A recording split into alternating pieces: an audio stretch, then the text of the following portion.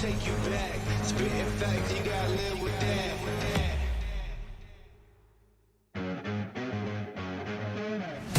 Who got it? Who want it? No problem. We mob it. Who got it? Who want it? No problem. We mob it. Raising the belly of the beast. There were days where I barely had sleep, but I had to work more than competition. I can't live like the opposition. Living everything I dreamed of. Doing everything you think of. The way I work, I'm on the brink of. Doing everything you dreamed of.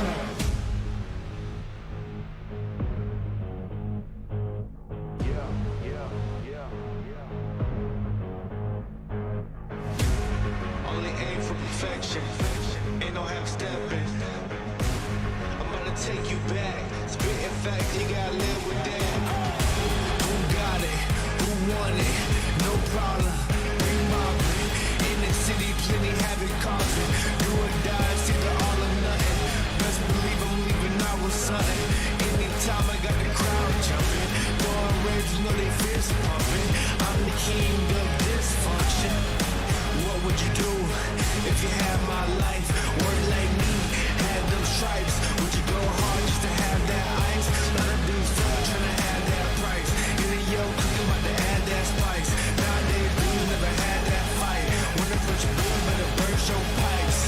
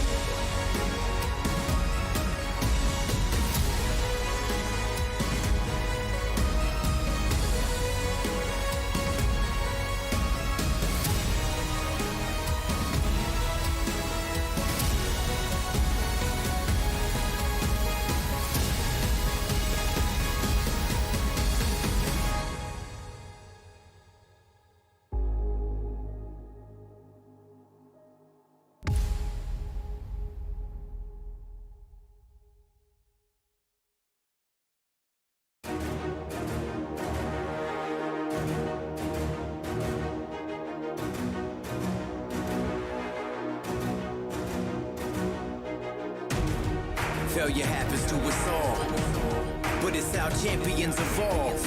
The only thing that matters from a loss is if you get back up when you fall. You gotta get up.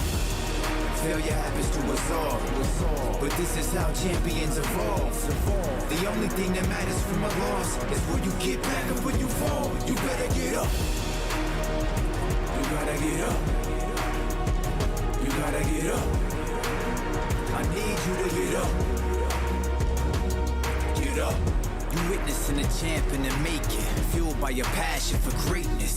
Yeah, but adversity and bad situations meet us in the middle of the paths that we taking. But it's what you do after that makes men. Will you quit or will you stand up and face it?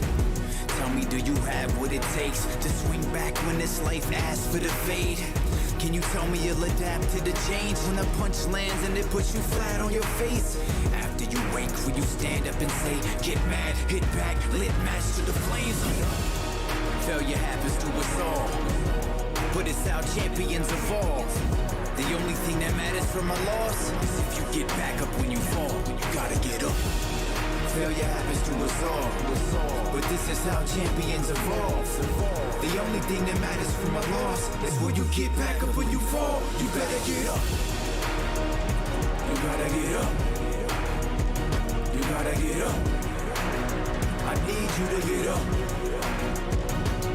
Get up.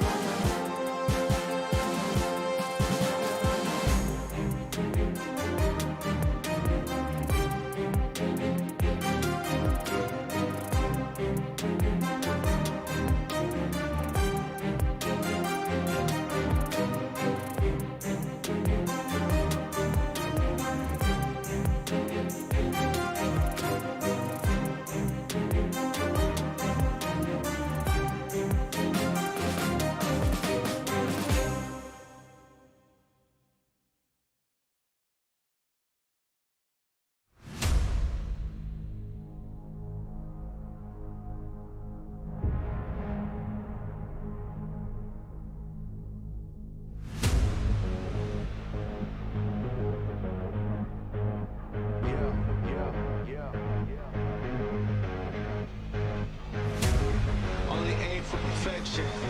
Ain't no half stepping.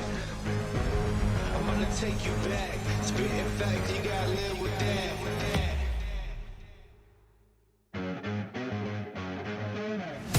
Who got it? Who want it? No problem. We mob it. Who got it? Who want it? No problem. We mob it. Belly of the beast. There were days where I barely had sleep, but I had to work more than competition.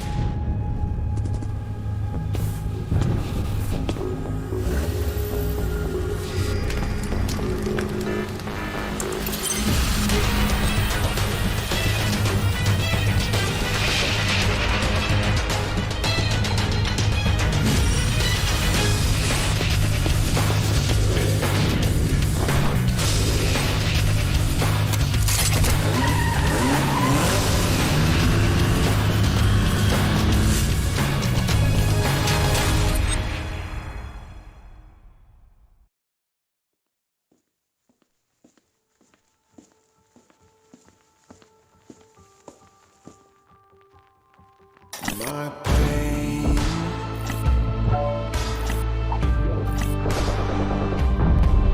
Light a fire so the world can see. There's a fight and a rage deep down in the heart of me.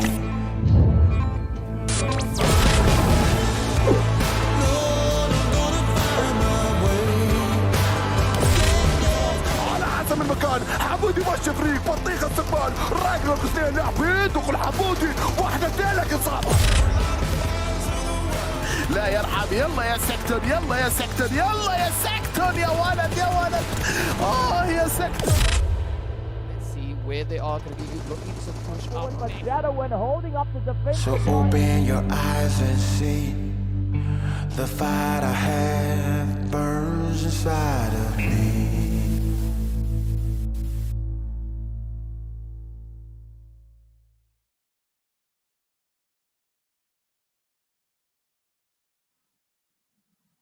Hello, everybody, and welcome to the PMPL Middle East and Africa Championship. My name is Hiprain, and I am joined by DK. DK, how are you doing? You all right?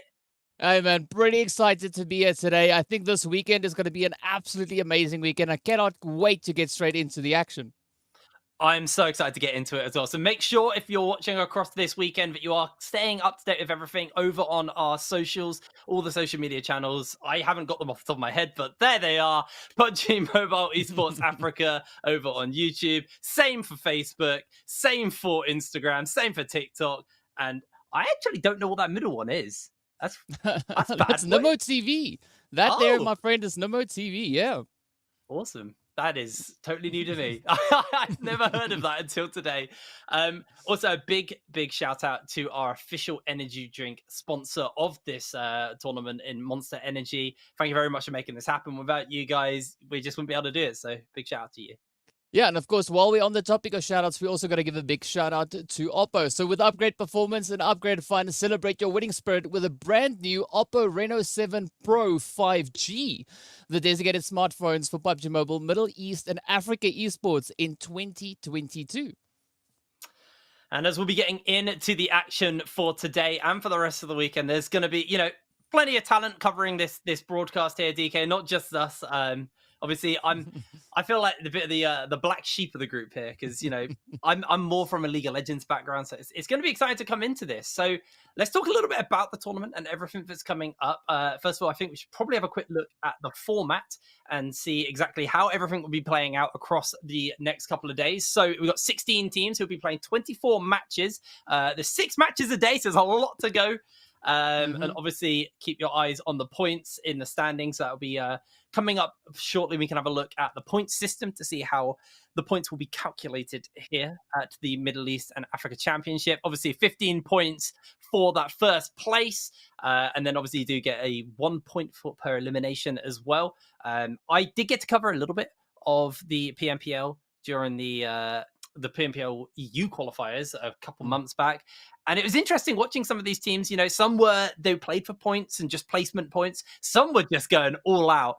And it makes for some really exciting games where some teams are just farming kills and some teams are kind of playing it safe in that sense. But as we went through the tournament, one thing that I did notice was a lot of these teams, the ones who are playing for placements, they were actually starting to slip a little bit because these elimination teams who were getting good placements and good elimination points were able to rocket ahead of them. So I'm hoping we're going to get some pretty interesting stuff here. DK, talk to me a little bit about this then. So have we got teams who you think are going to be more aggressive in the maps or ones who are going to be a little bit more, let's go placement, let's play it chill, especially in day one? I think day one is going to be a little bit of I like to call it a litmus test, right? So the teams going out there trying to test the water, trying to see what the kind of approach of the rest of the lobby is going to be.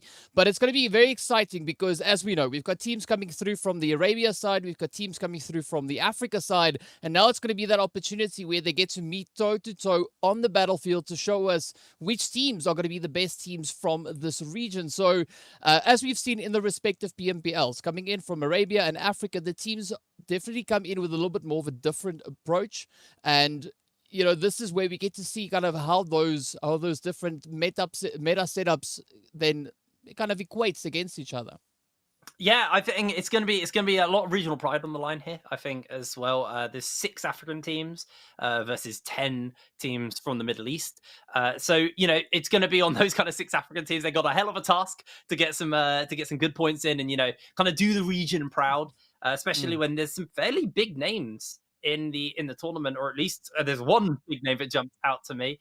We'll talk about that momentarily though, but let's have a quick look at the prize pool and what's up for grabs here, because it's not just about bragging rights, it's about that dosh as well. There's a lot of money. There's a lot of money for grabs here, DK. It's a beautiful increase from what we saw coming through from the respective PMPLs. This is like $40,000 for that first place, 28 for second, and 18,000 for third. I mean, that is absolutely insane. So the teams, wherever they place on the overall leaderboard, they're going to be walking away with a decent amount of cash locked into that into the bank or the piggy bank. And of course, as per usual, our MVP, the MVP player, is going to be walking away with an additional $2,000 on top of that as well. Yeah, it's something extra to play for as well, isn't it? Get some good games in, potentially walk away with a bit extra money. Especially if you get that first as well. That's a good amount of money for you guys to get your hands on. So let's have a little look at the schedule for the upcoming days and see how everything is going to be playing out here in this championship. We obviously have 6 games per day. We're starting out at Erangel, then Miramar, Erangel, Sanhok, Erangel, Miramar. I'm going to ask a little bit about these maps. Have you got a favorite? I know Erangel's kind of like the standard one, but do you have a map that you kind of really like? Oh yes, Miramar is the map I enjoy the most, right? Out of the options or the selection rather that we've got here, I'm excited to see what the teams are going to be bringing through on Miramar. Nothing like a little bit of that desert action to see the teams getting into a little bit more of those long range engagements. We know Erangel is the kind of bread and butter of PUBG with a beautiful addition of that extra bit of Sanhok, just to spice things up, throwing the teams in the jungle, making it all hot and sweaty. But essentially, for me, it's going to be all down to Miramar to see what the teams will bring. And you, what do you have a particular map that you like? Yep. I do, and it's probably quite controversial because I know a lot of people don't like it, but I love Sanhok. I think because it's quite tight and quite congested, and drop spots can be shared, you get a lot of action, and I like the pacing of it because it's quite a quick map. The circles closing quicker. On something like Erangel or Miramar, you have a couple of circles where it's a little bit more relaxed, you have a little bit more time to sit back, but in Sanhok, you kind of land and you're on your toes.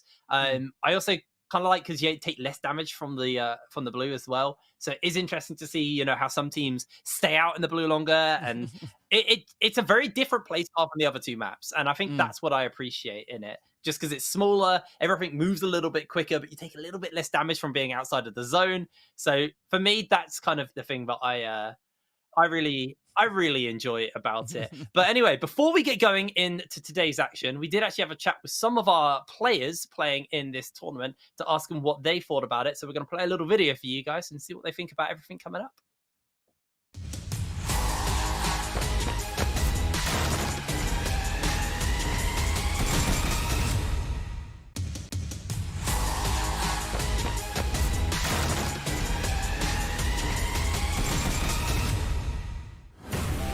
What's up, guys? This is Flacco from G3 Temper. I would just like to ask you guys to come support us in Mira Championship on the live stream. It will really mean a lot for us. So my guess is that we are going to take top one. If we do not take top one, I challenge myself to eat the hottest chip I can get, and some with the hottest sauce on it as well. So come watch us and support us. Would really mean the world for us. السلام عليكم، معكم وايس من فريق انترودر افريكا.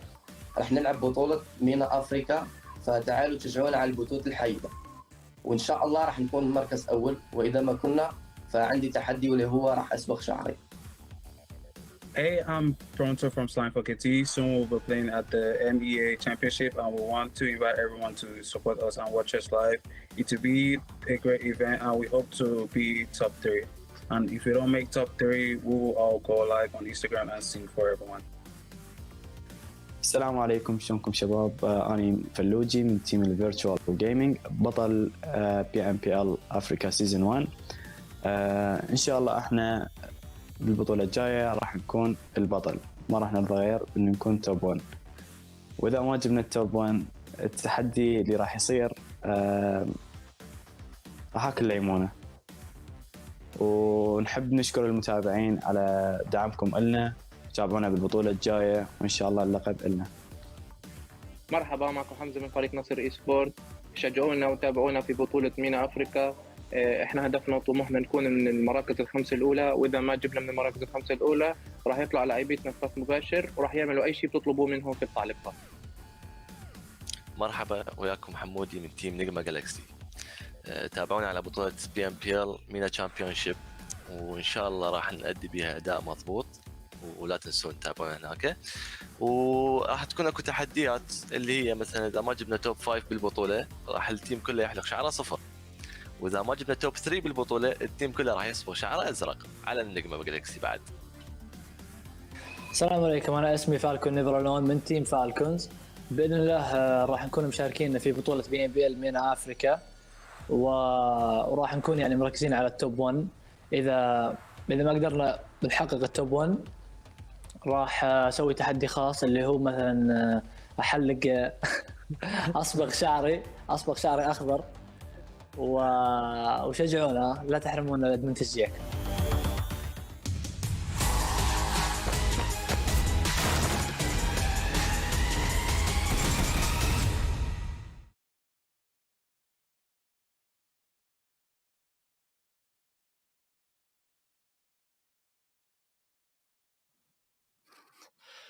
quite a few players saying they're going to do certain things with their hair if they don't perform to the level they expected out of that one. Can't wait to see that, because unfortunately not everyone can come first, so someone's going to be shaving or colouring their hair. Guaranteed that's going to be coming up. DK, I think it's time we actually have a look at our teams and see the teams playing in this championship over the next couple of days. There's a lot of teams. I'm going to throw it to you, DK. What teams have we kind of got our eyes on right now?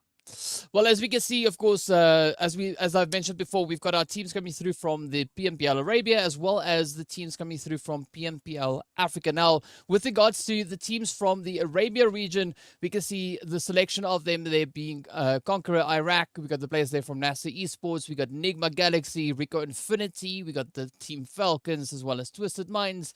And then, of course, we got YaLLa in there, as well as the players from 01 Esports, 90th minute. And I'm pretty sure we're going to be struggling with this name a little bit, but it's going to be entertaining nonetheless. The players from Ooredoo, I guess, Thunder, right? The Ooredoo Thunders. Oh, that's at least what I'm going to be calling them. If I'm wrong, I'm sorry, but you know, we're going to try. And then, of course, our teams coming through from the Africa side, we can see there is G3 Temper, we've got Intruder Africa, Slime 4KT, Team Myth, Team Umbra, and then, of course, the players from Virtual Gaming. Don't worry about the name, mate. I am so bad. There's a joke within League of Legends that I just don't know any players' names, because I work in the European Cups, and everyone, the way that the different languages and they use their alphabets and stuff, I get names wrong all the time. I think Ooredoo's a pretty solid chance, a pretty solid shot at it. Obviously, Nigma are probably the team who, you know, if you've come from watching the global championships and stuff like that, you'll recognize them as a top 3 team from that. So kind of a team who we've kind of got our eyes on as potentially one of the top teams as well, especially because they are, from what I've heard, still the same roster from that team as well. So, you know, they're obviously a team who come in with a lot of wind in their sails, so to speak. Obviously, there are only 6 African teams, though. So obviously, that being your region, DK. Who's our hope for you guys? It's a really tough call to make, right? If we look back at the performances we saw coming through from the PMPL Africa, it was a pretty tight performance, at least in the finals, right? Looking at group stages, it was a slight bit of a different situation. We had the players there from Virtual Game as well as Intruder taking a little bit more of a laid-back approach, if I could dare to say so much, right? Only finishing in 13th and 14th place respectively in the group stages, but when they then made their way into the finals, that is where they really stepped up their game, and we saw them finishing quite strongly on that overall leaderboard. But we also did have a beautiful play coming through from the players there of G3 Tempo, where they were able to jump ahead of Cryptix, moving Cryptix down into 7th position on the very last match. And I remember that like it was yesterday. I kind of lost my mind, because that is just insane to see such a level of performance coming through from the team. So with regards to Africa, it's a very balanced lobby in that regard, right? All the teams sitting in the top 6 that had moved on to this event, very, very capable teams, and I'm quite curious to see how they're going to compare against the Arabian teams. Yeah, I'm really excited to see how these kind of 2 regions clash versus one another. It's one of my favorite things about PUBG is just, especially with the point system and the fact you can pull it back with eliminations or, you know, smart placement and kind of just playing it safe. It makes it so fun that, you know, the last day, a lot can really change. You know, you could have a team who have an amazing day 1 and then a mediocre day 2 and 3, and then suddenly their day 4, they have to pull out an amazing performance again. But at that point, everybody's kind of warmed up. Everybody's figured each other out. And the drop spots change to people. Is that how they try and get themselves into it? It's going to be really fun. Let's have a little look at today's matches before we get into our first drop of the day, see what we've got coming up. I believe we've got that now. Today's schedule, at least. No, we don't worry. But we know what's coming up. We're starting on Erangel as our first map. So let's talk a little bit about these teams and, you know, what we're expecting from them, because we've had a little look at some of their drop locations, anyone clashing and stuff like that. You know, how are we expecting this first map to go down? I definitely think this is going to be a little bit of a tough start, right? As we look down onto Erangel, we do have a few teams that historically speaking, have the same kind of drop locations that they like to frequent, and that is coming from the Arabia side as well as the Africa side. So I'm curious to see whether or not the teams are actually going to be looking to bring in a bit of an adjustment with regards to those drop locations. Otherwise, it is going to be a pretty sweaty start to the matches. Well, here you go. Here's our schedule. Yes, so we are starting on Erangel, like you said. Obviously, from what we saw earlier, it's Miramar second Erangel, Sanhok, Erangel, and Miramar. This is going to be a really fun day. It's going to be a really, really fun day to open up on. I'm very interested about this first day, and especially this first map, just to see, you know, are teams just sticking their feelers out and playing it a little bit more reserved? Or are we going to have some teams who go, this is a good chance to cash in on some early points from those eliminations and just play incredibly aggressive? Because, you know, everyone might be playing it a little bit more tempered at the start. You might be able to catch people with their pants down in these kind of early drops and in this early couple of circles. Farm yourself up some good points early and see if that kind of slingshots into the rest of the day for great placement. Yeah, I guess it... Go, mate. Go. No, like what I was going to say is, like, it guess it kind of depends on what momentum, right, you are looking to build up, because the first match, the second match, that kind of lays the foundation of the momentum that you could potentially be building up. So I'm expecting the teams to really bring it into this first match, because this is where they kind of get to set up a bit of a potential dominance, right? Get themselves a good head start on that leaderboard, because let's be honest, right? They only have a select few of matches that they are going to be playing through. Only 24 matches back to back over these 4 days. So there won't be much opportunity for teams really to try and fix any mistakes that they might have potentially made in the respective games.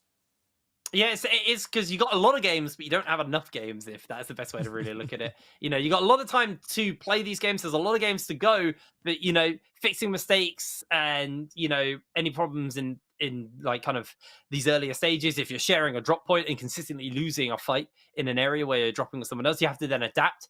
And are you ready to make that adaptation? And is it going to work over the next couple of days, or are you going to stubbornly stick to dropping on the same spot? You know, that's the things that you kind of, especially in the first 2 days, I think is something we do need to keep an eye on, is where people are dropping, how are people going to be adapting their play styles across the next couple of days? What maps are they good on and what maps are they not good on? There's a lot to play for, but we are getting ready to go into our first game of the day. DK, I'm going to throw you one last question before we start to get into the action. Are there any players who maybe jump out to you? Any players who you kind of got your eyes on? People, for me, as a bit of a noob here, to kind of to get excited about. I mean, I guess it depends on what your flavor is, right? Like what the thing is that you're going to be looking for, because out of the respective teams, you know, well, let's go rather for the respective regions, if we can go like that. If I had to choose from the Arabia side, I definitely say Rauf or Lord coming in from the side there of Nigma Galaxy, right? I've really liked the way that they've played, and also I got to point out Never Alone rather coming in from the side of Falcons Esports. That also being on, you know, the Arabia side. But I mean, Africa, ooh, this is going to be a tricky one. I want to go for my homeboys, but I don't want to be biased. You know? Mate, it's fine. You can be biased. It's perfectly fine, man. I just want to note as well, we've had a very nice playing path here, pretty much dead center, meaning that everybody should be able to hit their drop spots where they want comfortably. Seeing a couple of people looking to head towards that military base area. But it's going to be pretty standard start. And actually, already that first circle is going to force everybody in that military base area to quickly want to move up. And you actually already see a couple of teams dropping on those bridges or around the bridges from the military base. They might be able to kind of get a little bit chip damage off, maybe farm a couple of kills up early as people make it over the bridges or try to cross over on the boats. Yeah, I mean, it could go many different ways as we can see that zone sitting up on towards the north. And I was actually quite curious to see what the drop location situation is going to be. As we know, for instance, the players coming through from Intruder, they like to drop down on towards that military base. And the same, of course, can be said for the players coming through there from the Ooredoo, I guess. Ooredoo, whichever. We'll get it eventually, I promise. The players there from Let's go Thunders. Ooredoo. They also like to drop onto Millie, as we can see right there. So not really a contentious position for them, at least for the time being. But I mean, if we look a little bit further up north as well, Falcons, they've gone straight to Yasnaya, and we know coming from the Africa side, Slime 4KT also prefers to drop up into Yasnaya, but we already see a little bit of an adjustment coming through from their drop location. So I don't know if that's just now for Erangel itself, or whether it's going to be a kind of consistent change that we see coming through for them. It was a nice playing path, so kind of everybody went where they wanted to go. I don't think anybody was denied by a short drop there, so at least for this round it seems fairly intentional, as everybody's now just in that early phases of getting themselves some loot together. I'm curious to see, you know, what's going to be going down around that military base area, because had a couple of teams dropping in that area, a couple of teams dropping out around that area as well. Means that there's always going to be a little bit of a scrap for that particular area, or at least people exiting. Yeah, I mean, essentially that's what we want to see, right? Because this is now the teams having a great opportunity to kind of, you know, showcase their performances. We know that they've already had an opportunity to kind of, you know, test the waters against each other. So that's why we're seeing a slight bit of an adjustment coming through with regards to the locations themselves. But for the time being, it does seem like the teams are relatively comfortable, and they do look quite confident, if I could put it that way. And now it's going to come down to where these rotations will be taking them, as we can see also all the way down over in towards the Nova crates. Nothing out of the ordinary. You got the players from Intruders now just adjusting that drop location, getting themselves set up, looking to see where they can go. But yeah, of course, we know that the players coming through from Rico Infinity, they've moved up all the way in towards that North George position, which is, again, nothing out of the ordinary. But now they got to try and defend those positions, try and make the most of the locations they have at their disposal, at least for the time being. Yeah, so these teams in the kind of north and the middle of the map got themselves in pretty good position for this early circle. Like I said, they can buckle down and defend, or kind of get these early rotations through. So for them, it's up to them and how they're going to actually play out those, or these kind of first couple of circles. So, Team Falcons, they're in a very nice position right now for themselves. Ooh. That was did he hit a hay barrel? Is that what happened there? No. That was the handbrake being pulled up. Oh. You know, just a little bit of buggy action. You know, nothing wrong with that. While they are exploring their options, looking to see where it is that they are looking to pull up into. And this is quite an interesting position actually coming through from G3, right? We know usually they drop all the way down towards that kind of farm position, but as we did see, it was not necessarily the easiest position to be in. But I'm liking the fact that the teams aren't changing things up, right? So you can't really base too much on what we've seen coming from these teams historically, at least with regards to drop locations and those rotations, then from there moving into those later phases. And already G3 changing it up, already being quite proactive and looking to push themselves quite further up north than what we normally see from them. Bit of adaptation, you know, from their domestic tournaments, changing things up. Makes for it makes it harder to scout these teams, because, you know, all of these teams would have watched how everyone plays, whether that be in scrims or in professional matches. They'd have an idea of where people drop and how they kind of rotate around the map. So shifting that up can always be quite a big one. So G3, they are in the middle of a couple of different teams, but they've got a fair amount of distance from anybody for the moment. They got the buggies as well, so they're able to move through from compound to compound and to secure themselves wherever they really want to buckle down for, because they're in a good position on the map now. They're within that circle, and they're not going to have a problem, as I believe Umbra very close to another team. I actually totally missed who they passed by, though. Well, we've got the players here from NASR in the meantime, just making their way up in towards the northern position there of Razok. And again, you know, we were looking at that rotation as you were talking about G3 coming through, and that's a good rotation to make because they got a lot of that ridge line being utilized. Now, as we move over on towards the western side, this is where things are far more open. We can see the players here from YaLLa already getting themselves set up beautifully. Look at that powerful not getting traded there as Moment comes up with a quick cheeky hit. Now Myth trying to hold on to the position. So this is the first clash we see between one of the Arabic teams and one of the African teams. Yeah, and he's going down to the water level to try and keep himself alive, but I think Powerful might be in trouble as YaLLa just spraying over the river, trying to get a little bit of chip damage done on to the other side of the river, but now we're seeing Myths. They're being pincered from behind as well, so this is a pretty dangerous position for them to be in for now. As actually, let's say Powerful's actually been able to move across the river towards his allies and towards his team to keep him at least up for a bit longer.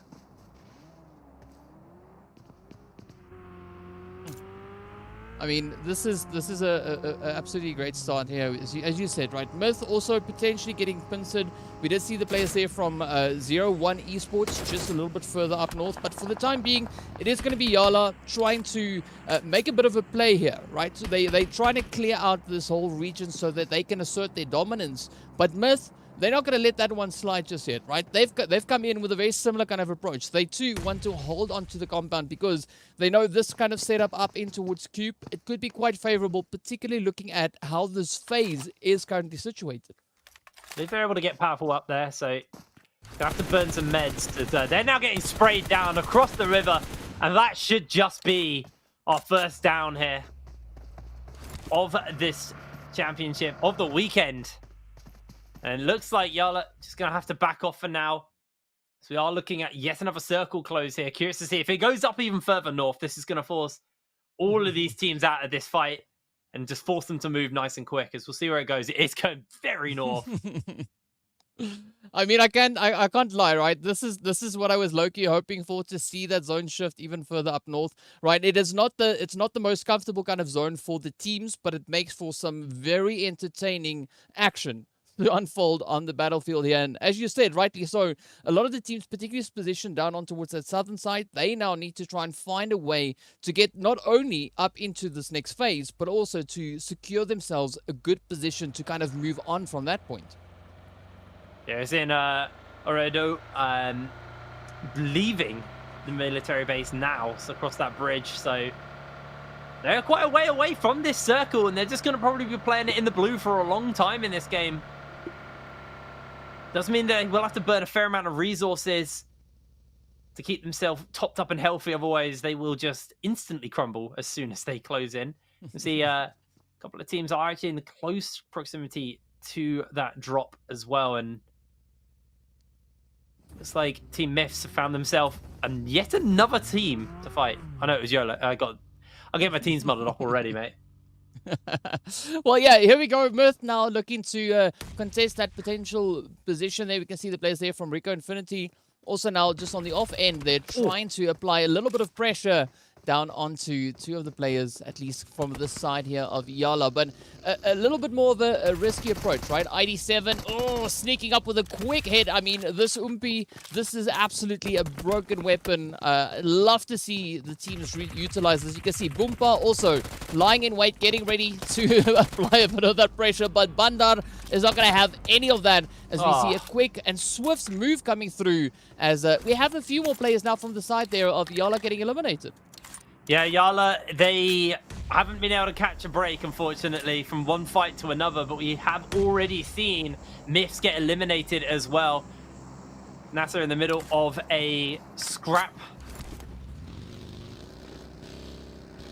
It looks like they are just going to call it for now and head down the other side of the hill, away from their current components. Opponents, whoever they're fighting. Yeah, there we go. I got the gist of that. I mean, we can make up new names, right? We'll have a few more of those to come on through.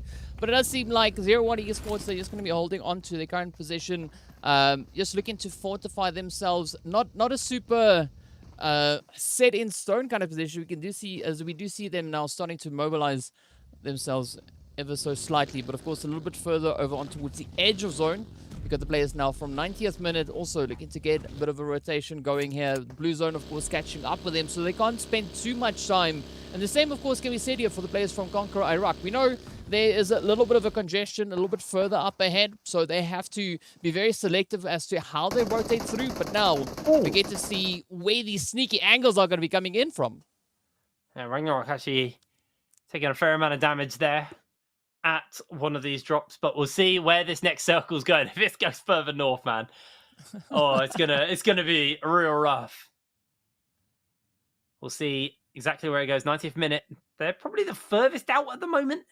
Trying to cross over that bridge near Jojapul. I can't see who's blocking them.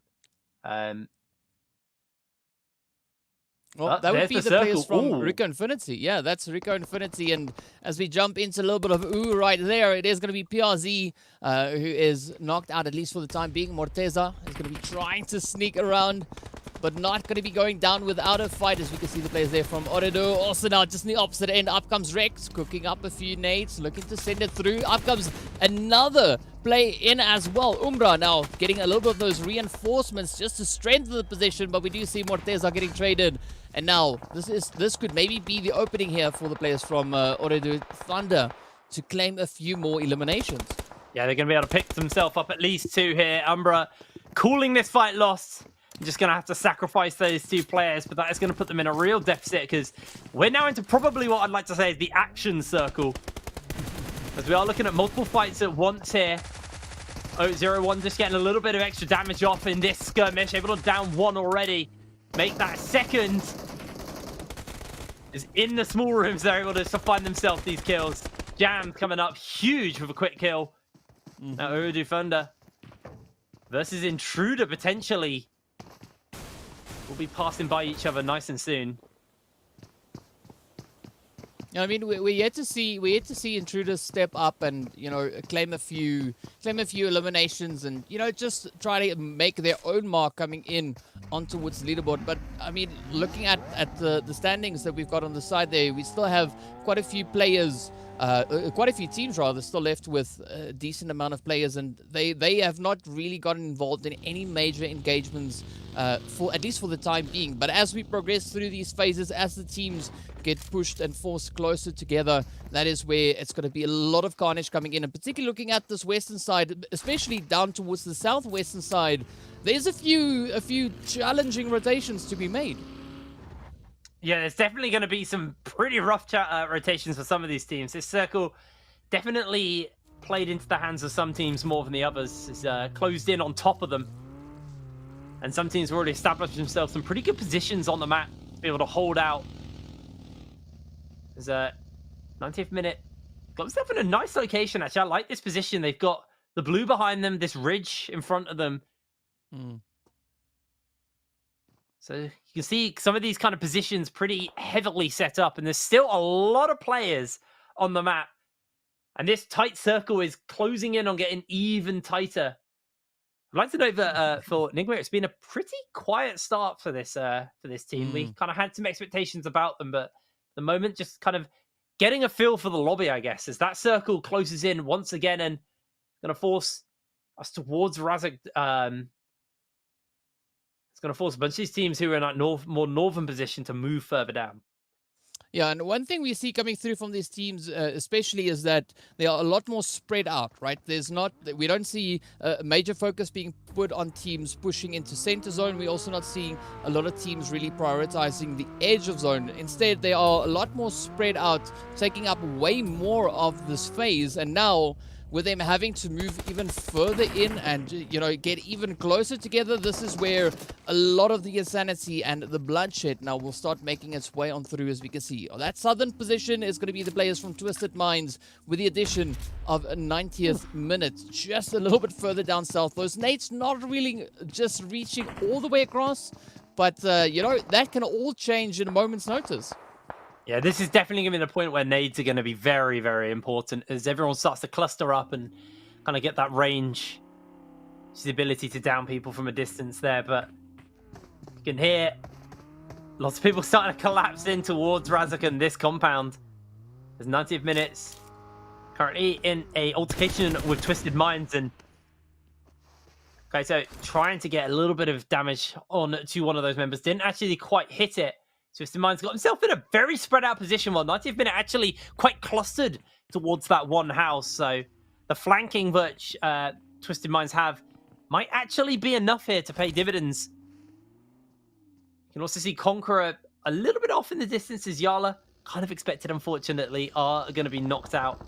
Our second team, 2 full. So one, and NASR now going in for a bit of a scrape. To get a little bit of damage off through that window.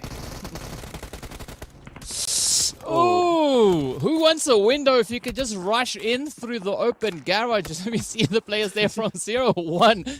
Just going absolute beast mode, just claiming a few more of those eliminations. We can see already 4 on the board for them. But now, of course, the players from Umbra just holding up on the side. And this is going to be an interesting one because we've got Shadowin and Wasted, two really strong players coming through from the side there of Umbra, now being in a position where they can show us what they've got and whether or not they're going to look to contest this potential angle that they have down onto the players there from YaLLa Esports. It's a very hard angle for them to hold, especially when they're down that member. But now we're seeing another fight breaking out.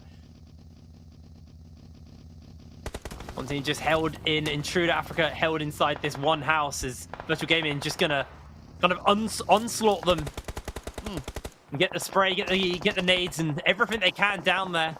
Already one going very low from the side though. It looks like Virtual Gaming actually might be losing out on this fight. Intruder have been able to hold so effectively here. Gonna throw the nade in through the window, just try and get one, but that's gonna be another member down.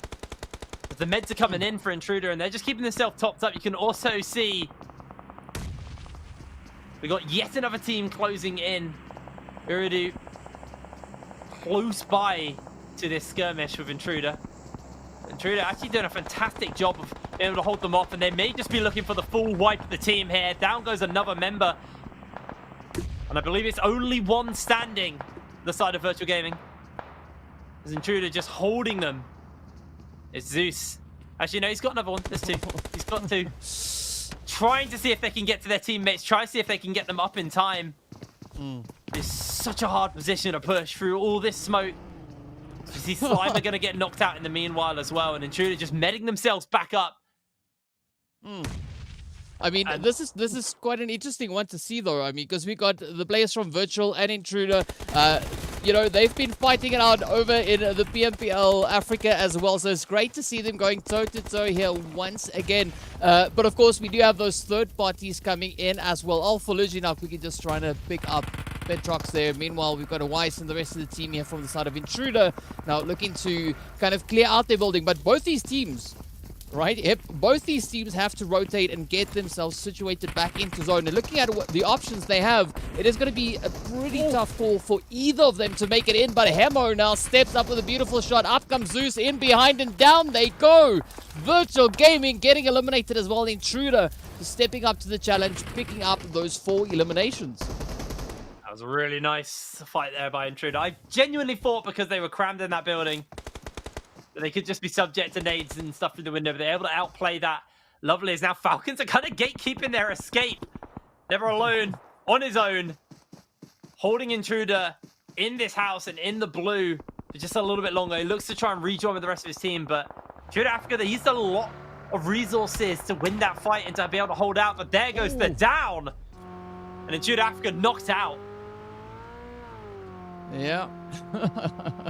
I mean, I'm not surprised to see these performances really come through from all of these teams. We've seen them all showcase a bit of that talent they've got, and now yet another opportunity has brought its way on through. But this, of course, could now be the opportunity for the players here from G3 to get involved in a few of those engagements. You can see they are relatively centered to the zone, but Buden does get blown to smithereens there as Yusuf sends over a little bit of a cheeky nade up in towards that northern side. So whichever way or wherever these teams go, it's not going to be a very simple approach to just get themselves situated back into this phase.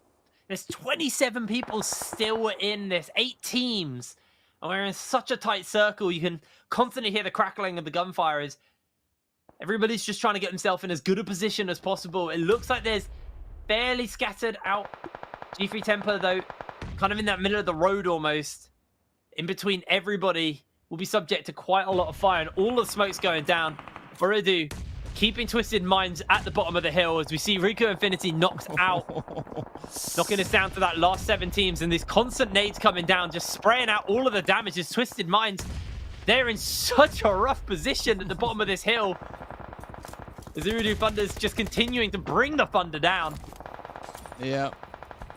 And there go G3 Temper. Not the greatest position for them, unfortunately. The circle closes in on Falcon. Got themselves in that favorable position on this next upcoming circle.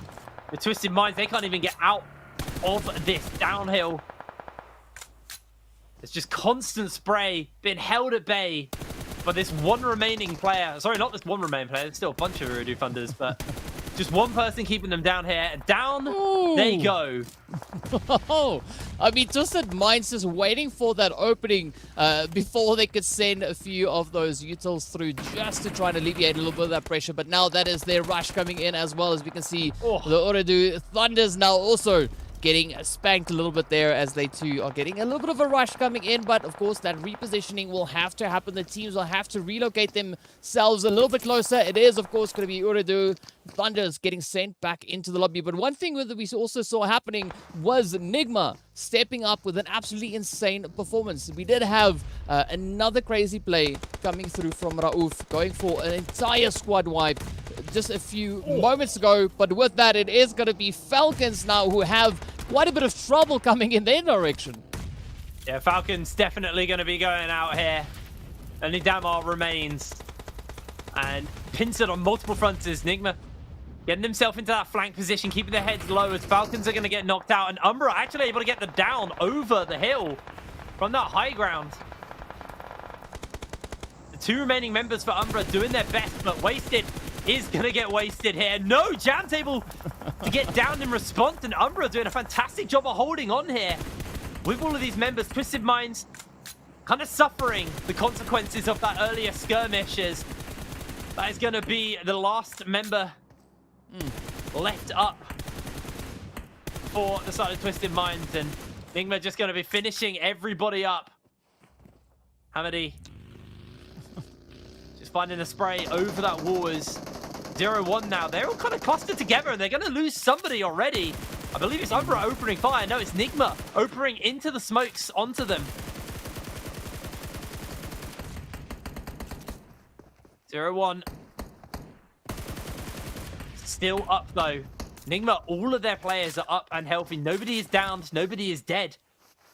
It's definitely come opening into this first match of this tournament in some real style. Umbra though, holding on in this same position. Wasted has been downed, and this will be the end of Wasted. Although just able to sneak around to the side as 0-1 just trying to finish them off. Can't quite find the damage, and the pickup is coming in for Umbra, so able to help them up, and Umbra still holding on. Yeah, they're not going to be backing out of this one just yet, but of course 0-1 now trying to make a quick dash for it. Down they go. Raouf also now getting a hit in the exchange there. Up comes Freak, gets the confirmation in towards Yamaz. But with that, we do see Humam, the last remaining hopeful now for 0-1 at least on this front line. Well, in fact, there's two of them left. We got Gatti also just on the opposite end there. So two players remain for the side there of 0-1, but they are going to be really put to the test here, as we can see Gaeth now also looking for a bit of an opening. It is the end of the road though for the players from Umbra, but let's see now whether or not Nexus, or Nigma rather, is going to be able to close this one out. As you said, moving up here with a full squad, they have such a dominating, controlling position coming into this phase, and all they got to do is deal with these last two solos, and that of course is going to be the one player coming through from the side of Twisted. And then 0-1. So, Dami, ooh, this is going to be quite an uphill fight. I'm ready for the hero play, Dami. Let's see what you got. Can see Hamady, I believe, from his position. Not going to go for the spray. Is looking like the final member 0-1. Just holding up for a little bit longer. Dami charging up the nades. Going to throw it out onto Hamady. Able to find himself a cheeky knock. On to one of these members to 0-1. He's going to be eliminated, and it's just Dami now. Going to throw another nade in over the wall, looking for a second down. Dami able to find two. This is huge right now for Twisted Minds. And it does look like Nigma need to kind of collapse the rest of their players down to try and find this kill. They've already found one. There it is with the nade. Nigma take the first win. Well, that was absolutely insane to see. But I mean, looking at Dummy, that was some really devastating nades being dealt right there at the end. I do think that made the players there from Nigma Galaxy really start to question whether or not they are as secure as they thought they were. But beautiful performance, and an absolutely great start coming into this very first match. Yeah, definitely. It was nice to see, we had our expectations for Nigma to be, one of the top contenders, but it was a very quiet start for them. There were a couple of teams who definitely had a more action-packed start. Obviously, oh god, I've had a complete brain fart already. Myths, they got knocked out really early. There we go. So a couple of teams who, took those early scraps. I think as well especially for the teams who are dropping on the more southern parts of the map, there was an element of, the circle did not favor them and forced them kind of uphill the whole time. So it'd be interesting to see, how different playing paths and different circles affect some of these teams, because, there were teams who dropped on the military base and then teams who dropped right outside the military base and just held the bridges versus them. And it kind of forces you to, even if you don't get down or even if you don't, lose a single member, you have to kind of burn those meds and burn those resources to keep yourself up. And that kind of just bit some of those teams early, where the circles were constantly forcing them to keep moving and they weren't able to resupply and restock up after what was, a pretty rough start to that game, that first match. Yeah, I mean, at the end of the day, this is not a race. It's more of a marathon, right? You got to pace yourself, progressing through that match, ensuring that you have yourself set up to make it into those later few phases. So sometimes a little bit more of a costly rotation. Getting caught by that blue zone does really hamper that tactic to some degree. But now we got to see, how teams are going to bounce back from this once they make their way back into the next Erangel. But also, I just want to touch on the drop locations, right? I was curious to see how the teams are going to look to accommodate their respective drop locations. And we did see a really good, healthy balance with that coming through from the teams. Yeah, it was interesting to kind of see some of these early drops, see if, there's going to be any changes or anything, coming into the later matches and the later times, because obviously we're playing at Erangel 3 times today, so there might be a little bit of changes. We can see some of the highlights. The Oppo highlights from this game. Intruder Africa, this was a real standout moment for me, actually. I thought they were in a pretty rough position, completely surrounded by just an onslaught of nades and smokes, but they're able to pull out and pull through really well.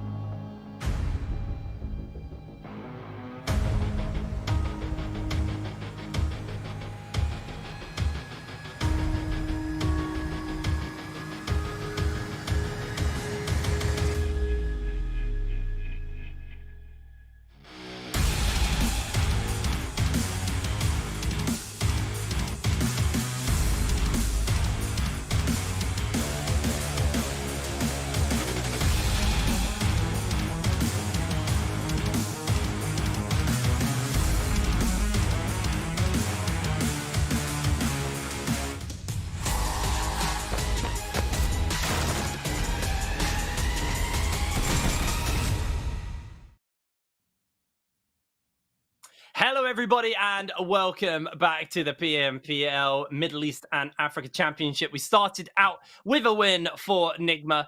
They didn't lose a single person. They got close, and hero play from Twisted Minds towards the end. But, you know, how did that game kind of go for you, DK? Was there any expectations met, or were you surprised by anything that went down in that particular game? I'm quite satisfied with how that very first match went, right? So I honestly came into it with no expectations, looking to see what the teams are going to be bringing into this first match. But as we get ready to move a little bit closer to that second match, right, this is where we can say, okay, the nerves are now kind of behind them. The teams now can look to bring in the performances that we have seen. And of course, speaking about performances that we have seen, it's time to have a look at our match rankings. Yeah, let's see how all of our teams did here. Obviously, Nigma did take themselves first place with 16 elimination points. So skyrocketing into first with that 31-point start. Twisted Minds, 8 eliminations, 12 placement points, so 20-point start for them. 0-1, 17 points for themselves in third. So that's your kind of top 3. But you can see it kind of falls off quite quickly. Ooredoo in 6th place only got 6 points. That's a massive, massive deficit between them and first. So for some teams, it's going to be, you know, they've really got to pick up the pace going into this second match. And we'll have a look at the second half of the table just to see, you know, the lower end and see who really needs to kind of make this second map work for them. So hopefully we have that ready. Yeah, I mean, definitely this first page is looking quite impressive there. No surprise to see the players there from Nigma Galaxy running away with a 30 bomb. And I mean, they didn't open this first match. They kind of kicked the door down, right? So they just lit this lobby on fire, as we could see. And this is setting the bar quite high for them. And it's going to make it quite challenging for the opposing teams to kind of look to meet them on fair ground, right? Looking to see if they can push up. But sure, let's jump over to that second page. And this is where we can see a little bit of a different situation, right? G3 sitting only on 3 points. Quite a few teams sitting on only 2 points. And then, of course, you got the players there from Myth coming in with 1 single point. And Slime, YaLLa, unfortunately, getting sent back empty-handed. But like I said, 6th place is only 6 points. So, you know, for Slime and YaLLa, this is a very easy position for them to catch up to. They just need to kind of, you know, not get themselves kind of into these early fights that do cost them heavily without being able to find a single kill or anything. You know, the top has already got a fairly healthy, a fairly sizable lead, but there's so many games to go, there's so many points still to earn, that there's the ability to bounce back whenever they really, not whenever you want, but, you know, a good game is enough for you to get yourself in a very comfortable position here. And, you know, game 1 showed us a lot, but I don't think it showed us everything. There's so much more to go. There's so many more games to play just today, let alone the rest of this weekend.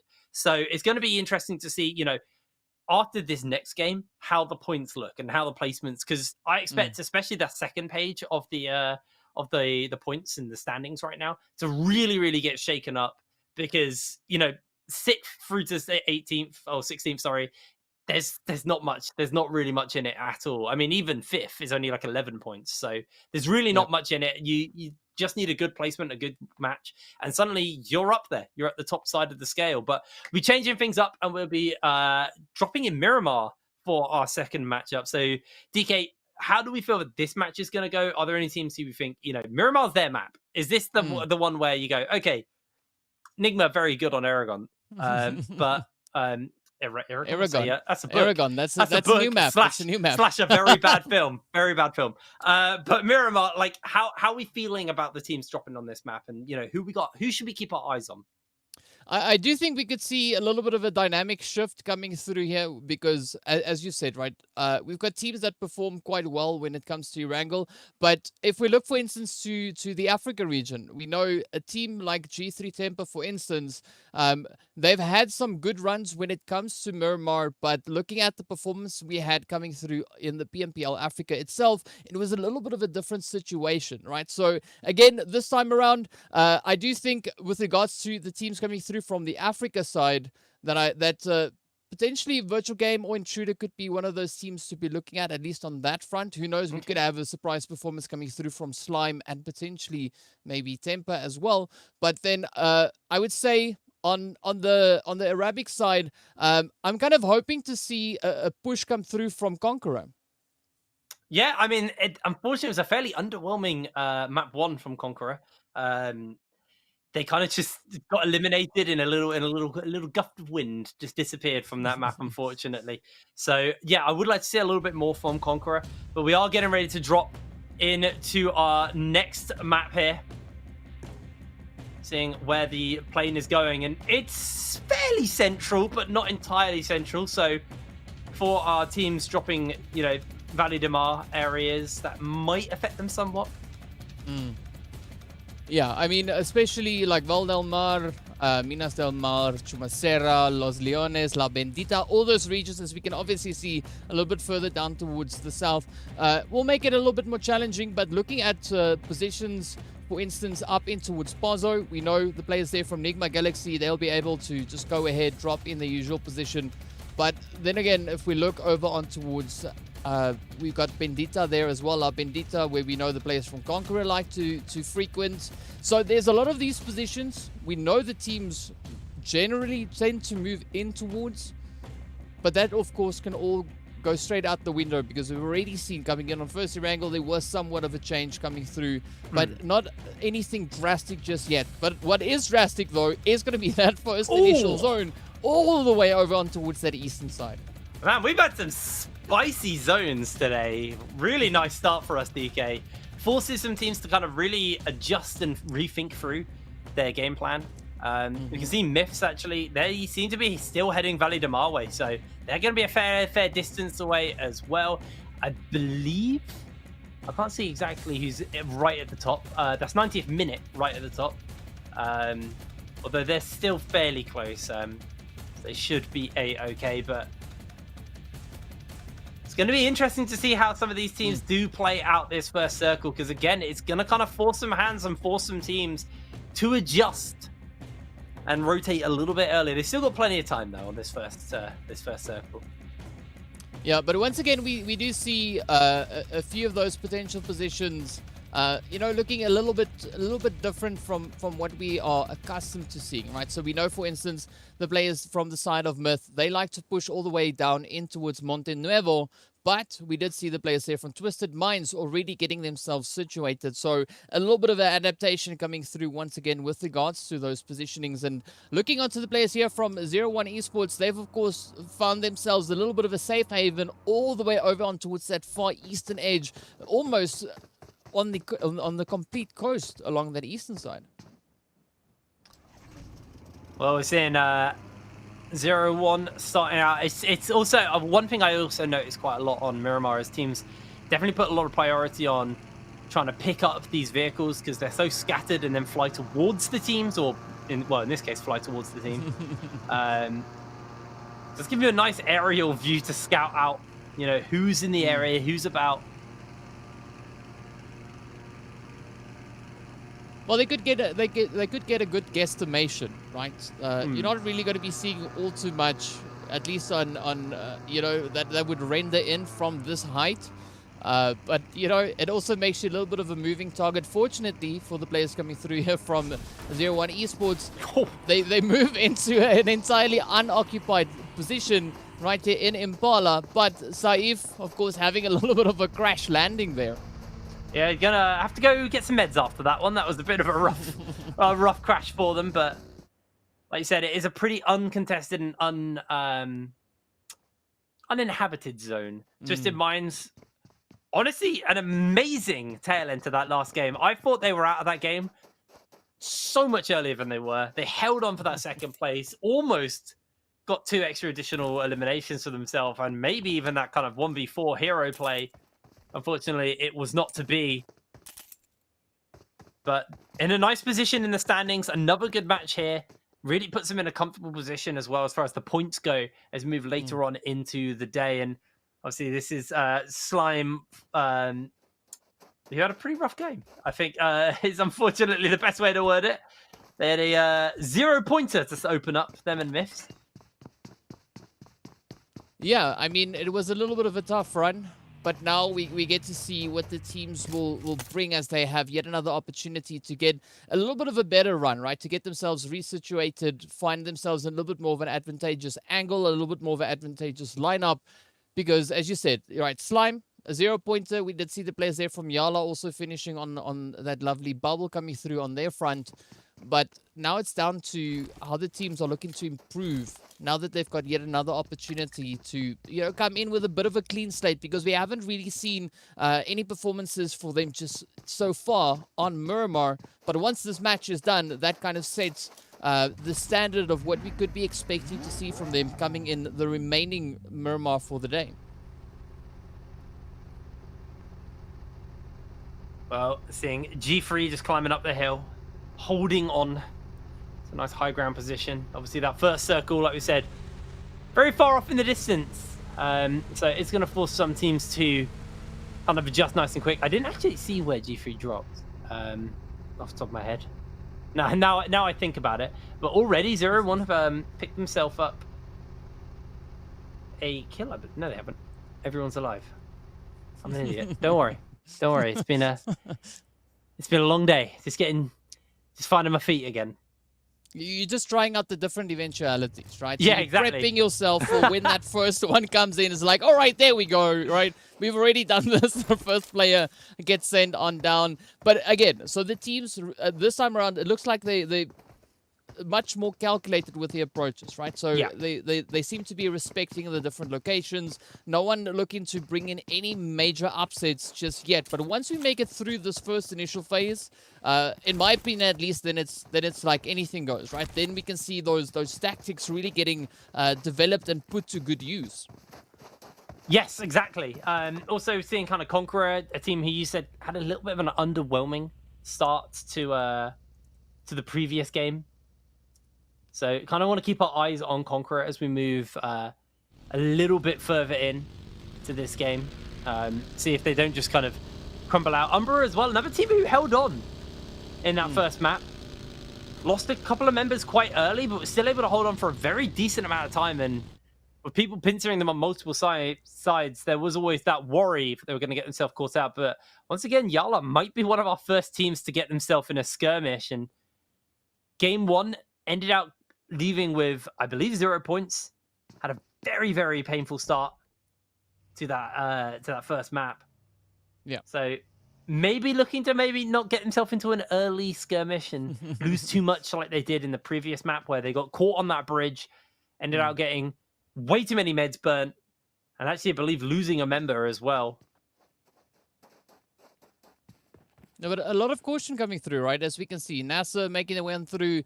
G3, they've spotted that rotation coming in, but we're seeing a lot of that trigger discipline, as we can see. On the map, the team's in a relatively close proximity, but of course, Miracle is going to be the one to slip down the side and, get sent back into the lobby. A really easy pickup coming through there from the side of G3. And this is where I think, NASR, they might not be too satisfied with that unfortunate happenstance that we just witnessed, but of course, now we do see Batika pulling up alongside Umbra, so this could be yet another devastating play potentially for them. Oh, this could be really, really rough for them. Umbra have all 4. And NASR on their lonesome right now. Batika needs to be so careful. It's wasted. He's going to try and find himself the angle around the wall. Finds himself the down and an easy follow-up as well. Down goes a second member of NASR. So, I mean, Umbra getting some easy pickings here, but as we can see, quite a bit of congestion now starting to come in towards that more center zone. So the teams this time not really having themselves as spread out as we had coming through on Erangel. So good to see the teams looking to step it up. As we can see, of course, La Bendita is going to be one of those hot potential angles for the teams to find themselves situated. But I'm liking that angle also from Umbra, coming in just in the open field there, just getting themselves a little bit of an established point there, because we've got 0-1, we've got the players moving in, another team in fact, moving up right behind them. So this is where they really have to try to hold on to whichever compounds it is they can find. And as we can see now, Ooredoo Thunders looking to do exactly that, as they do find yet another hit now onto YaLLa Esports. Yeah, that was a really, really nice little play there. Ooredoo Thunders, team who kind of seem to find these really nice skirmishes and fights for themselves, finding themselves 1 kill, looking just to finish up a couple others as well. As Jam's gonna get himself down, and that is going to be the end of 0-1 on this map. Instantly taken out. Yeah, a good play coming through from the Ooredoo Thunders here. I mean, they have not lost any of their players. We did see Rex, of course, now getting shot at. But a quick patch up coming through here from Smoker. Having smoked it up now will allow them to bounce back. But we also see the players now from Rico Infinity moving in from the north, coming in just a little bit further up from that position in which we see the players from NASR and, of course, YaLLa as well. So I'm curious to see where this next phase will be taking the teams, as we do have that blue zone now starting to close on up. And again, those positionings, those repositionings rather, will have to start making their way on in. And we could see a few engagements resulting from those rotations. Yeah, these circles are quite... Well, the circle has obviously forced everyone over quite tight, so I do expect to see those as YaLLa now getting open fired onto. Bandar doesn't quite find himself the hit. But they are continuing chase here. Rico Infinity are just going very aggressive. Not able to find themselves a down, but YaLLa probably going to get himself positioned here for this fight. It looks like they were trying to just escape it for now, but looks like it's time for some action for the side of YaLLa. Get himself in these ditches, in these cubbies where they can hide and find himself a little bit of a comfortable position to take the skirmish versus Rico Infinity. Yeah, they're looking to get themselves dug into their locations. And I mean, again, so Miramar, a map that allows a lot more for that terrain play to come on through, as we see a lot of teams adopting a very kind of similar approach, right? Not a lot of occupation in the compounds themselves. And this is what makes Miramar so exciting, is because it allows teams to utilize the terrain to potentially sneak up on one of their unsuspecting opponents positioned just up ahead of them. And of course, now as we wait for this next phase to pop on through, still a lot of congestion, but we actually have not seen a lot of engagements really erupting from these current positions. No, you're completely right. Obviously, we've had 0-1 get knocked out and NASR lose 2 members. But other than that, it's not been too aggressive. But that is a very tight circle. A lot of teams are going to get forced down. You can see there's 3 teams just clustered north of the circle. Can't actually make out one of them being YaLLa, and I think one of them is Rico Infinity, but I can't actually see the pink one. Is that YaLLa? No, YaLLa or the orange. I don't know. Either way, there's 3 teams fairly clustered together who are going to be looking to move down. So I expect to see some action break out around that as Myths. Maybe looking for Virtual Gaming here, seeing if they can find a quick pick and going to open fire. This can take a fair amount of damage from Broly.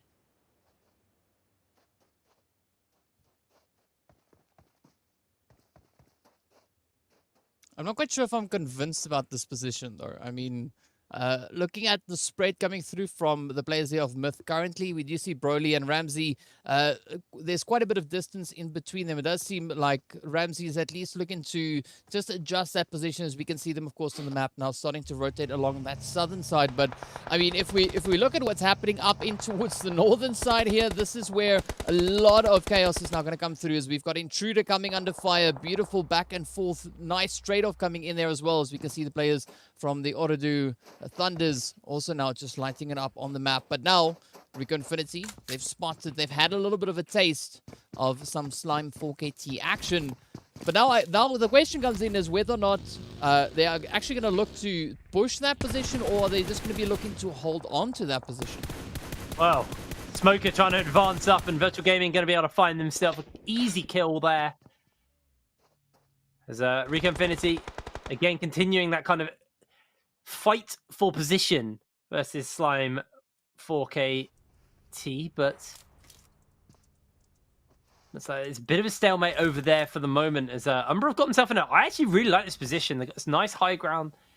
Plenty of like terrain play you were talking about for them to kind of use to get themselves dug in and nice and comfortable. As there's a lot of teams in the area. You got Ooredoo Thunder, you got Umbra,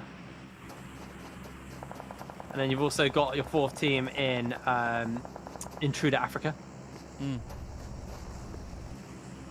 Yeah, I mean, this current position on the map is not the easiest to play. As you can see, the terrain being quite mountainous, and there's so many potential angles from which your opponents could be moving in. So the spread there from Umbra, I do think that is a relatively good spread because they've got great coverage, being able to cover a lot of the angles, you know, further below them. But look at this, YaLLa from Virtual Gaming now just applying quite a bit of pressure on towards Intruder, as we see Hemo and Rauf there just trying to utilize the living heck out of that little trench. They find themselves hidden behind the vehicle. Yeah, it's going to be very hard for them to hold it there, though. They're in for a whole world of hurt. So like you said, just able to kind of hold this position and keep them tied down there.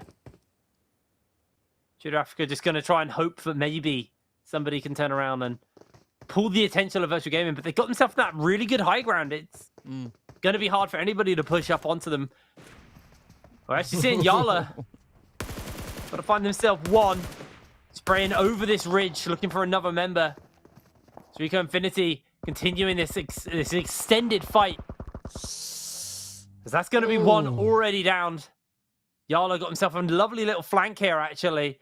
And Powerful, who opened up by being downed in that first matchup, gets himself in a relatively good position, but Prestige is able to spot him out and see if he can do anything about that. The vehicle's there, so for quick repositioning, they can go for that.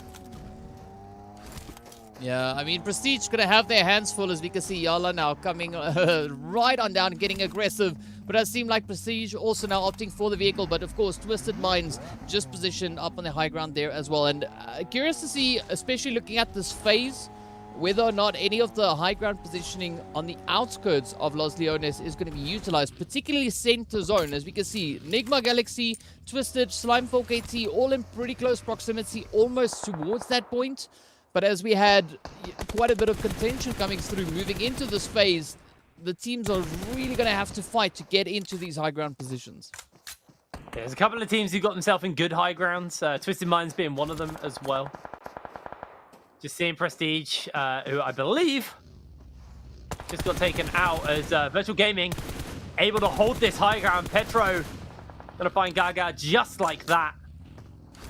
Lovely use of this high ground. And Virtual Gaming, while they are surrounded on multiple fronts, it's so hard to push up onto them. But 90th minute are starting it.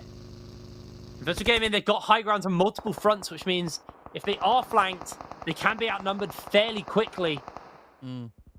As 90th minutes are able to take one of those high ground positions away from Virtual Gaming, find himself a quick kill. Team Falcons now pushing uphill towards YaLLa here. Yeah, and it might be a little bit of an uphill battle for them, but as we can see, Bomba not going to be stopping there. Does pick up that trade-off on towards last from Falcons. And now Yusuf and Never Alone now sneaking up on the edge, playing that ridge. But of course, Blue Zone is hard on their heels, so they have to put their focus on getting themselves into zone. Yusuf getting traded, Never Alone now entirely alone, but it's going to be rotating dangerously close up to alongside a few more teams we have, and that it will be the players from G3. Now, YaLLa still having all their players up. Now in a bit of a position where they can look to bring in a few more of those dashes. Of course, 90th minute also having a little bit of a risky play here, as they can see now YaLLa just raining down some terror down on towards them. Yeah, he's got this wonderful high ground here. 90th minute pushing up, and that is going to be another kill for them, though, in response on to these members of Virtual Gaming. This scrap has kind of extended from multiple high grounds, from place to places. Alpha able to get a little bit off as 90th minute are kind of pinned here. It's a very hard position for them to push out from and to reposition into. Definitely not a lot of options. I mean, looking at that zone, taking a beautiful shift up north. I'm pretty sure the teams are quite satisfied that they're not going to be finishing on a city finish, because that is quite nightmarish for a lot of them. But looking at the position down south, this is Virtual Gaming just playing it so beautifully. Alpha Lucci still just capitalizing on that high ground position. But now they got to think of how they're going to get themselves out of dodge, as Zeus and the rest of the team trying to smoke it up, looking for that vehicle before coming in with that quick reposition. Myth also now figuring out that they can't go over the mountain, instead looking to potentially just rotate alongside it. Nigma also just advancing themselves into zone, but Twisted Minds actually having a beautiful setup coming into this phase. Yeah, they really are. As we just saw CONQUEROR, I believe, in a little bit of a scrap here. Looking for the kill, but not going to be able to find it. Nigma as well, also having a pretty relaxed start to this game once again, but they did kind of just secretly come alive, picking up kills left, right, and center. 35 players still remaining in this game. We are losing 90th minute. We saw Intruder Africa go out, and there's Virtual Gaming as well. So 3 teams all eliminated in fairly quick succession, one after the other. Doing wonders for some of these teams. One of those teams, 0-1, being one of the first teams out, who were, I believe, in 3rd in the standings. That is going to really play a bit of upset on that table to start us off with. Yeah, I mean, there's a lot of openings for upsets coming through. This is only the second match, and you know, teams are still trying to find kind of their footing, trying to get themselves, you know, more solidified on the overall rankings. But I'm liking this back and forth coming through here from Hamodi. Groza not really being able to pinpoint that exact position now, just sending out a few taps and a few utils, just looking to find a few of those hit markers. But of course, strangely enough, the players here from Nigma Galaxy, right, they've now been reduced down to only 2 players, and we actually see the players there from Ooredoo Thunders leading with the amount of eliminations, currently sitting on 7. YaLLa rather in a very close second position, but they still have their entire squad, so this is looking very hopeful for YaLLa this time around. Well, there go Ooredoo Thunders, as we're going to see the circle close in momentarily, but Myths trying to go toe-to-toe with CONQUEROR, able to find themselves a cheeky down. Or not even, see if they can get anything more. There's Rio just holding for the moment. Ramsey, see if he can push up, playing around the side of the wall. Neither of each other can really place each other right now. There's going to be the kill. Ramsey looking for the second, able to take out CONQUEROR. Myths having a really nice turnaround in this game, as Slime42k also in a skirmish of themselves versus Nigma. And of course, the players here from Slime4KT also taking a little bit more of a cautious approach, right? We can see them just inching their way onto the edge of that zone, trying to ride kind of that blue storm as long as they possibly can. But they've chosen a relatively challenging position to pull into, right? They are on the low ground, as we can see the team's position up north, having a beautiful vantage point up on the high ground. And this now kind of forces them to utilize this little bit of coverage they've got, utilizing these containers, just looking to sneak their way on through. But Twisted Minds still just capitalizing on their own position. Meanwhile, G3 coming in from the northern side. We do see Shadow and just tapping away there on towards C-Mind. But of course, YaLLa also being somewhat of a problem there for them, and those third-party hits now really being quite troublesome for G3. Yeah, definitely being a bit of a pain for them. Twisted Minds got this nice high ground. G3 Temper trying to slowly push up, but now they got Umbra actually on the flank spraying into them. YaLLa got this absolutely phenomenal position, rotating a couple of members downhill to see if they can deal with it, and G3 Temper gonna get taken out as they just got caught out on the flank. Twisted Minds still holding themselves in a nice high ground position though. They've got that position everybody's looking to go for, as Umbra trying to push their way up. YaLLa as well. It is the battle for the high ground right now, DK. Yeah, but I gotta say though, Hipbrain, I think this is gonna be a final 3 of potentially YaLLa, Umbra, and Twisted Minds, right? Because the position's just looking so great. But now we find both 2 of the 3 teams I just mentioned actually fighting it out, and of course Twisted also going to be stepping up, as we do see the players there from NASR getting sent back into the lobby. Oh yes, indeed, Kaito with a beautiful nade right into the face. They are powerful, and Morteza also now getting traded. Yeah, Powerful going to get taken out there, but Umbra pushing up onto YaLLa. Twisted Minds on that top. This kind of that top, middle, and bottom right now between these three teams for this high ground. And it does make YaLLa's life a little bit harder because they are pincered and they are taking fire from two fronts. Well, the others just have to shoot up or shoot down, but YaLLa doing a very good job of slowly making their way up and out of a less dangerous position, but Kaito able to continue to fire down onto them. Bomber gonna get taken out here by Kaito. And Umbra still making their way up. Can Kaito find the damage? Vehicle giving just enough cover for Kaito to not find the pick he needs. But Nigma, they're chilling. They're letting everybody take each other out before they get involved in the action. They are having to deal with Slime42k though. And it's definitely more messy between this three-man skirmish on this hill. Yeah, I mean, Slime4KT definitely looking to push in from that western side. And as you said, right, the players there from Nigma taking a little bit more of a calculated approach with that, as we saw Slime4KT coming to the end of their play, at least in this first match right here on Miramar. But look at that PRZ now getting shot in the face. Powerful also getting a beautiful retaliation coming back their way. But look at this now as we see Nigma actually getting eliminated. That is not something we've seen too often just yet. But now Twisted Mind still looking absolutely fantastic.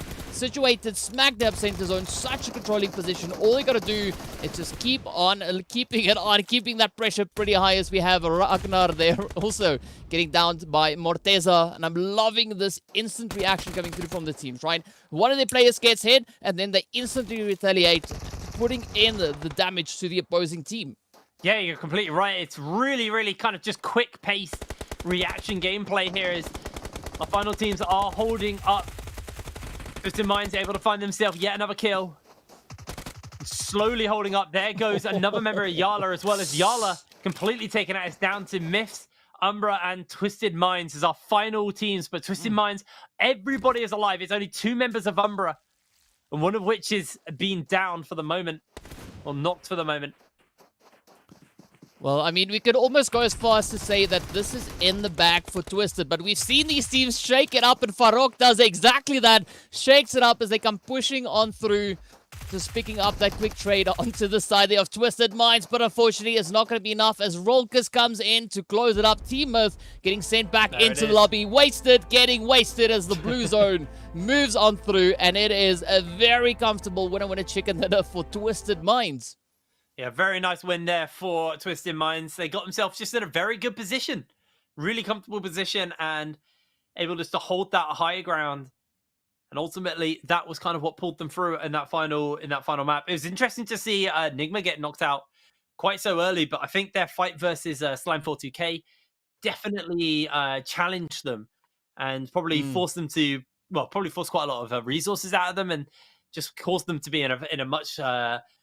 in a lower health going into that fight. But that was an amazing game for the side of Twisted Minds. They had a brilliant start to the day in that second position, in that second place on map number 1. But real big bounce back, especially for the likes of YaLLa, who, you know, had a pretty rough start to our first map of the game, of the day, sorry.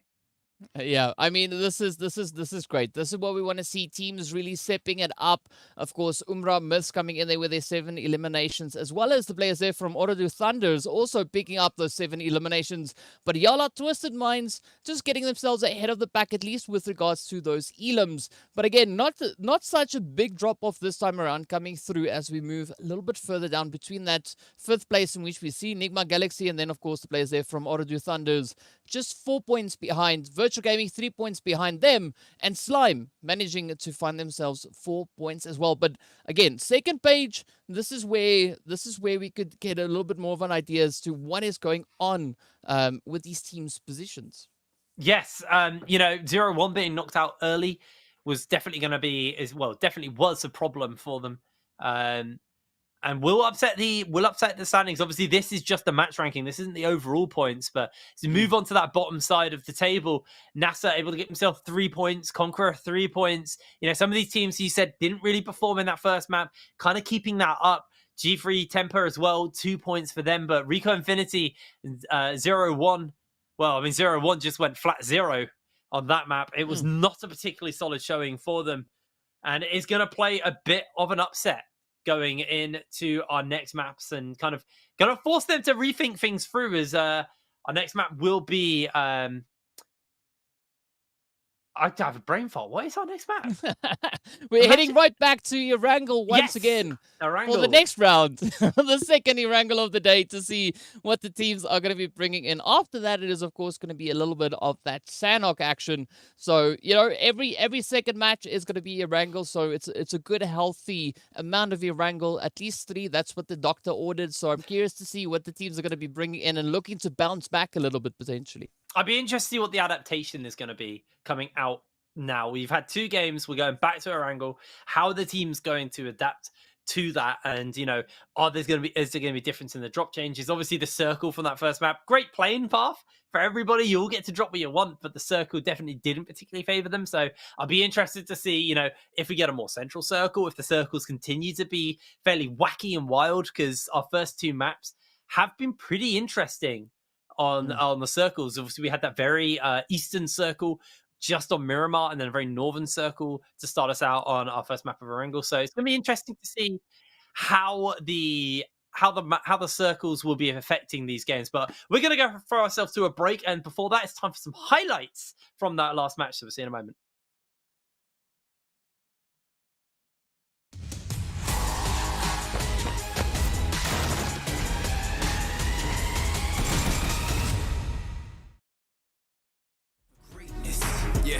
But adversity and bad situations meet us in the middle of the paths that we take it. But it's what you do after that makes men. Will you quit or will you stand up and face it? Tell me, do you have what it takes to swing back when this life asks for the fade? Can you tell me you'll adapt to the change when the punch lands and it puts you flat on your face? After you wake, will you stand up and say, get mad, hit back, lit match to the flames? Failure happens to us all, but it's how champions evolve. The only thing that matters from a loss is if you get back up when you fall. You gotta get up. Failure happens to us all, but this is how champions evolve. The only thing that matters from a loss is when you get back up when you fall. You better get up. You gotta get up. You gotta get up. I need you to get up. Get up.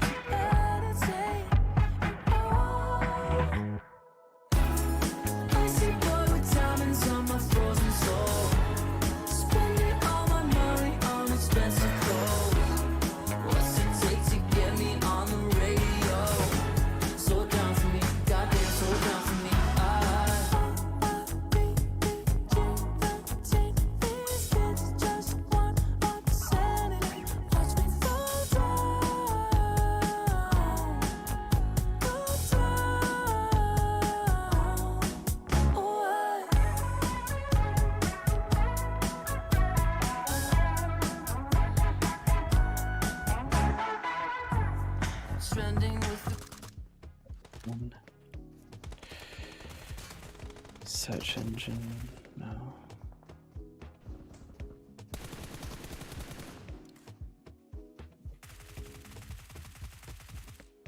Fuck's sake, where was it? Mike Griffin. Okay, sight and shield settings. Okay, I've got a wave 3.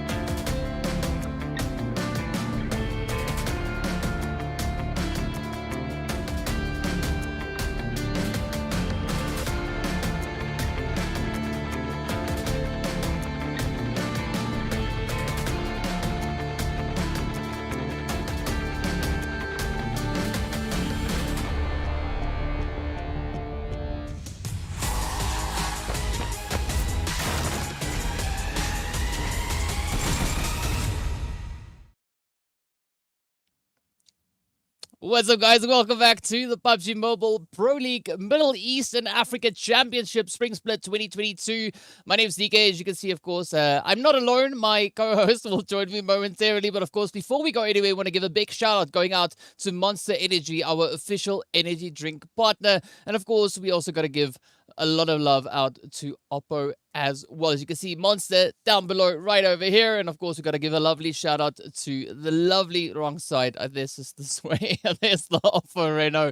But of course, with upgrade performance and upgrade fun, celebrate your winning spirit with a brand new Oppo Reno 7 Pro 5G, the designated smartphones for PUBG Mobile Middle East and Africa Esports in 2022. Now, if you guys are just joining us, we've already concluded our second match of the day as well. And we're getting ready for a little bit of that action, heading straight back in towards Erangel. So already, first Erangel, first Miramar has been done and dusted. We did see a little bit of nerves, at least in my opinion, coming through in on towards Miramar, as not all the teams were really performing as we would have expected to see from them on those maps. But who knows, right? Second time round, they could be really looking to change all of that up and really stepping up, bringing in a little bit more of that dynamic performance that we've seen from them in their respective PMPLs. That, of course, being PMPL Arabia and PMPL Africa. So for today, we're going to be looking to see what will the second visit over onto Erangel bring on through. We know the players there from Nigma Galaxy, of course, picking up that winner chicken dinner, and with that 16 eliminations.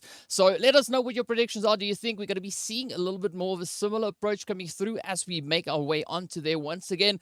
Honestly, personally, I'm hoping to see a little bit of a change coming through with regards to that flight path and the zone not taking so much of an aggressive shift up in towards the north, right? Ideally, we want to see a little bit more of a balanced approach. The zones going all into different directions, and the teams, being presented with the opportunity to try and cope with the dynamic changes coming through from all of the different angles they have to work with.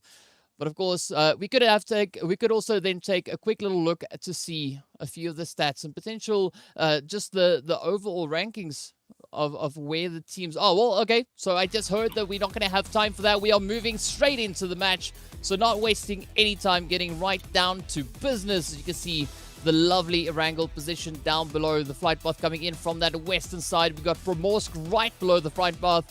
It's heading all the way across over on towards Quarry. So somewhat of a more southern flight path coming in here.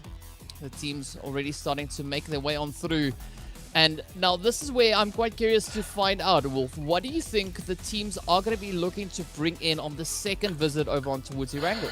Oh, second visit Erangel. I mean, we saw in the first visit what these teams like Nigma Galaxy could do, DK, and we expected these big dogs coming into the tournament to get those points, to get those wins, as they should. They did. But now, from the second match, what I got to see on Miramar was some upsets, and I saw what Twisted Minds are doing in their aggression. Keep in mind, also that first good game, DK, they're definitely high up in the standings and right back alongside now Nigma Galaxy, even though they had that fantastic 16-kill game in match 1. Mm-hmm.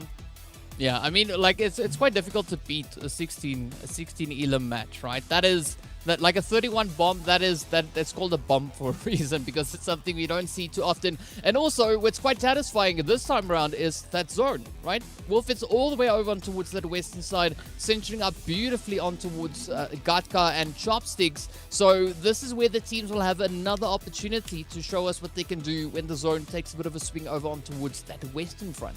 And very comfortable once again for the side of Nigma Galaxy dropping into Gatka. Also Rico Infinity team, a team who have been slightly subdued here. Also DK coming in towards that Georgia Pole side. You can see them beginning their descent now in towards that northern eastern side of Erangel. But it's that western side. It's these teams that are coming all the way through from the farm side that is my big concern, because we've seen these rotations be a problem already for some of these teams coming into the tournament in these first 2 games, and being a struggle, particularly across those bridges. We've already had to note that there has been initial skirmishes being put there. Yep, quite a bit of initial scrimmages being brought on through. But again, this is the teams having an opportunity to get themselves a little bit better acquainted with their respective drop locations. As I don't think, the teams are too uncomfortable as to where they go. As I said before, we did see a little bit of that come through on Miramar, with the teams not really performing to par, if that's even a way to phrase it. But another opportunity will make its way on through as the teams get this chance now to get themselves resituated, get themselves set up for these coming few phases. And I mean, looking over on towards the Millie base, this is where things are looking relatively comfortable, at least for the Ooredoo Thunders. Yeah, at least for the Ooredoo Thunders, they are beginning their works through. You saw in the first game, very comfortable for them. And for Ooredoo, they are a very flippy team. We've seen them back in the PMPL Arabia, where they've had one of the highest results in a Super Weekend previous in the PMPL Arabia, and they were one of few teams now to actually make it through into a grand finals using only 1 Super Weekend's worth of points, which is what got them into those grand finals, which is what got them here into the MEA Championship. And I want to see that more consistency come through from them, though, because that's been the real question that we've been asking. Can they be a consistent team through 24 matches? And if they can keep up the work that they had on last Erangel, great work. But they could also have those results, as we said, like a flippy team from Miramar we saw already, where they come out in 16th position. The other teams, though, that I'm really looking forward to are these African teams. Intruder Africa being one of them on our screen, and they got a tough competition too, DK, considering that they are coming up against all of these 10 different Arabian region teams, who I think you could say clearly are one of the favorites out of the 2 regions here coming into the competition. But it doesn't mean that these teams can't come in in a surprise, an upset. And I'm looking forward to see that aggression that we saw, particularly even that first blood in that first game coming through from the African teams already.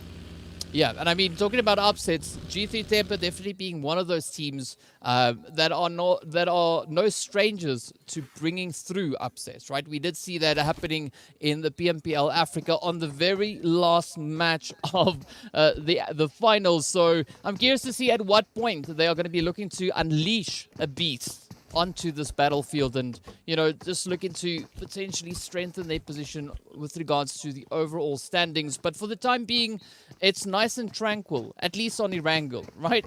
The teams respecting their space, going about their business, getting themselves initialized and set up for this looting phase. But, you know, who knows? Maybe the next few rotations could bring in a little bit more of that upset play, if we could put it that way.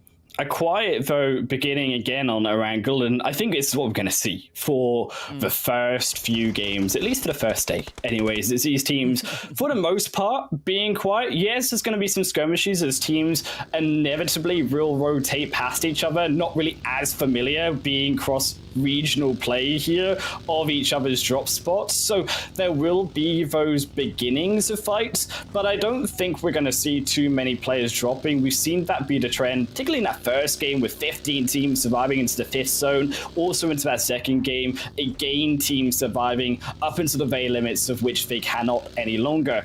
Team Miss beginning also at rotation up towards more towards that ruined side. I'd like to see them try to take that high ground, and a high ground is something that I think has been a little bit underused so far in the tournament, and we've seen it used to great effect by those teams who come out with the victories. I mean, potentially you look towards Nigma Galaxy back on that first Erangel game, right, where they were able to circle back, use that high ground. They sussed out the position of Falcons, but not only that, they were able to suss out the position of all those other teams rotating in. And with that information, that's why Nigma were able to make such an informed rotation into those final zones. And I want to see more teams, not just Nigma, using that coming into the later stages of the game. Yeah, that's definitely something that we can hope to see as we progress, not only through the matches today, but as we also then progress through the remaining days still to come. As we know, right, today's only day 1, we still have 3 days after this, so there's a lot of opportunity for any strategies to get evolved and, you know, potentially upgraded or altered into a way that's more fitting for this particular confrontation. And speaking about confrontations, it is going to be Myth now getting confronted by Nigma Galaxy. Nigma, they're going to strike down one, and Brawls will go down. Brawly going to look to be revived, though, back up by Nigma, but they find the second straight on through into the field. So Nigma, 2 quick eliminations potentially here for them if they can confirm it. No, it will just be the one there. As Moomin finds back out Ralph, and Ralph 1-for-1 trade is, I think, the best that really Mist can hope for, considering that Nigma, they are beginning to surround him. But I like that Moomin is taking that flank side round and are trying to also do the same thing to Nigma. Find that point, that vantage point that they can use inside those houses where we can successfully peek, get Falc out of those fields, but also be able to have that fire back onto Nigma, because that's what they're missing currently, to be able to allow Falc to escape. Well, we'll have to wait and see whether or not they'll be able to get that leverage point potentially brought on through. But, you know, like something that's quite interesting to note here is today and tomorrow I'm going to be saying Jake, right? So regardless of who I'm casting with, it's Jake. Oh, yeah. It's always Jake on this broadcast. But of course now, Jake, looking at center zone, things are starting to heat up, right? We've got Myth, we've got YaLLa, we've got the players there from G3 as well as Umbra. We've got, I mean, almost pick a name, and we could see them positioned close to center zone, but a beautiful shift coming through now, just focusing the teams even more onto each other, and we've only lost 1 player so far. Only one for now has been dropped, but as that zone does begin to centralize around those Gattaca fields, I'm expecting a lot of these teams still not to go for the fighting. I'm expecting more of that outer reaches of that circle still to be utilized, teams to make those far rotations, and I'm thinking even for the likes of Slime4KT, who are going to be that far out, who aren't going to have that information as much as these teams like Twisted Minds and O1 currently, you're looking towards that far North George Pole Western Bridge for for them to rotate through and not take these skirmishes like O1 are doing right now versus Twisted Minds. That rotation just not respecting the position that really Twisted Minds had all around them, and as a result, they lose another one of their members. Yeah, a little bit of a costly play, but let's see now. This looks absolutely insane, though. I mean, we got Twisted Minds, we've got the players there from Intruder now also just looking to intrude on towards the eastern side of the zone. We can see a lot of those trades now looking to find their way on in. But again, a healthy play coming through from Intruder as they don't seem to kind of stick to one position. They want to still continue to keep themselves active, keep on moving, and in doing so, making it quite difficult for any of the opposing teams to really get a good strong hold on towards them. But the fact that Intruders got through that congestion between Twisted and O1, because O1 lost that player, they weren't really ready for the next team to come on through, and they let them escape. And now Intruders, they've gotten out of position versus not only here O1, but also their Twisted Minds. They can try to look for a position if they can, circling around even Nigma Galaxy and get their best position up on top of this hill, as you can see, overlooking the compound of Nigma and overlooking all of those teams that we said have to come also into the zone. So for them, as we talked about these African teams making a stand, this is about the best position that they could have had so far coming into phase 2. Yep, definitely. And of course, they are going to be looking to just look to bring in a little bit of dominance. But now looking at the situation we have developing on towards that southern side, it is looking pretty crazy, right? We've got CONQUEROR holding up on their front, and they are down to Groza as the players here from the Ooredoo Thunders have been able to find quite a bit of an angle on towards them. Out comes yet another nade now from Rex. Finds a little bit of damage. Oh, let's see. Will this last one be the one to close it up? Yes, Galaga getting traded off right there. And now it is looking quite worrying over on towards CONQUEROR, as they don't have much hope left. Continuing to push further forward, and I think honestly, but the Ooredoo CONQUEROR Thunders, they could have this here if they can try to circumvent round Ooredoo, though. Rex coming into the backside takes down CONQUEROR. Right back into the lobby. Rex there coming up.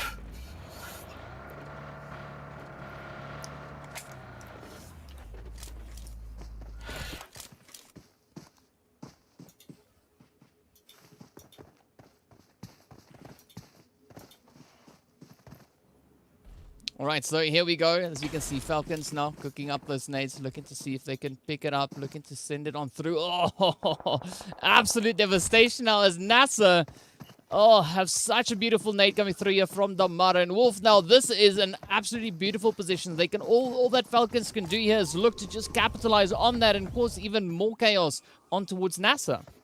And NASR Esports here coming up with a real show. Ragnarok looking to have that position on top as well, but they have to be careful. Already lost one. You can see the Falcons are looking for that overview, and you can see also in these replays just how it happened. Hassan was not ready for that nade coming through from Damar in the backside of that hill, and as a result now, a lot of the smokes utilized, a lot of that utility utilized where they don't want it, and considering also that you can eye out Youssef here, all the way on top of that flank side, also got an angle down on NASR. So when they begin to escape from their current hole that Damar has them pinned to, there's no escape, and Hassan straight back down again. And it just seems like NASR are going to really struggle to get out of this position. Yeah, I mean, it is going to be quite a tough spot to get out of. I mean, Headshot Hill's not one of the easiest positions to be playing, but it does seem like NASR and Falcons are at least going to be trying to put in some effort to get themselves out of these positions, because they still have to make that long trek all the way back up in towards the zone. But look at that, Damar sends out a beautiful one as Hassan and Miracle now get picked on up. But now it is going to be onto Damar to get themselves repositioned and back out of that blue zone, because sitting around sipping on blue, it's not the easiest thing to do. NASR still holding on, no, looking for the fight, but no. Damar has their number. NASR will go down, but it's now all of that time that they were holding down NASR, they have now been circumvented into blue in 1,200 meters for Falcons to travel, and they're going to have to worry about that information coming later into the zone. Is also Ooredoo down in towards that quarry side of taking that more flanking part of the zone, not choosing to go towards the center. But 90th minute, they're also wanted that position towards the quarry side. But a nice knock will secure themselves at least this compound for now. But it's now where do really 90th minute continue to push further forward, DK? Because 90th minute, you can see that the position in which they are spread. You've got one down on the south side. They've now revived. One down on that eastern side. They should find a revive there also. What I would like to see 90th minute do is actually slowly pincer down the rest of Ooredoo. Because if they can slowly come together from two sides, it makes it much harder for Ooredoo to do what they were doing before, which was just taking one down one at a time. Well, only time will tell us which way around that cookie is going to crumble, right? Because looking at this phase, looking at the zones, we can see it is still looking to be quite a bit of a challenging play to make. The North, at least, would open up a very comfortable rotation for the Falcons to get themselves resituated back into zone. But that next phase shift, just tightening up over on towards Quarry. This is where things are going to be taking a few shifts, and I'm not quite sure how satisfied these teams are going to be with having to fight it out over in towards Quarry. Straight away, 90th minute, again, have the best position in this zone, DK. They just have to send all of their members towards that northwestern side of Quarry. That overlook to that open ground and that northern side of the zone is so powerful for 90th minute, but they need to hold that as a full man. They cannot continue this split with all of these other teams moving on around them, and if they continue to do that split, what you're going to see is going to drop from the south side first, but only going to have that one member in the strong side position, and R8T will be able then to walk further forward into that zone. They won't be stopped by those teams that should be in that position. Also, equally though, I think Ooredoo have also that strong position. Ooredoo could equally capitalize on this, right? But 90th minute, they only have one player there. They know that they are split by the information they've gathered already, so they could also do the same.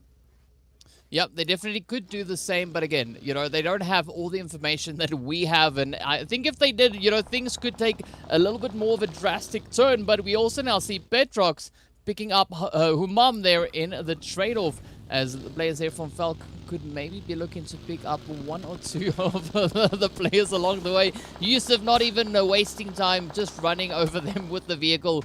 But YaLLa Esports now trying to advance themselves a little bit closer on towards that center zone, as we can see already a little bit of opposition up ahead, right? Umbra positioned close to the high ground, not quite on the edge of Quarry, but definitely looks to be a really decent setup coming in there from them. And still, Rico Infinity having to make their rotation, not finding that angle just yet. But Nigma now coming in on that western edge, they have a beautiful line of sight right onto the players from Intruder, and of course Twisted Minds now getting hit by Rico Infinity, as Rico is looking to bring in a little bit of a gatekeep on that western edge of zone. And this is the power of that western, that northern side of the zone. You can see just how open it is. You can see how easy it is for teams to pick each other. And that's why the strength there is from Quarry to stop those teams from advancing further than those flat areas which are currently settled in. The other really strong position here coming out is actually from YaLLa. You can see they've got this sort of edge in between the roads. If they can center up powerful, and as you can see when taking these knocks, taking these eliminations, Ragnar, but fine, Sanhok, but R8T, or Rico Infinity Esports, should I say, take the next. Now, is can they hold that position? Because as you say, Powerful's in on the other side of that road. They need to bring the other three over. For now, it's going to be fine. They need to try hold off all of these teams like they're doing. Is Falcons going to be the next one to fall? Never Alone should be afterwards. Powerful finds the next elimination there. Falcons to drop.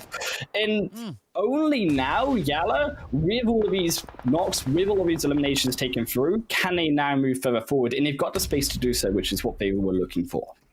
Yeah, they definitely do have the space, but Never Alone now is entirely alone, looking to fend for themselves. But this is such a difficult position, as we can see. YaLLa, they've got such a stronghold, at least with regards to the compounds and the angles.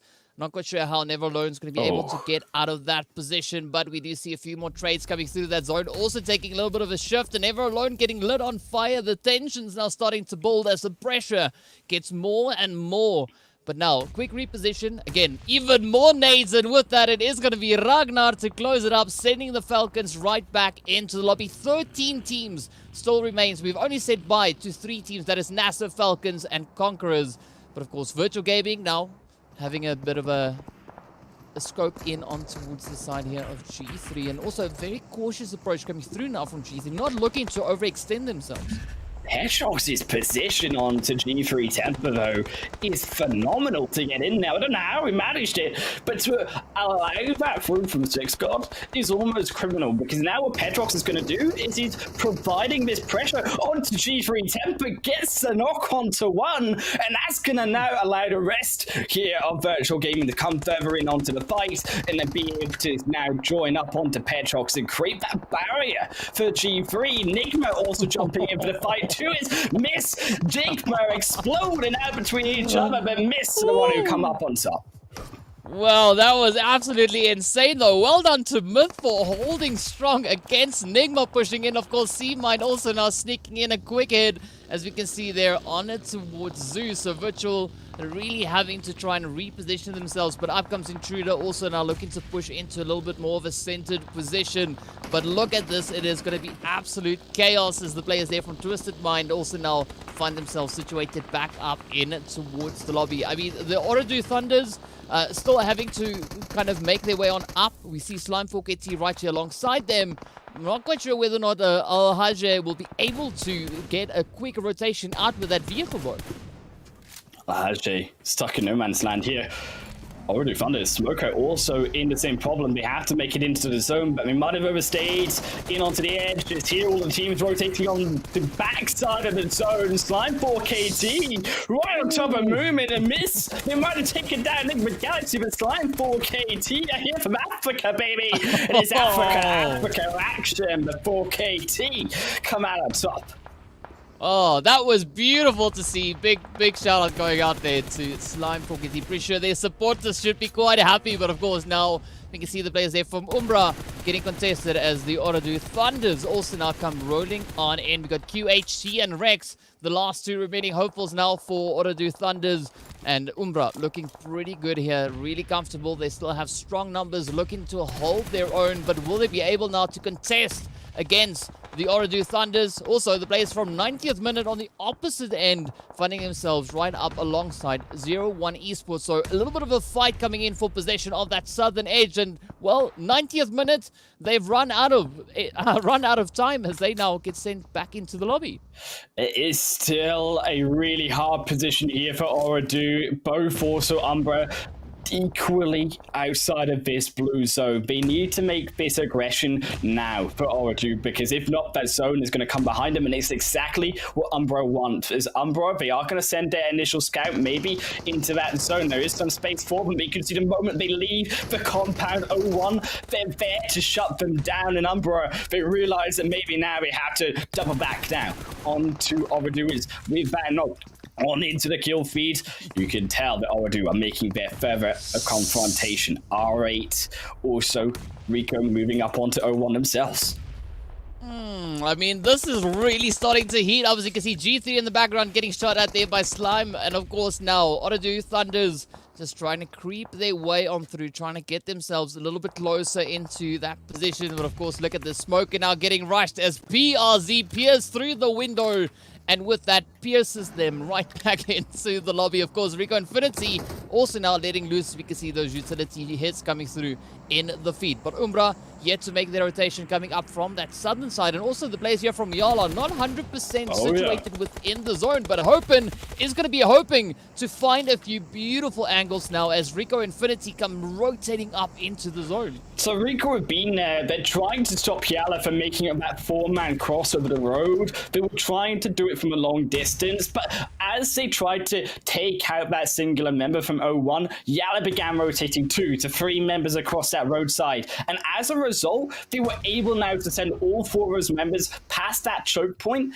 And YaLLa have realistically the control over this next zone and possibly the control over this entire game, because they just look so strong, even with that little bit of a dip from that ridge that they've got to protect them from all the other line of sight of these teams.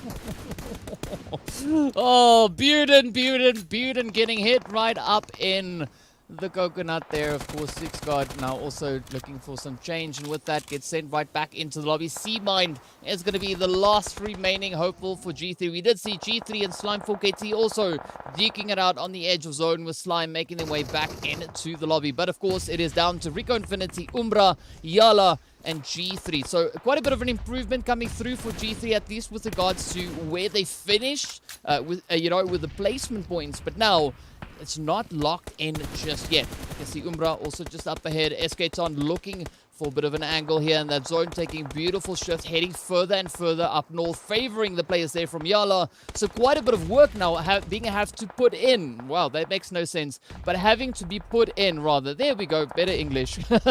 By the players here from Rico Infinity, as well as the team coming through from Umbra. YaLLa, further control onto that face. 7 is gifted him with this game, and his G3 temper go down into our final 3 teams.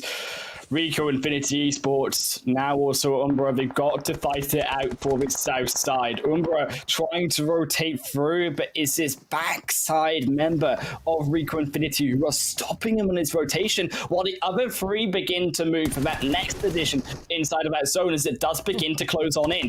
Bandavo, that back member, has been taken out. Some space now for Umbra to move forward. Yeah, beautiful bit of an opening coming through. And of course now Morteza just doing the due diligence, making sure that they have a relatively safe passage to get themselves back into that zone. Prestige now also getting traded off as Morteza spots out yet another player. ID7, as we can see, also just up ahead. But here we go. Morteza creeping a little bit further and further forward. We do have Prestige also going in for a little bit of a quick assistance there, or rather SK-Ton bringing in the assistance, but with that the zone comes through, and now it is going to be the last remaining hopeful here for Rico Infinity, looking to hold strong while that blue zone forces them to move further and further forward. But YaLLa sitting quite comfortably up into that northern position, completely uncontested, at least for the time being. But once this engagement gets dealt with and Rico Infinity, all the players there from Umbra get themselves back into zone, this is where it's going to be absolute hell. As you can see, Wasted also taking a few hits. Quite a desperate move from Rico as it just gets sniped from the brush by Umbra. Each of them now on the edge of the zone. Ida, the only one remaining, but you can see the nades coming through, and that will be the final one that they need. Rico Infinity Esports taken out by Morteza. They get all of the eliminations that they look for. And now Umbra, though they have given their position away, YaLLa are here to clean them up. They're here to finish the game for themselves. Powerful, and the rest of the crew closing on in. Oh, but look at this already. Umbra sitting on 11 eliminations. Now down to 2 they go. Wasted, Morteza, no strangers to finding themselves down to these last few numbers. But YaLLa looking quite comfortable, sitting on those 10 eliminations, holding on to 3 players. And now it's a little bit of a waiting game as the zone has shifted up favorably once again in favor of YaLLa. And all they can do now is sit and wait for Umbra to try and potentially contest them for the angles in towards the zone. But looking at Umbra's approach, they're not going to be settling for taking a bit of a run out in the open, right? They're going to try and make this as difficult as possible for YaLLa to defend their position in that zone. Yeah, they're still here though, beginning to push their way in. Bomper going in for the final one as the zone closes in on Umbra. Oh, Wasted now left to try and hold on. Up comes the rush, and unfortunately it is going to be end of the road for Umbra as YaLLa pick up a beautiful performance. They're taking that winner chicken dinner. Very satisfying play coming in there from them. But of course, also got to commend the players there from Umbra, still very much holding their own in this lobby. So great to see the teams restarting to come into their own as they make their ways through these games and for today. Yeah, I mean, talking about YaLLa, they were struggling in between those first couple of games to get now those points on board, the confidence that we're looking for. Yes, you could argue it was through a fantastic zone shift, phase 6, phase 7, all went towards them from that south side in towards their own compound.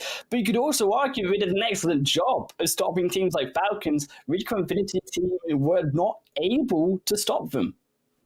Yeah, I mean, there's so many challenging positions that we saw being played in this match, right? I can't really fault any teams for the decisions that they've made moving through into these later few phases.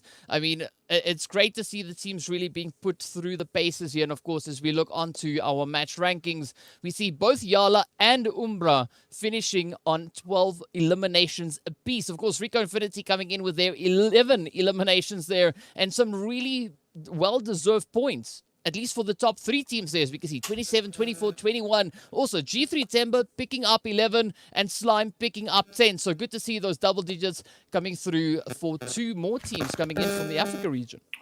For sure. I mean, definitely these African teams, they're beginning to show up. We're beginning to see the life from them. I think particularly here from Umbra is one of the most impressive of me. I mean, yes, you expect these teams of this caliber to also be able to go up against the Arabian teams, but to see not only that, but to see them also take down squads like Nigma Galaxy, NASR, CONQUEROR, Iraq particularly, also who had a great performance in their own finals, coming into here, struggling once more. It is interesting to see the change in which these teams are trying to find their footing once more. I mean, it's always so interesting to see the supporters, right, from the respective regions. They come and say, our region is the best because our teams perform, you know, such and whatever the case is. But now we get to see these teams actually meet each other on the battlefield. And I mean, we were talking about this off camera as well, you know, in which you said the teams coming through from the Arabic side, they're going to be a force to be reckoned with, right? And I just kept quiet. I just let the Africa teams speak for themselves, right? And they've done exactly that. They are starting to show and become a little bit more comfortable with their performances here. And I believe they are really going to make it difficult for these Arabian teams to get a lot of domination coming into these matches. Look, I believe the Arabian teams are going to come in here and smash Africa like they've done. I've seen the previous history last year. You know what I'm talking about, DK, in those international events. But Africa, as a region, I think we can say has stepped up a lot. And to go toe-to-toe with one of the best regions that we've got in PUBG Mobile, it speaks a lot to what was an underdog series of teams coming into this competition. Yeah, I mean, we gotta love to see that, and you know that's what makes me so proud to be from the Africa region myself. You know, it's good to see the teams really evolving and continuing to push the envelope, constantly improving themselves. Who knows? You know, maybe we could see Africa teams making it into you know, later stages, but only time will tell whether or not the teams will be able to get those pushes in. But definitely a lot of excitement here, as I cannot wait to see what all the teams are going to be bringing to the battlefield, at least in this first day of gameplay. Still, to be fair, we've still got another 3 games here, DK, for these squads to go for. But you at home can earn those points as well in terms of those prizes. PMPL 2022 Special Crate is on sale. Get it in-game after May the 25th. All the championship players are wearing their own set as well. Oh, boys, that looks like a darn good set. You know, I have blue in my logo here. I'm just got to say I'm pretty biased towards a darn good looking set that is in that blue color itself. I need to get in game. I want one of those sets, right? I need to, I just need to figure out how I'm gonna get one, because I mean that set looks pretty spicy, right? Yeah, I think I need one. So I don't know about the viewers, but I definitely need to get one. So I cannot wait to get a little bit more of that action coming through. Oh, but let's check out those Oppo moments. We're going to go through to a break and check you guys out with all the best from that third game, where, of course, YaLLa did take their victory. We'll see you guys for game number 4.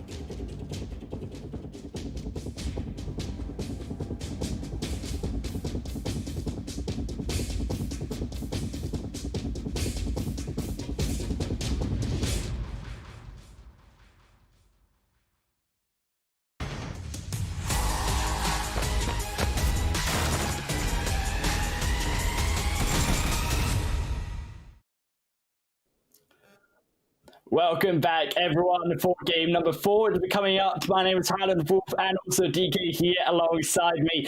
But DK, we've had half the games already for day number 1 here at the PMPL MEA Championship, and it's been an interesting day to be said. 3 different victors so far in the chicken dinners, and 3 very different results.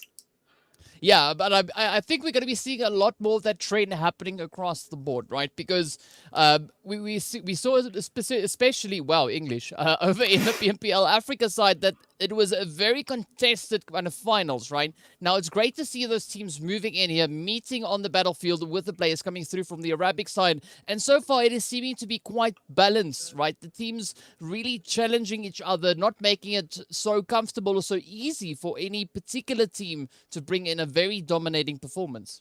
Still, those who check out his overall standings, DK, just see where these teams are currently lined up, and it will be here Team Umbra in on top of that first place position, beginning to lead for themselves, but it's only 9 points, and below that is a very close call for second. Yeah, I mean, second, third, that is looking pretty spicy. But of course, you know, I'd like to see a little bit more of the African teams making their way on towards this side of the leaderboard, as well as we only have Team Umbra holding on to that pole position. But, you know, like, what's wrong with pole position? You know, no winner chicken dinners to their name. 54 points on board. Yeah, now we got to see the rest of the teams from the Africa region also step it up. And we are, of course, getting ready to move into a little bit of that Sanhok action. So I have some pretty high expectations. Still, I think there's that big gap, though, between 4th and 5th. Rico Infinity Esports down only 25 points. You're beginning to see that stretch of these teams likely becoming that top series of squads, but there's still room. There's still time for these teams all to get their share up on top of that leaderboard. Falcons bring up the 8th out of those top 8 teams. And let's check out their second page, though. All the rest of these squads still to make it in, unfortunately, CONQUEROR down in that 16th position, a long way up towards making it to that top.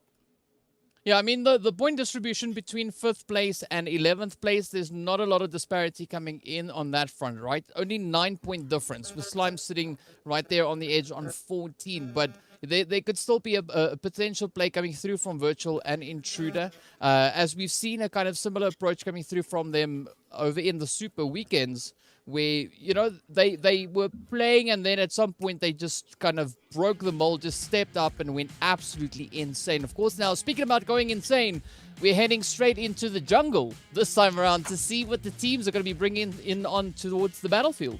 In the mighty jungle, they will be wearing blue. Make sure you can get in onto your game, get your own rewards, of course, getting that blue swagger coming down into the jungle itself. And speaking about that jungle, it's going to be a real hectic time I'm expecting between all of these squads. Of course, these teams begin to make it up, but that first zone already shifting towards the islands. I'm again looking towards these squads like 90th minute, like also Intruders, who are Warriors teams who drop towards that western side and having that comfortability here for their first Sanhok match.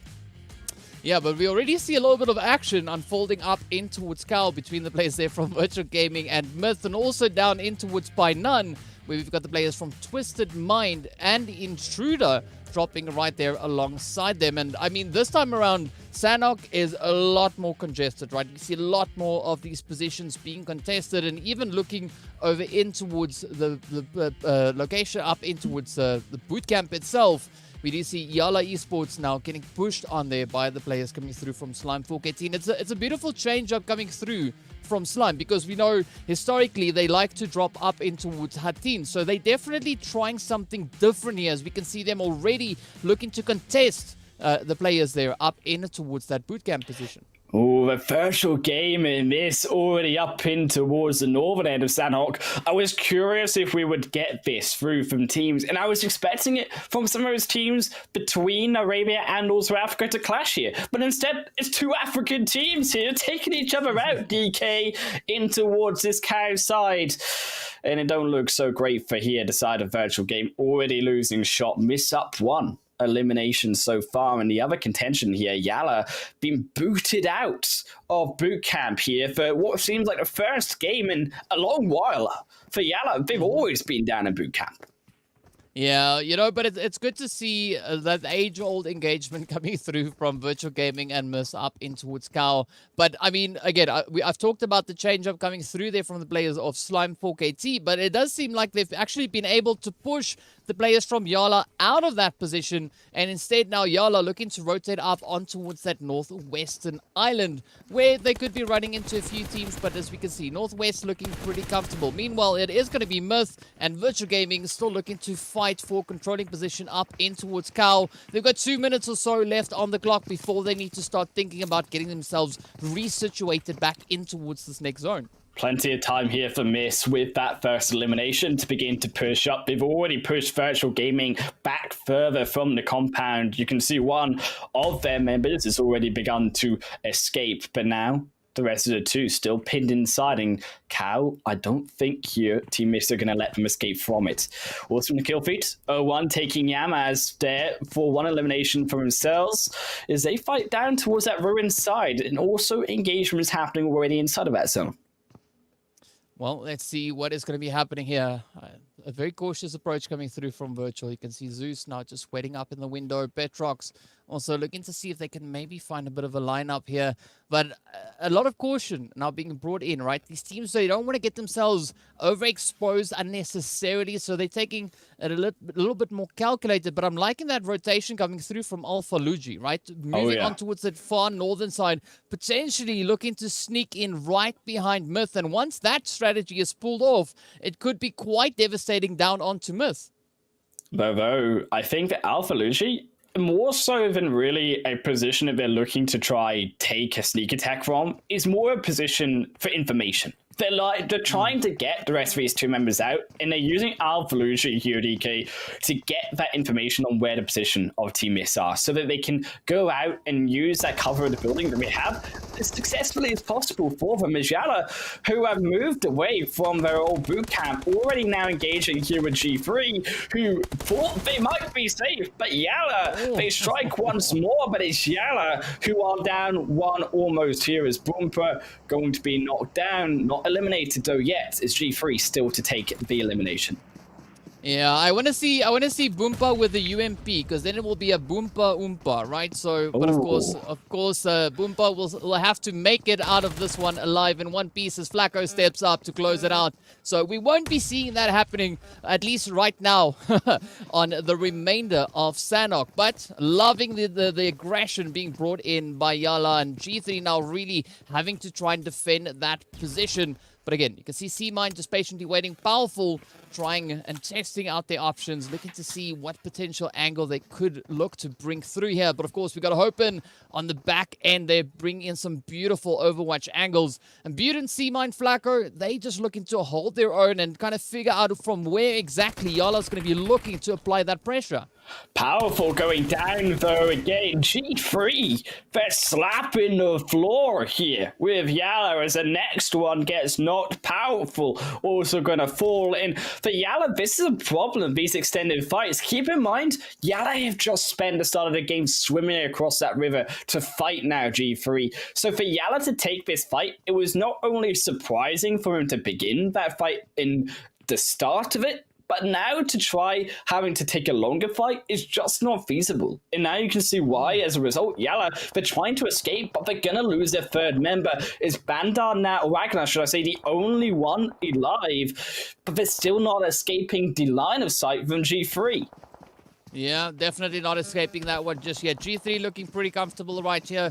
Moving up now with 3 players. We can see C-Mine, Buden going out to explore a little bit. They've spotted Ragnar, of course. We do see a little bit of that shoddy action coming through as well. Ragnar now cooking up the nade. Out comes G3, the jump shots. The rush come in, and with that, it is going to be the end of the road as Ragnar gets eliminated and YaLLa make their way back into the lobby. Already 7 minutes in, and only now we saw the first team falling. And of course, speaking about teams, it is going to be the players here from Slime 4KT going toe-to-toe with Team Umbra right there on the very edge of the bootcamp hill. I mean, Bootcamp Hill, realistically, Slime 4KT control this one. Umbra, they can't really aggress onto that, and as you can see, they are just going to try circumvent Bootcamp Hill, and instead maybe go towards that L compound across the riverside. But to go back towards YaLLa should have never taken that fight, I think, DK. I mean, you could see by the end of G3, the difference in items that they had in their inventory, the amount that they had to regress with G3, even if YaLLa were able to find 1 or 2 knocks, the amount of equipment that they would have had, unless YaLLa are able to eliminate, get on top of one of those dead bodies of G3, then there's no way that they can be able to take one of those kills. And that was actually stolen, speaking of YaLLa, by Umbra, one of those eliminations. And that's how Umbra pick up one of their points onto the field all the way across from that riverside. Yeah, and speaking about rivers, of course, there's still quite a few teams having to cross a few of those rivers to get themselves situated up into a zone. Several teams still hanging about out in the blue zone. We've got the players there from CONQUEROR, we've got Falcons, we've got the players from Virtual Gaming, all looking to push on through. Meanwhile, it is going to be Umbra, Shadowwind still just looking to apply a little bit of pressure on towards Slime 4KT. But again, Storm, Pronto, Aimer, just playing on that edge. Plaza also moving up with them. And a very cautious but calculated play coming through here from Slime 4KT. I'm loving the way that they are just holding on to these ridge lines and not over-peaking it, not making it too easy for Umbra to find a clear line of sight right on towards them. It's all about setup, right? As that second phase comes through, Umbra, they don't really want to be in a fight. They can understand that that zone could shift hard towards that western side.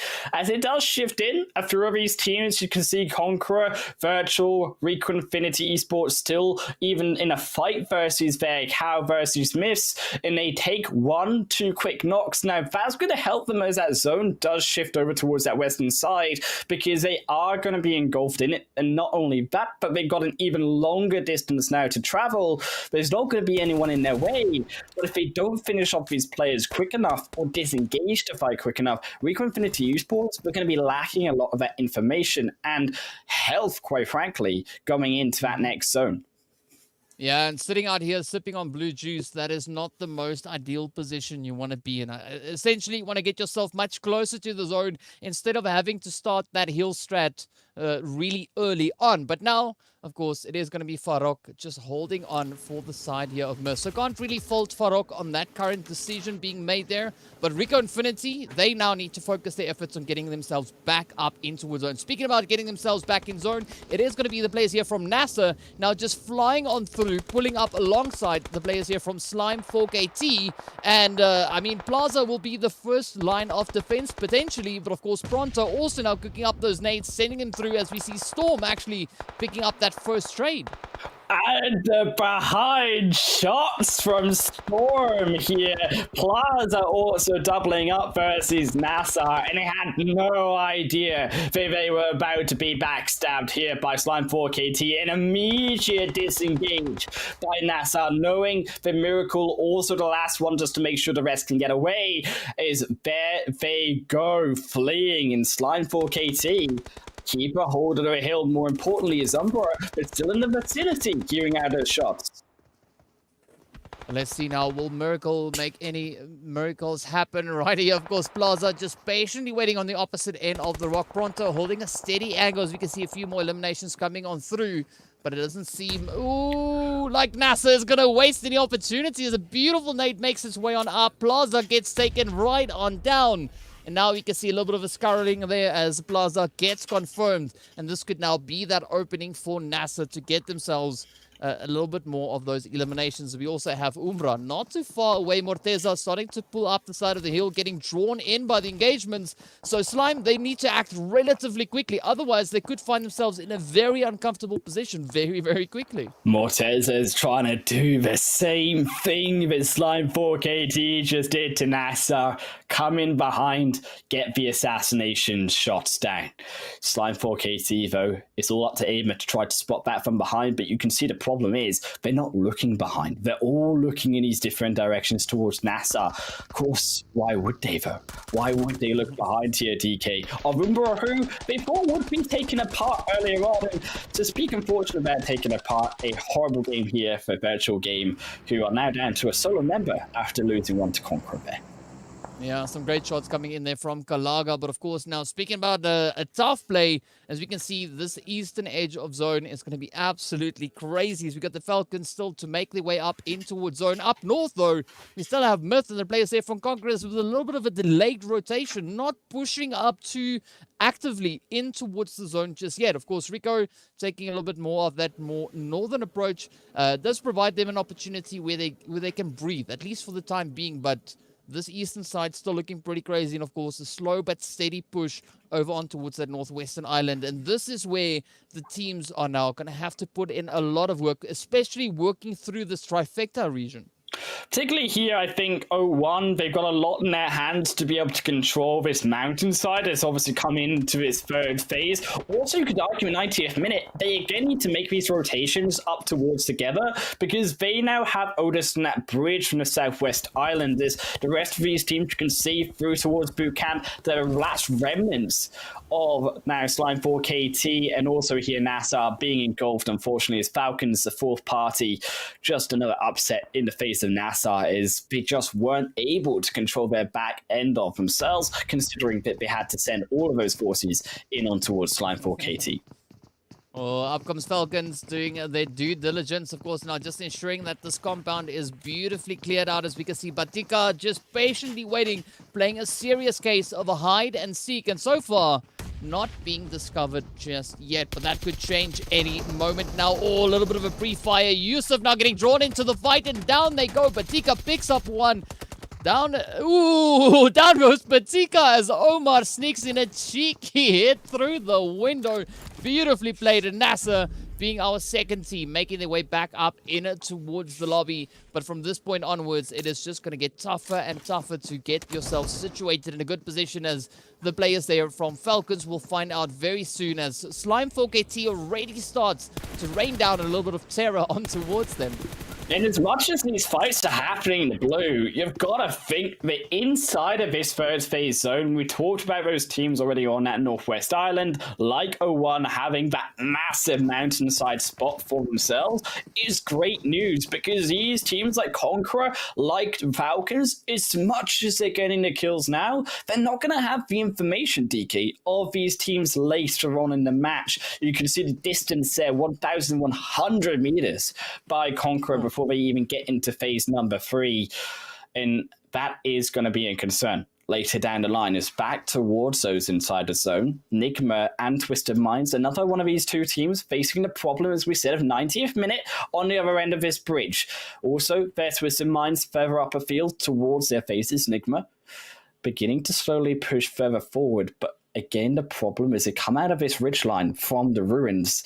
Twisted Minds, an excellent spot where you can see all three of them taking that angle to make sure that they cannot flank and they cannot go straight in onto that bridge.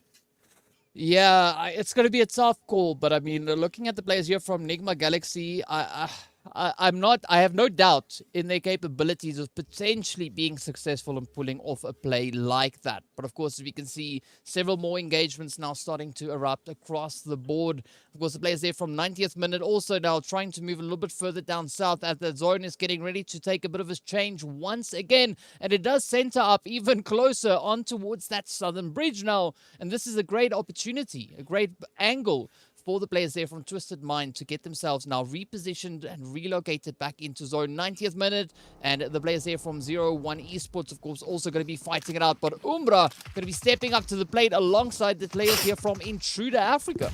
And Intruder Africa here, Umbra just completely take down the rest of Intruders themselves, and will now intrude their way on into that fourth zone as it shifts back towards that main mountainside once more. 4KT still trying to surface here from boot camp. They have been in there for a while, but have more equipment, not the eyes, and G3 Temper will just take another Boyden.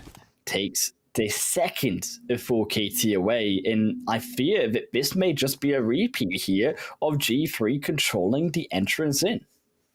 Yep, they definitely look to be in a position where they could do exactly that. And of course, Rico Infinity Conqueror going toe-to-toe as well. But Flacco just going to be patiently waiting, looking to see whether or not Aimer or Storm are going to be daring to advance themselves back in towards this phase. But an interesting play coming through from Umbra as well. As we can see, Shadowin also just looking a little bit closer there. Up comes Flacco now, just waiting for any potential angles to align. As you can see, Aimer making a quick dash, trying to get themselves right up on the edge of that vehicle. Meanwhile, the players there from 0-1, as we did see, just hammering away with onto 90th minute as they made their way back into lobby. Beautiful show of aggression coming through here from 0-1 Esports.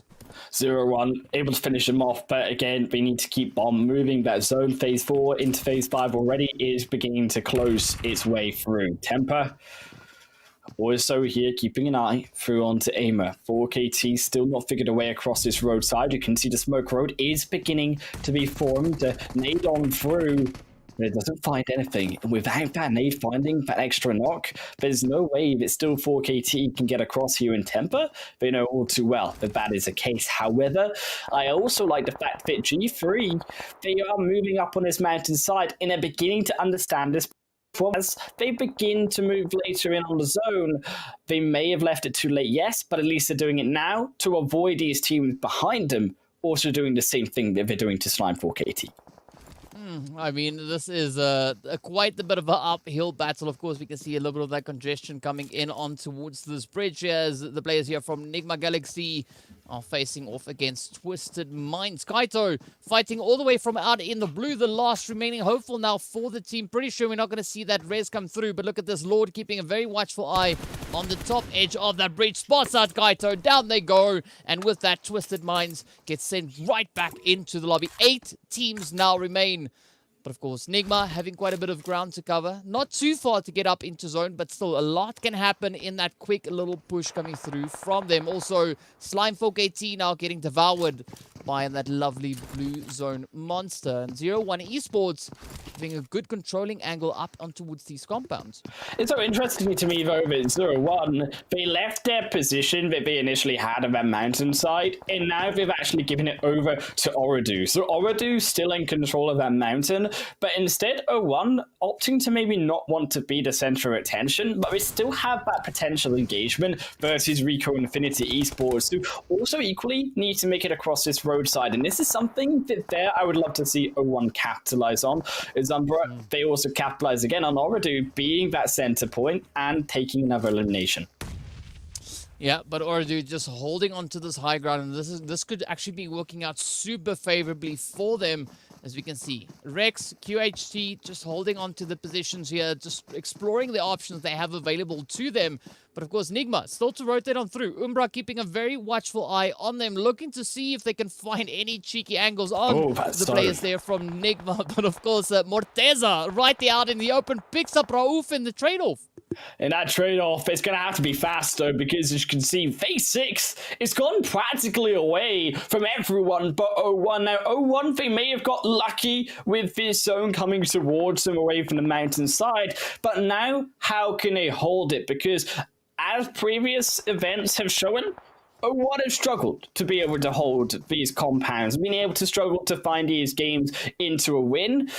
They may be able to do it now. They've got practically the best position out of anyone. The only real cause for concern is that of Rico Infinity Esports, but at least for them, they are more focused here on Ooredoo, who, as we said, are the free pickings up and towards their high hills. Well, now we look to see what is going to be happening as that zone holding on to that southern side. The players there from Ooredoo definitely having to rotate on through as Rex now also gets hammered on. And with that, it is down to Alhaje to be the last hopeful for the team, of course. Meanwhile, Umbra looking absolutely phenomenal, rocking a full squad. As we can see, BRZ now hammering down on towards Rauf. And it is Lord, the last remaining hopeful now for Nigma Galaxy to try and make a bit of a play. Obviously, I do suspect that we are going to be seeing that heal strat being applied by Lord. But of course, PRZ, meanwhile, will be looking to pick up that final trade onto the side of the Ooredoo Thunders. Meanwhile, also, it is going to be 0-1 and Rico Infinity going toe-to-toe over on towards the western side as the zone makes yet another difficult shift for these teams. Oh, they may have got the zone, but they are lacking the player count compared to Rico Infinity Esports. Another nade on into the entrance to Mom. Will dodge the next one out. You can see hiding outside of the building, crawling on the other end of it. As there goes the sole man down for 0-1. Brilliant work even for Yamaz, even though they get knocked down, to be able to give that extra information over to Mom. And as a result, even draw the lines of R8 to move further out to get that elimination. They do get one knock, but it's at the cost of course, unfortunately, the rest here of 0-1's life, as they will fall down to 5th position. Falcons, Nigma Galaxy, also still alive down in the blue and the far reaches of here Sanhok, looking for that all-important extra placement points. Yeah, I think this one is pretty much locked in for Umbra. I mean, look at this. 4 players left. Going up against 2 players coming through from Rico Infinity. Falcons just losing their last hopeful.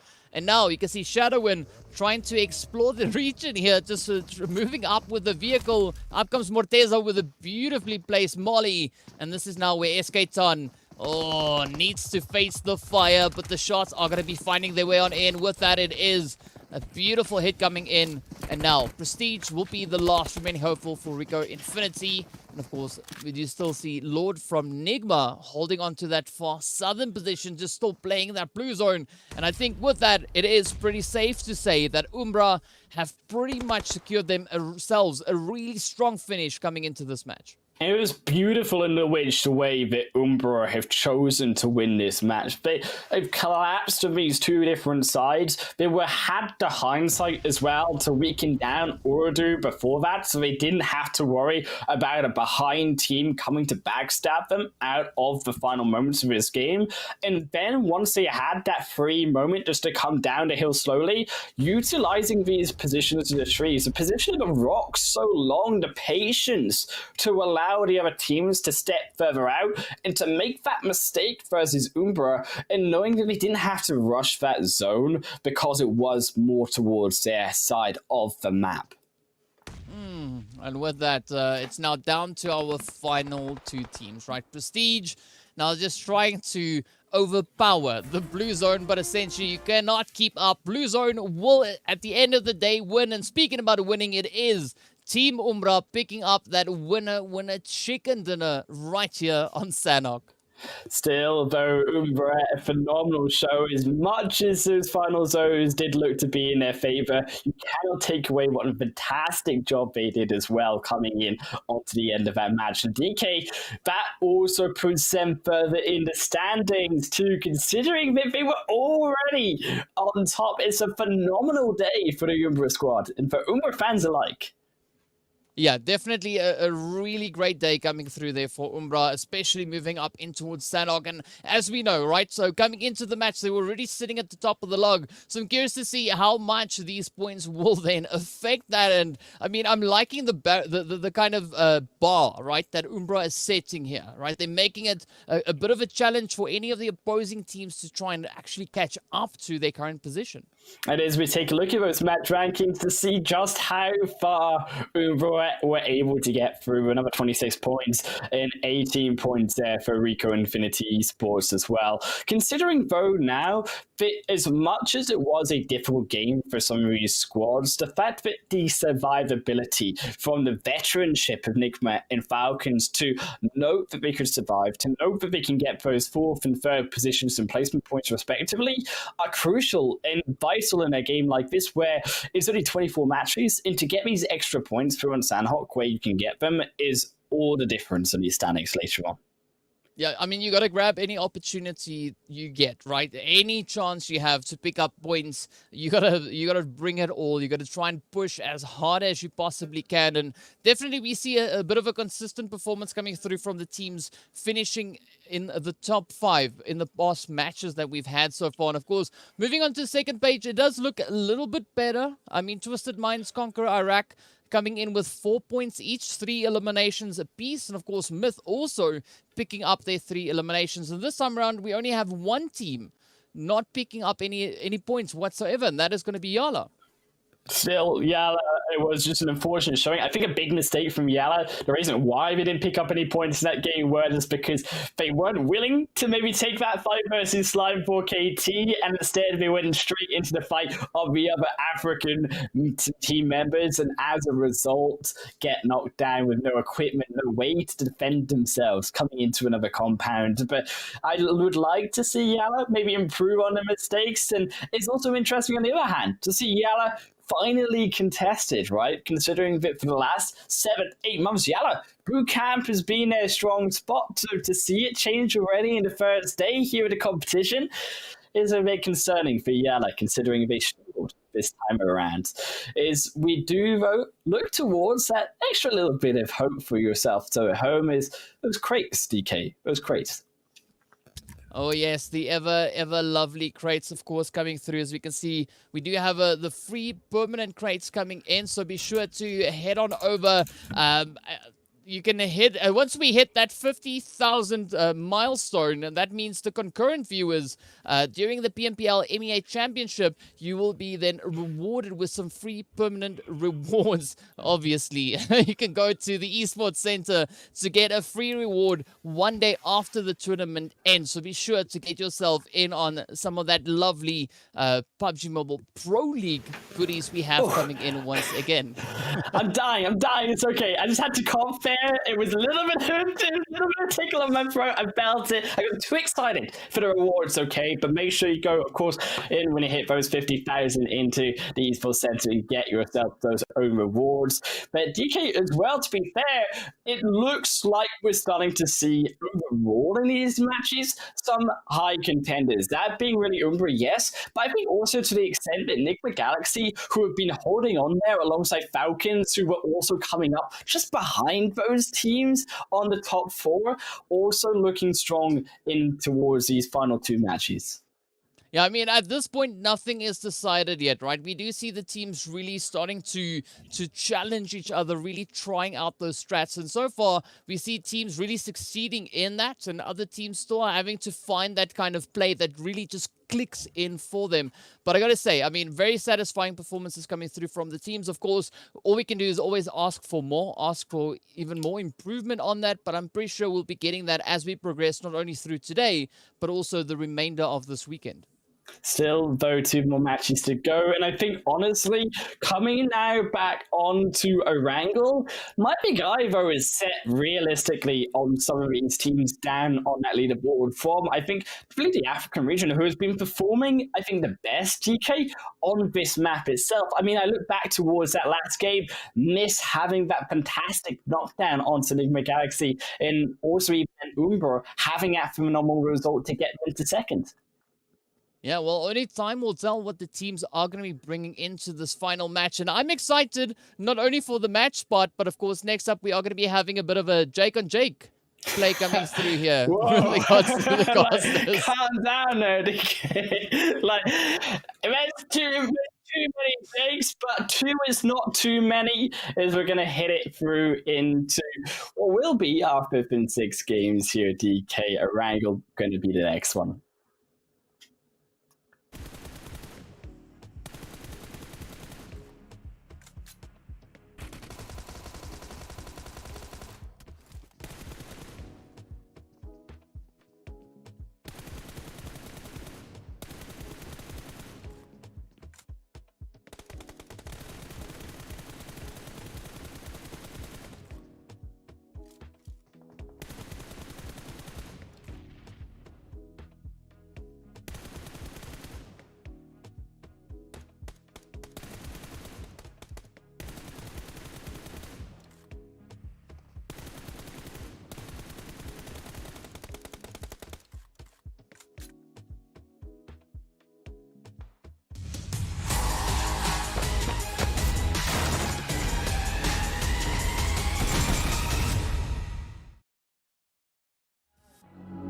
Icy boy, I'm an icy boy, icy boy, the frozen soul, suicide doors are looking gorgeous though. Icy boy, the frozen soul, suicide doors are looking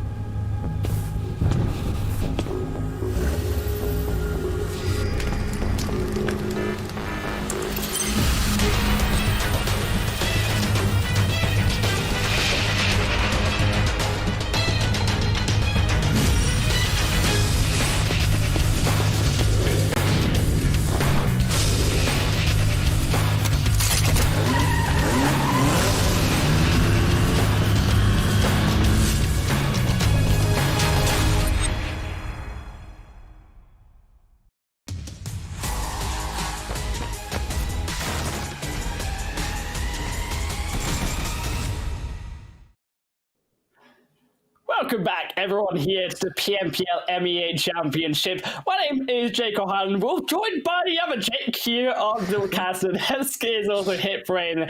Welcome back. It's good to be back. It's good to be back. It was fun seeing, I'm a big Sanhok fan, so it was fun to see, that map and, bit of a fast-paced game. It's been interesting because the circles today have all been a little bit mad. We haven't had too many dead center circles. They've been forcing the teams to kind of move around the map as much as possible. I've loved it. I've absolutely loved it today. It's been great.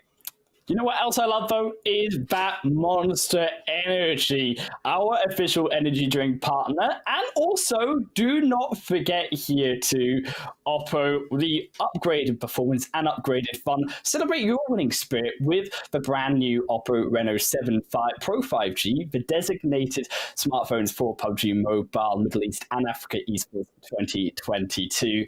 Also, to head into our overall standings here, Hitbrain, something may look a little bit different as we get through the day. There have been some little bit of competitive integrity issues, and some of these teams have been put on a naughty step. If you want to know what that is, you can check it out later on social media, but for now, it is still Umbra on top.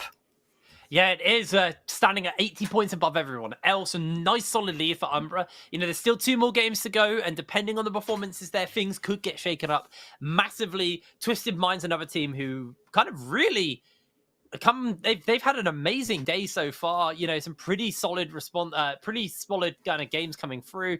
YaLLa, another team who, for me, impressed me because they had a pretty bad start to the day, and then they have just seemed to be relatively consistent across the board on that front. But at NASR, 90th minute, all down at the bottom. CONQUEROR as well, another team who have kind of been struggling a little bit today. There's a lot of teams who are slowly pulling ahead, but there's still so much flexibility, so more games to go. But I'm going to be interested to see exactly how the rest of these standings look, especially the end of today, because obviously day one is kind of the feelers day. You're getting your feelings out, your feelings out, your feelers out. You're getting a taste for how people play and how this lobby kind of sits. But there's still more days to go after that. So day one's going to be very much like let's see how these teams cope. And let's see how these teams kind of, who starts to pull ahead as the standout teams. And I feel we are getting a solid understanding of those teams, right? Look, I'm getting a bit nervous, okay, because I want to be one of the Middle Eastern teams on top. Instead, it's been Umbra far ahead of every one of these other teams as we jump into that 5th match to see if they can continue their streak. Is down onto that playing path. It's going to be down towards the quarry, all the way up towards the more military base, up towards the northern end. Yeah, it's relatively down the line, so people should be able to drop where they want for the most part. I don't think this is really going to affect too many teams all that bad. I'm curious more about this circle. I think that's the big thing for me here. We've seen a lot of teams dropping around military base and Primorsk and areas like that, and then being forced out almost as soon as they kind of put their feet on the ground. So it's going to be very interesting for me to see exactly how these games are going to go. If the circle is more central, or even if it favors the military base and we get a military base ending, these teams these teams have been more on that. They've been on the responsive and chasing the circle. I'd like to see what they can do when they get buckled down on this map, because so far for these kind of more southern dropping teams, it has been a little bit more punishing in those areas for them. But we'll see where this first circle is going to be going. Don't tempt me, okay, Hitbrain. If you don't know, I love the South Island. I love the military base we get to see the finish. I'm a little bit biased towards those zones, okay? Don't judge me. We get it. We get it on the first zone. We like foes. We take foes, boys. And it will be here. The rest here of Ooredoo and also now other teams like Twisted Mind moving their way down towards that South Island. And I expect even like teams such as 90th Minute making those quicker rotations out of the docks, taking those boats and coming out of the beaches towards that South Island, because, oh boys, this is going to be a South Island. We've got to be sure. If it's a South Island game, it's going to be very, very fun. We'll see exactly how that's going to go down, but I expect to see these bridges get set up as a place to kind of, especially for these bottom teams, if you can get set up on the bridges leading towards that South Island, you could be able to find yourself some elimination points here. This could be a way to kind of slingshot yourself back in, because for some of these teams, if you still end at the bottom of the table after this game, it means you're probably going in tomorrow in a weaker position. You're going in on the back foot. So finding a good placement or a good score for this game is going to be really, really big for these teams. But for now, we are just following Ooredoo Thunders, who are being watched right now by CONQUEROR. Looking already to try and pick somebody off. Groza just going to get a little bit of damage over that ridge. Does need to be a little bit careful, as I can't actually see exactly where his team are for him. So it could be in for a little bit of danger here. Ooredoo looking towards that bridge now as it begins to move across. Ooredoo, a team who usually do like to begin on that military base. They don't really want to be stuck here. The nature of that playing path being that this is about as far as they can go. They will slowly and inevitably make their way towards that South Island, I'm pretty sure. But it's also this northern side. You can see it on your map here is Umbra and also Virtual Game losing one of their members. Now, Virtual Game, they'd still have a chance there to revive one. Well, not anymore. Zeus is now out of the competition. So we'll leave it one apiece here for both these teams, but it is that nervousness of how these teams on the northern side, they're going to be able to rotate down, because it's a long way further forward. In making these quicker rotations, it's been something that a lot of these teams typically don't want to do. You can see in the way these teams have played Erangel so far, it's been very slow these first few zones and gradually get their way into it. This game's going to change that up. Yeah, absolutely going to be changing. Quite a lot of play styles here, as we're seeing Nigma getting himself in area, but look, he's waiting on the other side of the bridge. You've got Twisted Minds. They've actually spotted out that, well, they haven't spotted out, but the final member of Intruders is about in the area. Twisted Minds have got himself in a really good spot to be able to just take out anybody who tries to cross over this bridge. Nigma kind of holding off, just going across yet. They can stick down and get himself a good comfortable position to kind of hold the other side of the bridge. Both of these teams kind of gatekeeping, so to speak, right now. As Nigma just going to get themselves set up. They know somebody's going to be at the end of that bridge. Nigma as well, as we do check out these headshots here, assuming from 0-1, as they will find the see that shot coming through from Virtual Game. How they did lose one. Getting shot down by Humam, and there also Zeus as well. The double piece for Humam, and that was dire for Virtual Game, who has had, quite frankly, a really rubbish day so far. So hoping they can still redeem themselves here on this final match for Erangel in today's games. Nigma finally decided to make that crossing through. I thought they might try to stave off teams coming across that entrance to the bridge, like Umbra are now doing, crossing as well. But instead, Nigma are going to take their chances, and they are going to get rewarded with this very high hilltop position, and they're going to be able to not only gather this information, but stop a lot of these future teams from rotating across this bridge, like that of Umbra.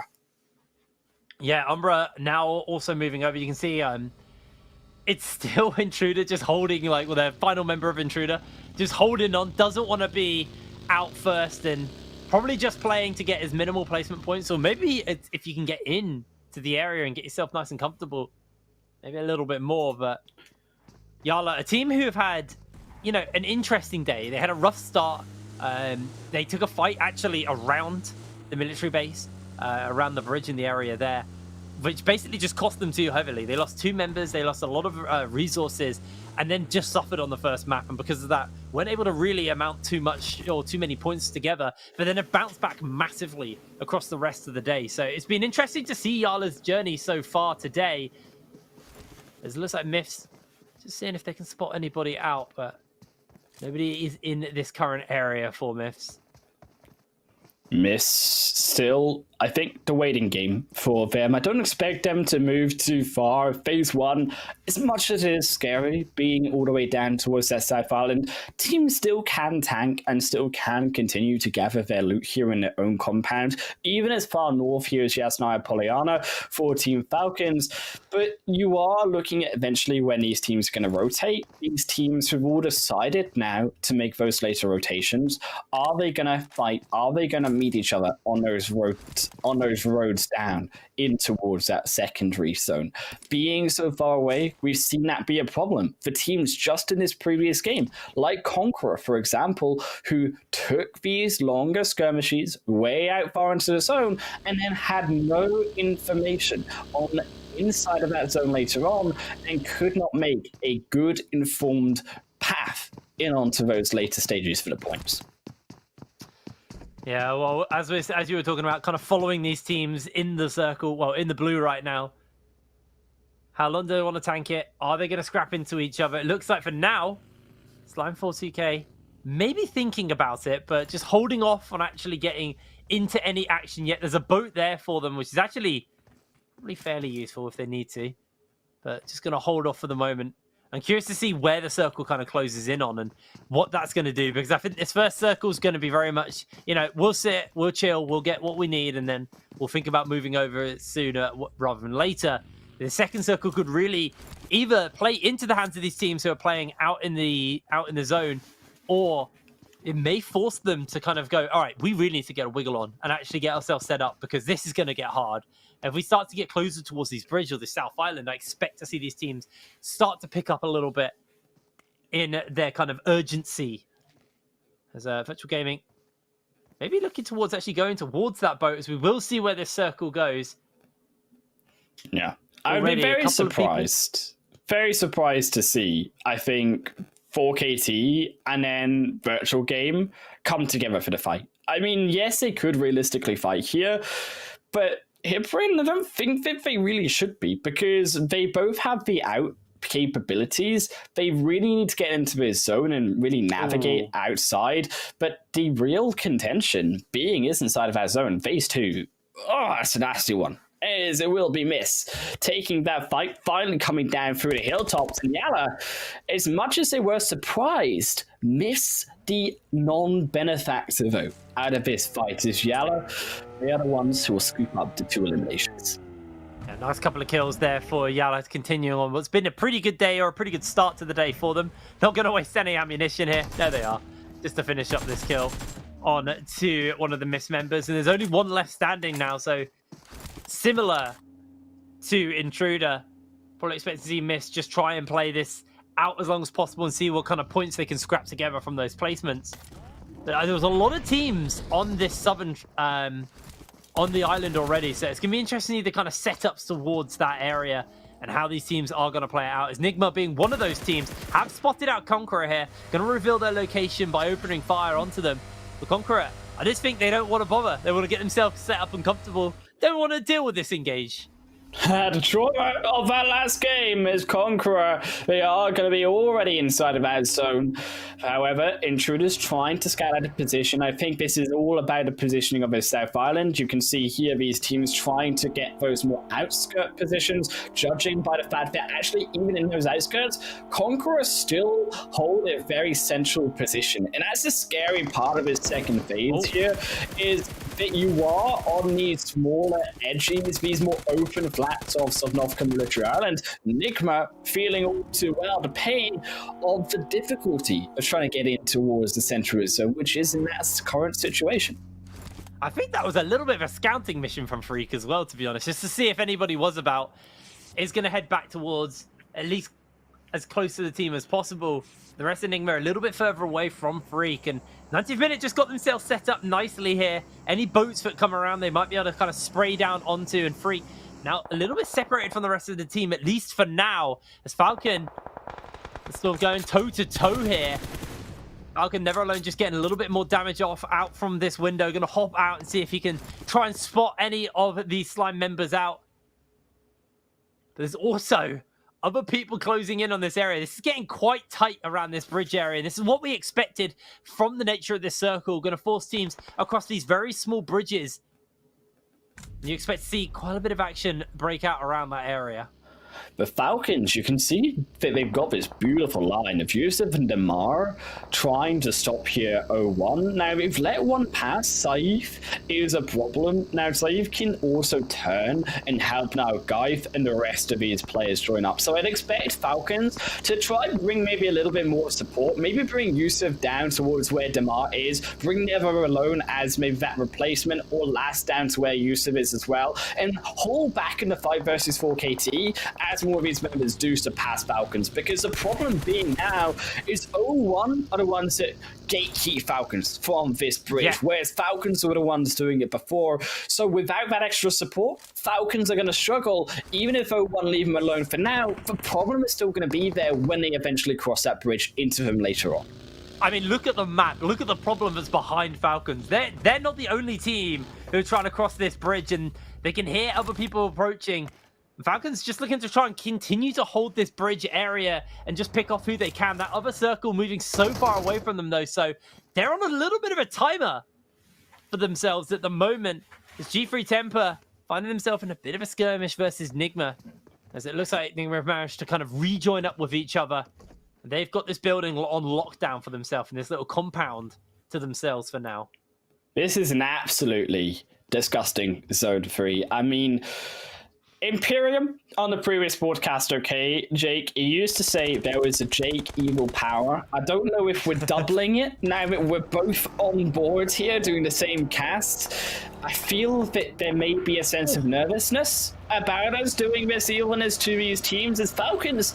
Damar just the straggler here for the rest of Falcons to cross in. Unfortunately, we'll lose one, but crucial for Falcons got all 3 of those players across, because it's a long trek in for KT, not the time to mess up the vehicle, and now lose one in a series of crazy error. But Ragnarok as well, peeking his head too long for KT, somehow find a punish for a 1-for-1. Yeah, NASR losing a member already on this fight for the bridge. This bridge has been such a point of action in this game, and NASR, now they're a little bit pincered. If you look at the positions of Slime, they are spread out beautifully, where NASR just don't have a safe spot to go for, as Pronto getting himself in a good position to come in on that long flank, and now NASR getting into vehicles, seeing if they can get past, as they are going to eat a whole load of spray here. It looks like Slime a little bit too slow on the punch and weren't quite in clear communication and let NASR slip through them and over the bridge to safety. I believe with Slime following them, that should be the final teams making it over the bridge, as G3 all swimming their way through, but in that blue, not in the blue, sorry, going to be okay for the moment, but they do have to deal with Nigma just continually keeping up the pressure on them in this little just ledge they're hiding on. I think G3, they're going to have a very difficult game for now. I mean, they really are just searching for the extra scraps in the Israel coastline to try to survive off on 90th minute. And the rest here, of course, the Nigma Galaxy, they should make that life of G3 an absolute misery in this 5th match. Twisted Minds, though, also making their work noticed by Umbra, now falling down towards the south side of this zone. It's Novka still going to be their home, entering on in from the south. And Umbra, who rotated there all the way in the south, hoping that they could get that extra flank. Almost a mistake here by them. They should have really realized that a lot of these teams would have been taking back coastal line, and instead, as a result, they get punished for it. But I understand the way in which they were going for to avoid that means of Novka military base as well. I actually think this circle here is a little bit kinder than the previous ones. It's not really forcing too much. It's a bit more central, allowing people to move in. As Twisted Minds trying to see if they can get a little bit of damage off here onto these Nigma members. Now we're going to lose a little bit of that vision. The 90th minute still pinned for the moment in that blue as well, and that might just be the end of this 90th minute member. It could just be the end of the squad here, as everybody else is downed or dead. Enigma going to be able to hold them down. Nice nade coming in, actually, from 90th minute, and the healing is going to be there as Slime get eliminated in the middle of this action. That is a low health bar on Nigma. Still Nigma, they are inside the zone. Had they been outside of the zone in that situation, they go down with the extra help of the blue. And speaking of that blue, it is coming closer in. Ralph choosing to try get away from the edge is it will smoke out, avoid the shots that are coming through from Twisted Minds, and I like this to get Ralph to safety. Yes, you expend a few of your utilities, but you don't take the fight, you make sure you have it on better terms later on, and it's discipline from Nigma is what we expect, but they even land an extra Molotov on the end. They grab down more of 90th minute now going to be no more, but it's still all the action on the north. Is the bridge here, the extra little railings on the side being used by Rico Infinity, but YaLLa, they find one, can they find two? They get Ragnar. Doing a good job here as they're holding on to this bridge. YaLLa able to get Ragnar back up to safety. It's still one down from them for the moment as Ragnar just continue to spray a little bit more bullets, and now with the blue closing in, you can see them starting to really threat. Rico Infinity need to try and find an opportunity to get off this bridge and out of this zone, but looks like YaLLa are actually okay just to peel back. They feel comfortable. They're going to get themselves back onto the high ground, and they can actually look to spray into that lower edge of the bridge there. Ragnar's got a good line of sight onto them now, so Rico could just end up using a lot of health here. Could end up losing like a lot of members, but they're able to move back towards safety up the hill, and only just Randar. It's an absolutely beautiful position here, though. Here, YaLLa, they took the fight, but then they saw Prestige off the back, and they're able to take Prestige down as well, back away from the fight by pushing in heavily towards him when they know that also the only member on the bridge of R8 wants to make that extra revive onto the two down members. So YaLLa, perfect execution of that fight, gets them back in onto the zone here, gets them back in on top of the hillside. Intruder Africa not really wanting to take this fight down as a solo, but the vehicle is there. It's trying to scout, but hoping will draw out no fire. Yeah, just trying to see if this circle is good for Intruder. Obviously, been kind of just playing placement this game after the start they had, losing a lot of members early. Circle is closing in, and we'll see how nice or horrid it is feeling. Is this going to be nice a little bit longer? I don't think that box is going to be able to get held for too much longer, as instantly we do see YaLLa close in on the area. And a lot of teams are going to get pressed to move up this hill and into potentially YaLLa's jaws here. 0-1 as well on the replay, striking down a brilliant execution of Umbra. Again, a short vehicle mistake there, crashing down too early. Umbra get blown up into smithereens by 0-1 as YaLLa. They have been able to find a rogue member of Intruder here in Ralph. There is nowhere to go. Here is Ooredoo. Do secure the path behind him, and YaLLa, they're leading down these nades straight into his home, and poor Ralph has had to be evicted. Yeah, he's going to get collapsed on two fronts as well, though. That's the really problematic thing. Not even going to be a problem for long, because out goes Intruder, knocked out of this game. NASR also only working with limited members left, as Hassan needs to try and reposition if possible. He's going to try and join up with Miracle to make sure that these two can at least stay safe for a little bit longer. Instantly getting fired onto. Yeah, I'm making their way further forward, and Miracle is going to be stopped on the edge as Rico Infinity Esports at least can grab one out. Miracle going to yield back off the edge of his zone, but it might be a little bit too much there. They drop, and the extra damage done in time. NASR Hassan, the only one now to get inside of that zone, as the next phase shift did go here towards here. Ooredoo a great position, but the only problem is CONQUEROR found those knocks, and you can see that with two down, Ooredoo are facing the push, even though Falcons also up against Rico Infinity. Yeah, we saw Nigma actually get knocked out and out of the game in that we were watching that previous encounter.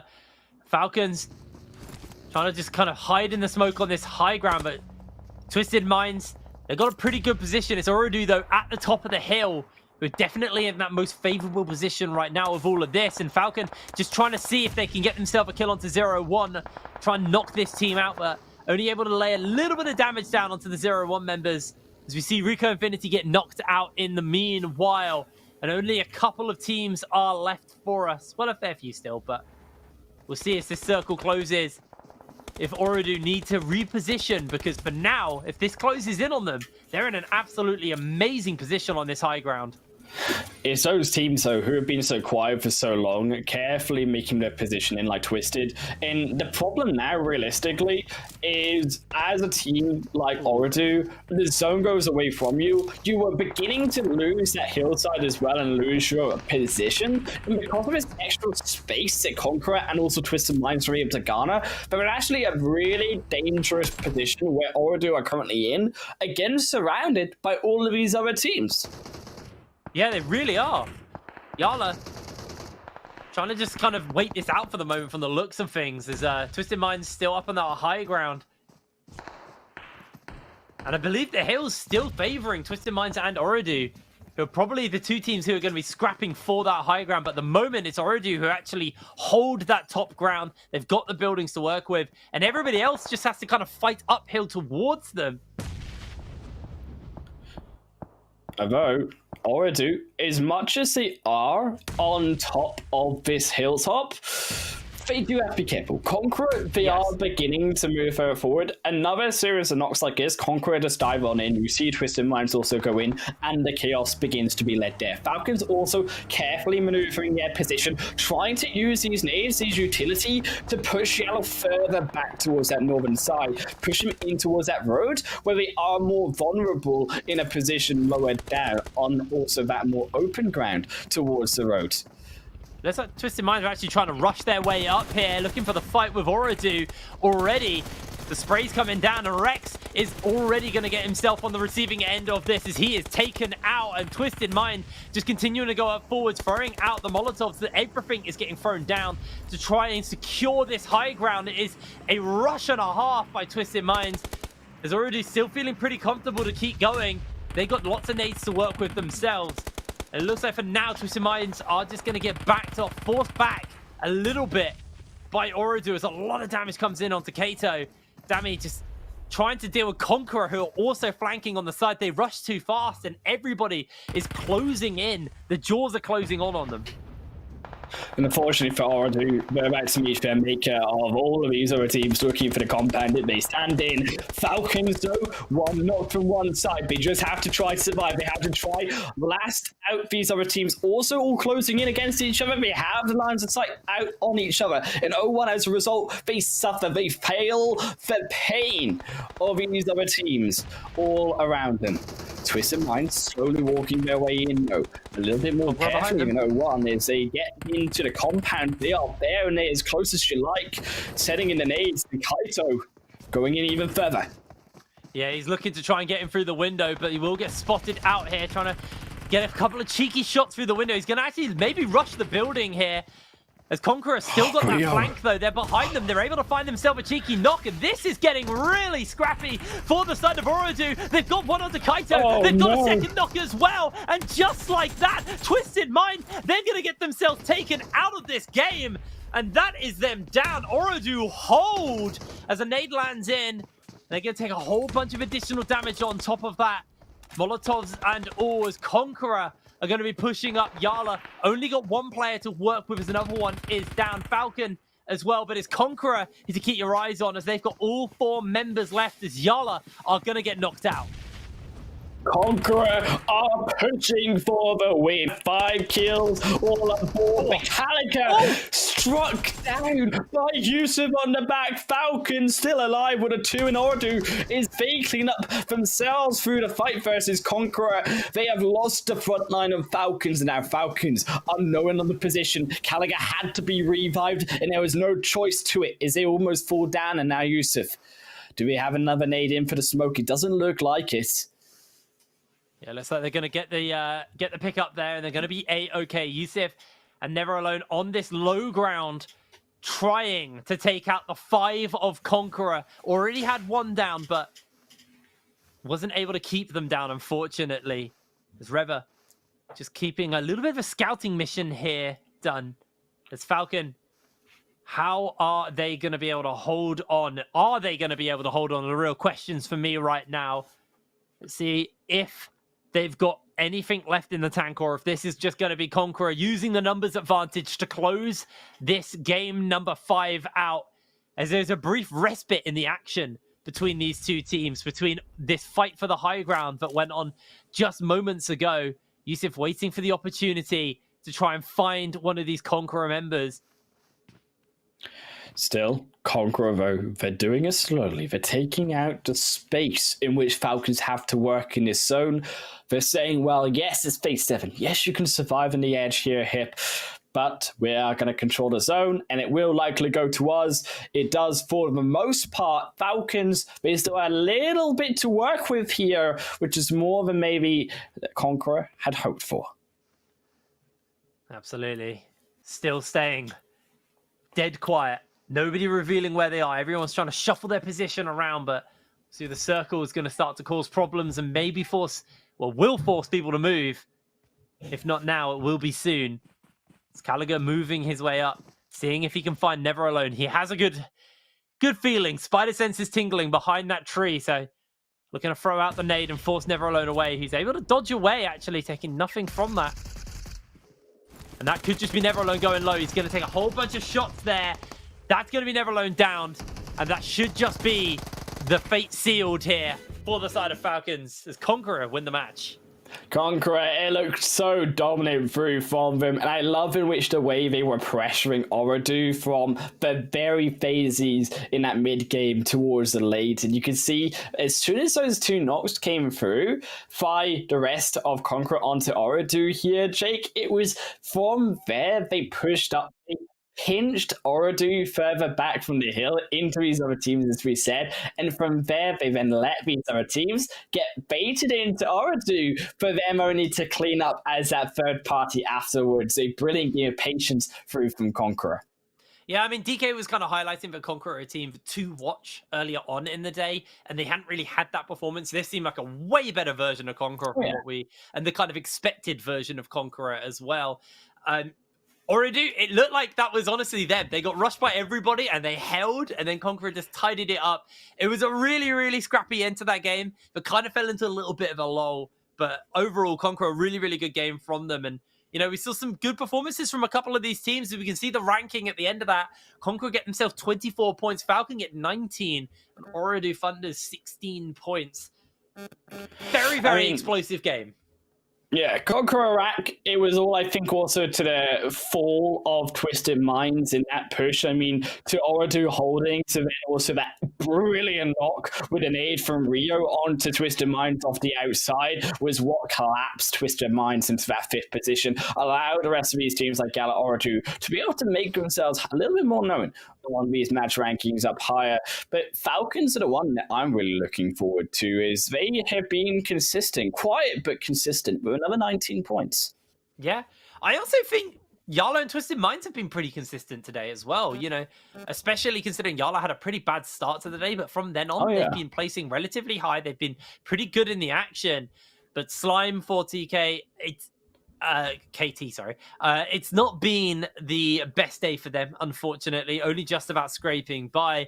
And Team Umbra, not a great round for them either, considering they were sitting way higher. I believe at the top, actually. Now I've skipped my mind about it after today. But getting themselves a 4-point game there means that our final game on Miramar might be a pretty important one for them if they want to kind of have that element of relevance going I think into also, day number 2.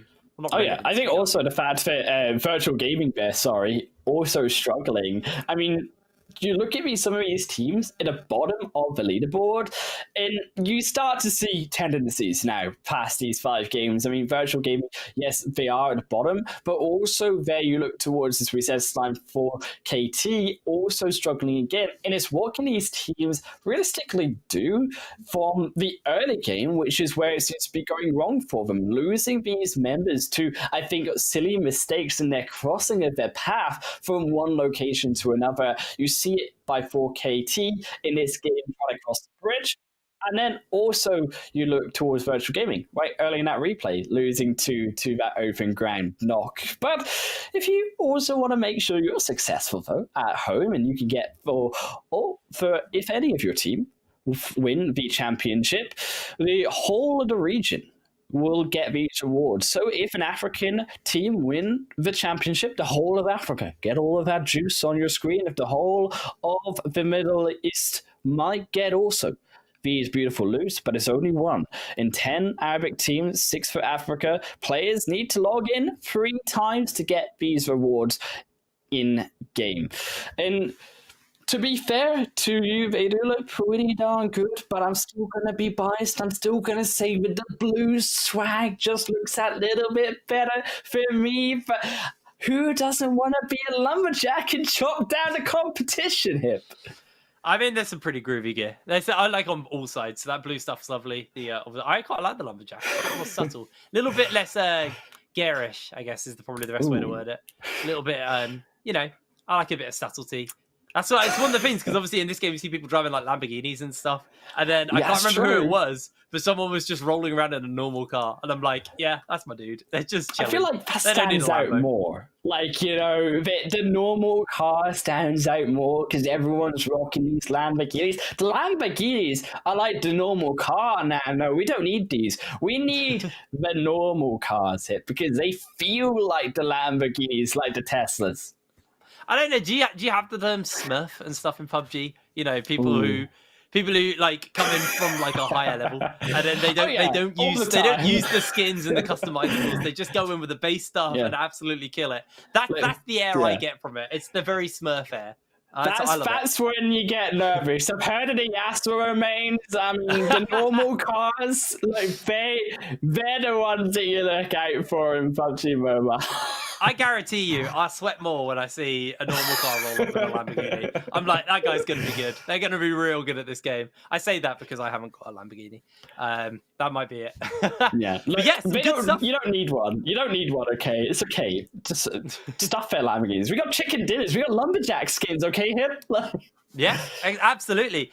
But we got one more game to go. There's a lot to play for. Obviously, I think the big thing for me is, you know, this day one and how you perform in day one can really roll into the other days. Because first we get a bit of momentum and kind of a confidence boost going into the latter half of the show. I mean, there's still a couple more days to go after this, but even so, you come in tomorrow at the top, you can have an okay/middling day and still be in a pretty good spot for the rest of the week. But if you come in at the bottom today, after today, it's really, really rough. I think, you know, it's very much, you know, you need to really play at the best of your capability for the rest of the week to catch up.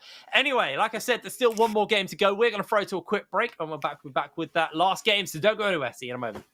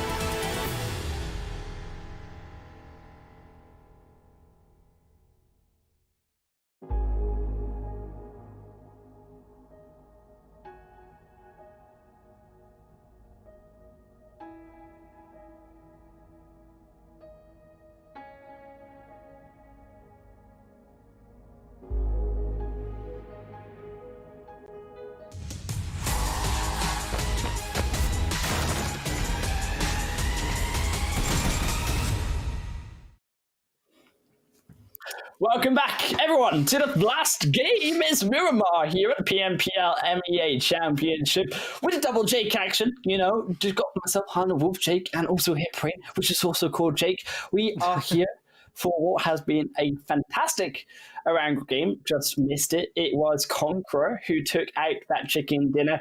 And important for CONQUEROR to get up those standings, though, here, because they hadn't been doing so until those points. As we get to all those overall standings and see just how much of a difference that has made for them. It was a very needed win for CONQUEROR. It's put them into 8th position right now, so they're on the kind of upper ends of the table.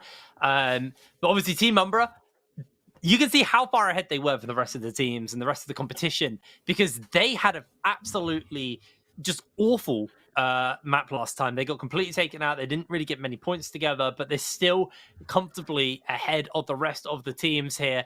Nigma, also a pretty disappointing game 5 for them.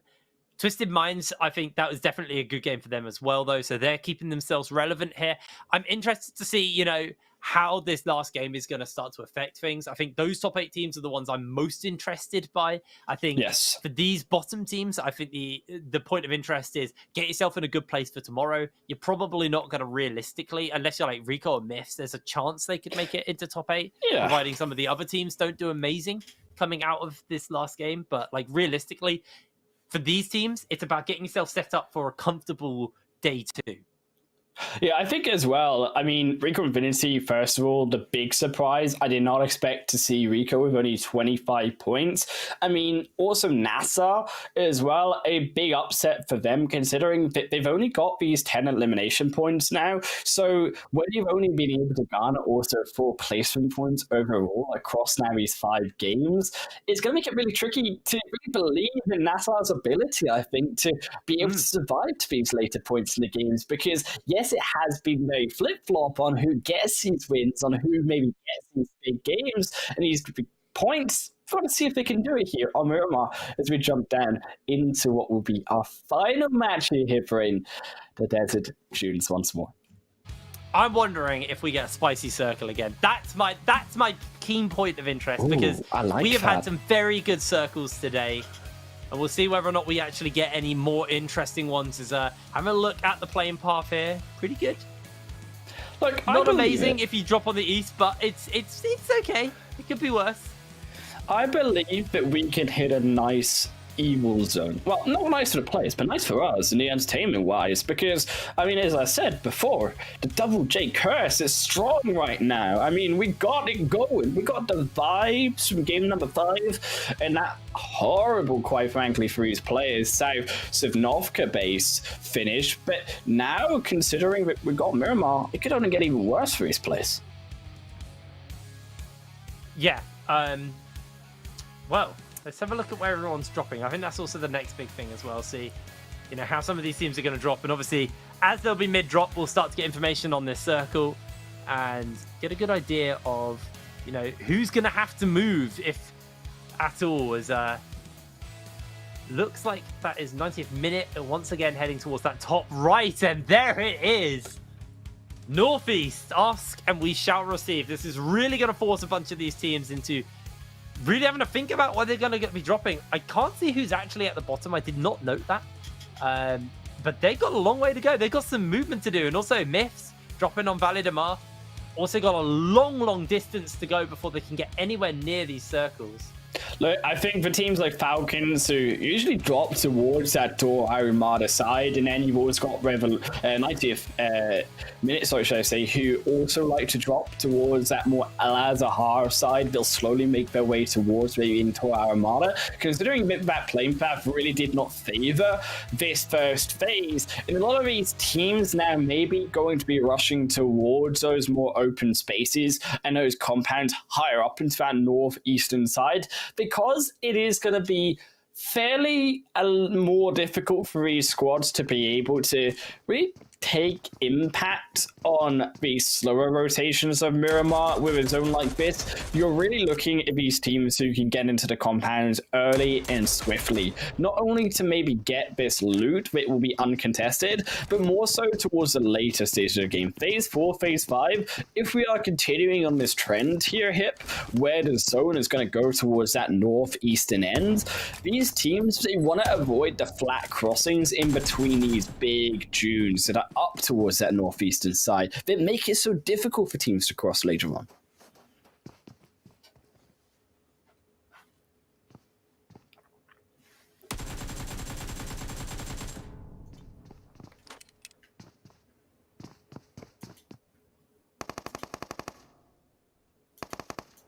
Definitely on Umbra here, actually, to try and get himself a good round as they are going versus Hop and able to get himself a quick and easy down.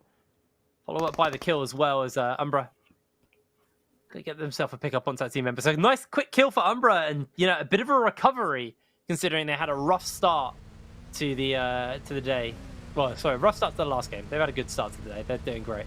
Oh, they are doing fantastic here. I mean, when you see that first knock as well, it's just even more trouble, I think, for YaLLa, considering that if you can take YaLLa out at any time of the day, it's been towards his early stages. We saw it already in a game where YaLLa seemed to be a game one of these teams to competition. They can have these fantastic games, and it has put them high in that leaderboard. But on the other side of that coin, YaLLa has also had these really poor performances today, where they struggled in the beginning of the day. They had a 16th place later on in the day as well, towards that Sanhok match, and you have seen these big plays by YaLLa that just also haven't worked out. And I'm looking to see if YaLLa can try to refine those strategies, maybe nerves, maybe unsurety of these other teams that, of course, from the African region, they don't have as much knowledge of potentially. Yeah, exactly. I mean, that's the big thing. Is it's a matter of scouting. It's going to be interesting for me, and you'll definitely get a better, clearer view of it over the next couple of days. Who's actually been scouting who? Who knows where people drop? Who knows how people play? And see if they can kind of play around that and recognize, you know, okay, this team, I think, like let's say Umbra. We think Umbra is actually a team who we really need to respect and have these teams done their scouting on them? Have they recognized their play style? Do they play aggressive? Where do they drop? You know, can we catch them in areas? What's their typical play style? So it's gonna be interesting to see, you know, a mixture of adaptation from how they've been playing today and across the next couple of days, but also, you know, has there been any preparation into playing into these teams, or are some of these teams just kind of dropping in blind and winging it? Yeah, I think that really these teams, they got to do their homework. Yes, you expect these teams to have done that already coming into this competition and know the drop spots they are in those previous VODs for them. But also equally, I think it's the adaptation from the next 3 days of competition. And also, might I just add, by the way, as we get it on the replay once more, the 1080 by Intruder Africa being able to get those skills. I mean, you can fall down all day, okay, Hip, without the points, but you bring out a triple flip like that on Miramar in the last game. Oh, boys, are you redeemed? I mean, got to get the style points if you can't get regular points, I guess. Oh, cut down, Hip. Nigma, a team who, you know, we had high expectations on, if we're going to be real.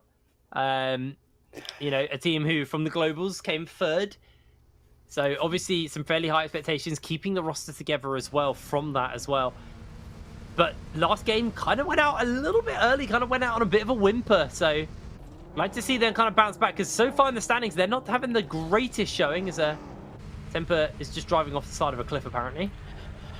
Maybe they're attempting to do the same thing, right? It's all about the 1080s. That's what we're looking for. You know, you get one, they're trying it again. G3. Ah, Flacco. Oh, they ruined it. I see. No, he was trying to free Flacco. That was what it was. It was an aimed skill shot. Was it? No, it's not. It's not aimed. It's not a triple flip. It's not aimed. It's not good enough for me, I'm afraid. All right. Well, Falcon, a team who had a pretty good game last game, came second. Almost had that miracle play. Didn't quite get it, but we're close. I'm going to keep my eyes on them as well. And it's for me, as somebody who's kind of coming in as a bit of an outsider perspective, not knowing too much about these teams coming into it, it has been interesting seeing kind of like what teams I underestimated earlier on in the day versus the teams that I now go, okay, they're pretty good. YaLLa being one of those teams, I definitely underestimated them after the first game because they had a pretty shoddy performance. They got caught in that early skirmish and it pretty much just cost them a decent game. But they really bounced back.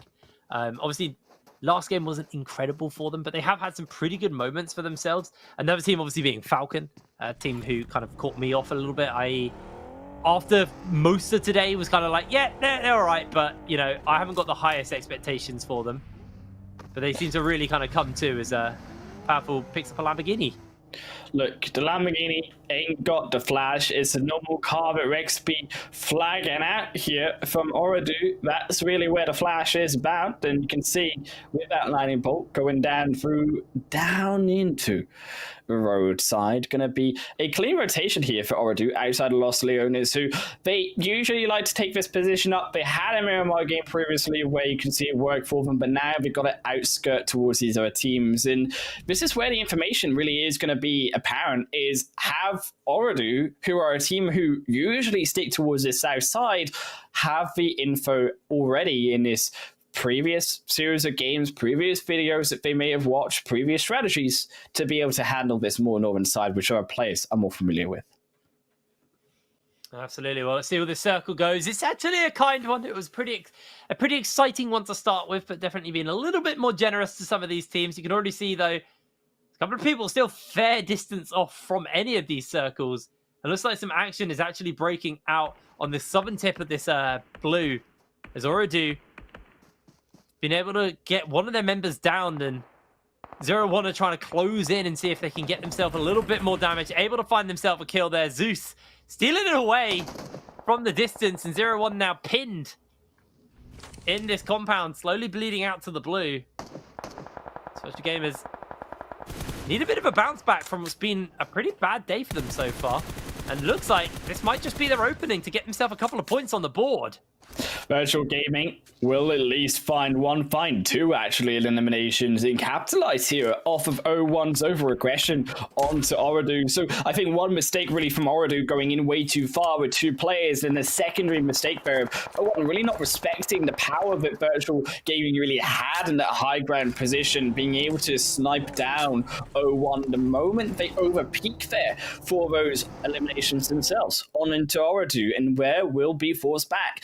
Slightly weakened 0-1 towards this Umbra. Also, I'm going to look towards some of our other African teams here, G3, who for G3 is another one of these squads who we really are looking a lot more from. They haven't really had a performance as CONQUEROR, at least going to help them out here from being pinned to it, as Gallagher from the top side just takes the surprise out of one, takes the surprise out onto two, finds the explosion, and Umbra has just been demolished from half of their team.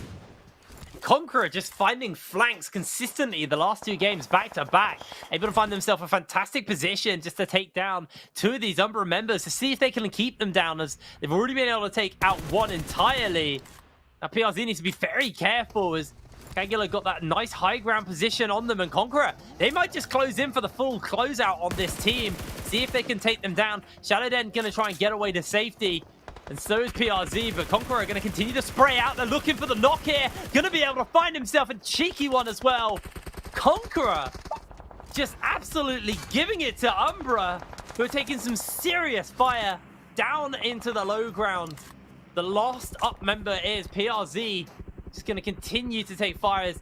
YaLLa also in an area where they could be able to close in on them here. CONQUEROR Compound just off to the side. Iraq, they've just woken up here. They are awake, and they take down Shadow, and they take down PRZ. A beautiful series of plays, capitalizing on the errors there of Umbra, as Falcons also taking down one, taking down two of 90th minute. One, now two eliminated, and Falcons have got the kills on top. Yusuf also coming around here as 90th minute. Zakaria looking for the nade, but it's not going to happen. And Yusuf, one of their own, takes down the third.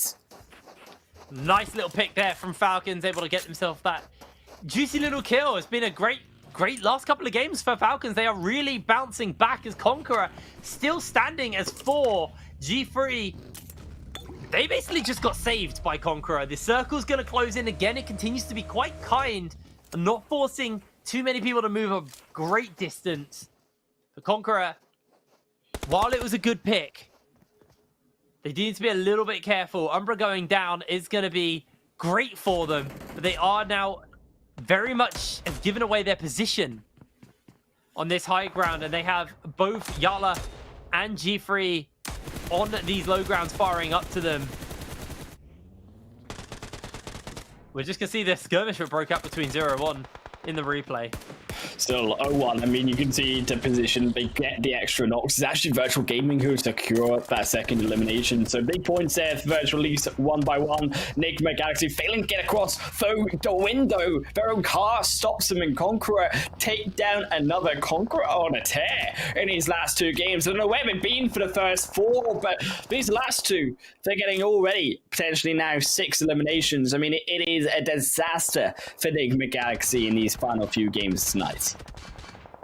Yeah, it's really not been great for them as they have just slowly crumbled. A first place to start us off on the day seemed like a good omen for this team, but it has just not been their game so far. They're going to try and continue to hold up for the moment. They haven't lost anyone, just had that down. But Conqueror continuing to hold this fantastic position for themselves. Just spraying down onto Nigma. And there is going to be another down picked up. I didn't see who actually got the knock. Yeah, Groza picks it up and down onto Ralph, and Falcons also holding continuously back here. Rico Infinity Esports. Hip, it's gone down Sagfo, this zone, it's gone back towards having another Patron, and all of these teams, this crossroad really, the G3 control, this is where they're heading up to, but Rico Infinity, they have the beautiful position on this northern side, they have the hill side, and they want to keep it for as long as possible here. Yes, Falcons are pushing in, and yes, you don't want to give it up in one sense. Maybe they should start to bring prestige back towards the rest of his team, but the information that prestige is gathering, not just in Falcons, but later on, if it can handle Falcons through the edge of this zone, coming in towards those hills, and all of those teams like 0-1, like also Storm and 4KT coming further in as well, you get this information by being on that high ground. You really do. It's just this constant fight here for this high ground, but it looks like Falcon are actually going to reposition with the vehicles, maybe just give it up entirely. Rico Infinity are going to be able to hold on for the moment, as we'll see what the next circle is going to be going. That's going to be the really interesting thing here. We've had, a spicy one followed up by some pretty chill circles. And it's a little bit more interesting. It's going to play into Twisted Mind, as you can see, already set up in a nice high ground position. And there's going to be a lot of teams coming across that plains just to the east of them. Well, they're probably going to be able to find themselves a couple of people to pick off. Myths, unfortunately, are being picked off by Intruders. They find 1, find 2 as well, as there goes the double eliminations for themselves. Intruders have been spotted out by NASR, but TK also going to strike 1 back by the looks of it. YaLLa is also finding 1 onto Falcons, and that's going to be big here as Rico Infinity on the map. You can see did disengage out the fight, but now it's 0-1 to re-engage as that third team on into Falcons, and Saifa also on the back, who should try to split up, maybe try come across that roadside for more information. As 0-1 strike another one to last, and Falcons, for as much as they looked so great, they crossed a little bit late, they got abandoned by the fight, and now last, and Damar will face their punishment by 0-1 as a result. Yeah, really nice pick up there as Saif trying to see if he can take Never Alone out, as Never Alone's going to move into range of him, but not quite landing any of the shots there onto Never Alone. Able to get away to safety. Keep himself alive for the moment. Falcon only got him left up, though. Had a very, very action-packed start to this game, but now it's going to be more placement. Can they get a good placement off as Rico Infinity having a fight with G3 for this particular compound? Right on the edge of where the circle will be. You can already see Conqueror and Nigma not too far away from this action, so probably looking to try and close in on whoever they can after this is done.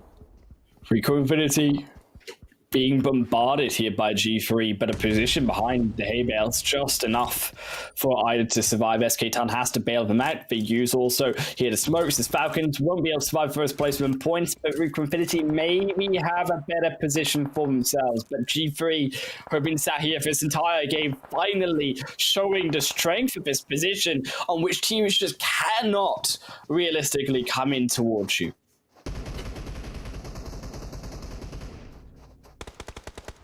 Well, Temper trying to get around the edge here. They're going to spray down. Doesn't quite know that smoke doing a lot of work for the moment. That is going to be it for now. Rico Infinity need to be careful as 90th minute are knocked out in the middle of this action. Still, G3 sends in another nade, though, in Ida. Oh, it lands. That was big.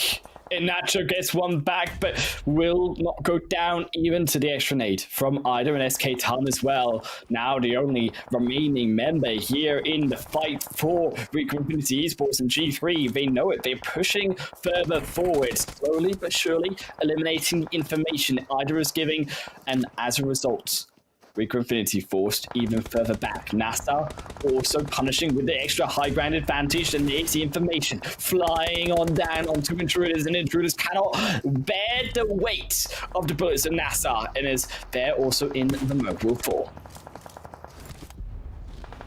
Well, NASR needing to reposition a little bit here towards the inner circle, keep himself alive, but Miracle needs to be very, very careful.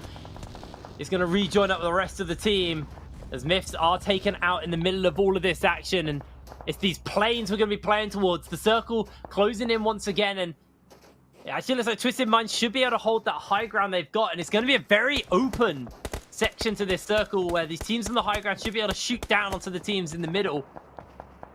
Only a couple of compounds for them to hide in. They should get forced out somewhat soon, as it's going to be a nice little pick up there, and the end of Rico Infinity in today's games. Rico Infinity will fall down. Slime 4 KC still on the other end though. G3, they're not quite out of the woods yet.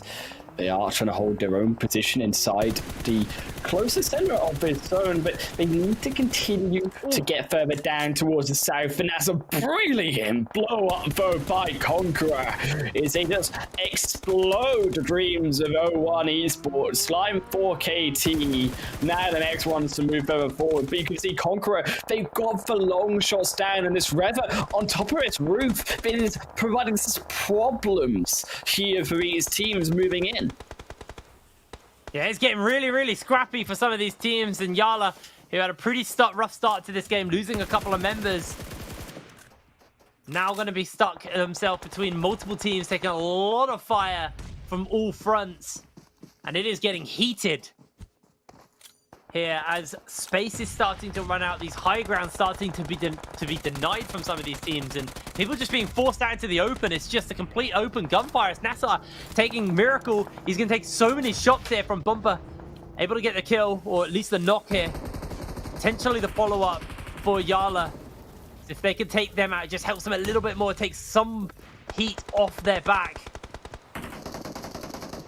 But still, Bumper can't quite find a weave around between the rocks. And NASR, they're still alive. YaLLa, they're still alive here. And they're still up here, even with virtual gaming behind them all. YaLLa still pincered in between the two, still need to get across that road, but they may just be trapped for the rest of this game here. With Bumper Ragnar still sending out the names, trying to deter virtual gaming's assault, but virtual gaming, they are slowly staying there, like an annoying bug. They do not find these swannets. YaLLa now have to hold the push.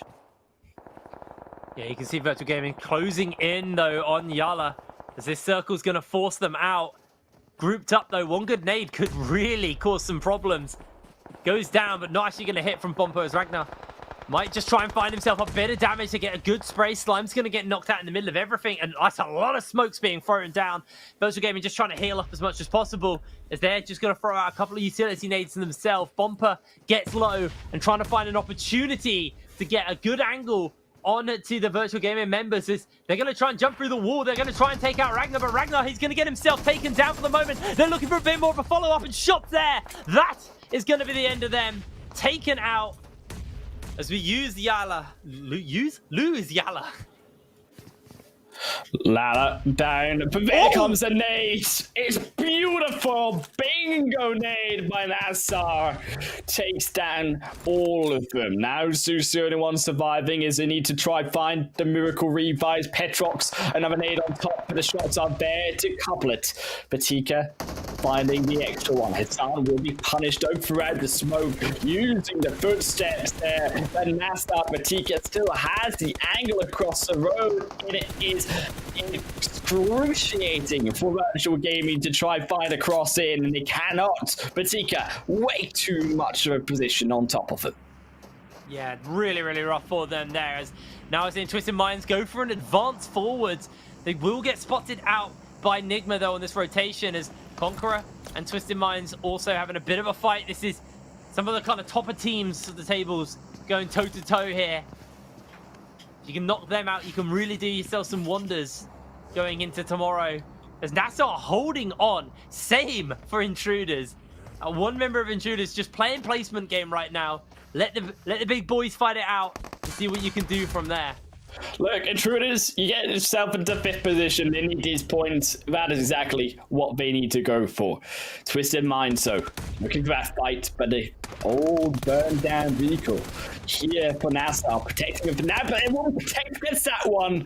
Rollkid still finds Batika, and Big Oars will be traded over for it. Miracle is there, but to find also the elimination, Batika now needing the revive. Will be able to find it with time, but time is something they will struggle to have as dying. Rollkid is still fighting over the top, but it's the help of the other teams, such here as Nigma Galaxy, to stop them making that push. Well, Miracle's able to pick up his last teammate, keep him alive, keep their hopes alive right now. But once again, it's CONQUERORs. We're moving into the later stages of the game, who have all 4 members up.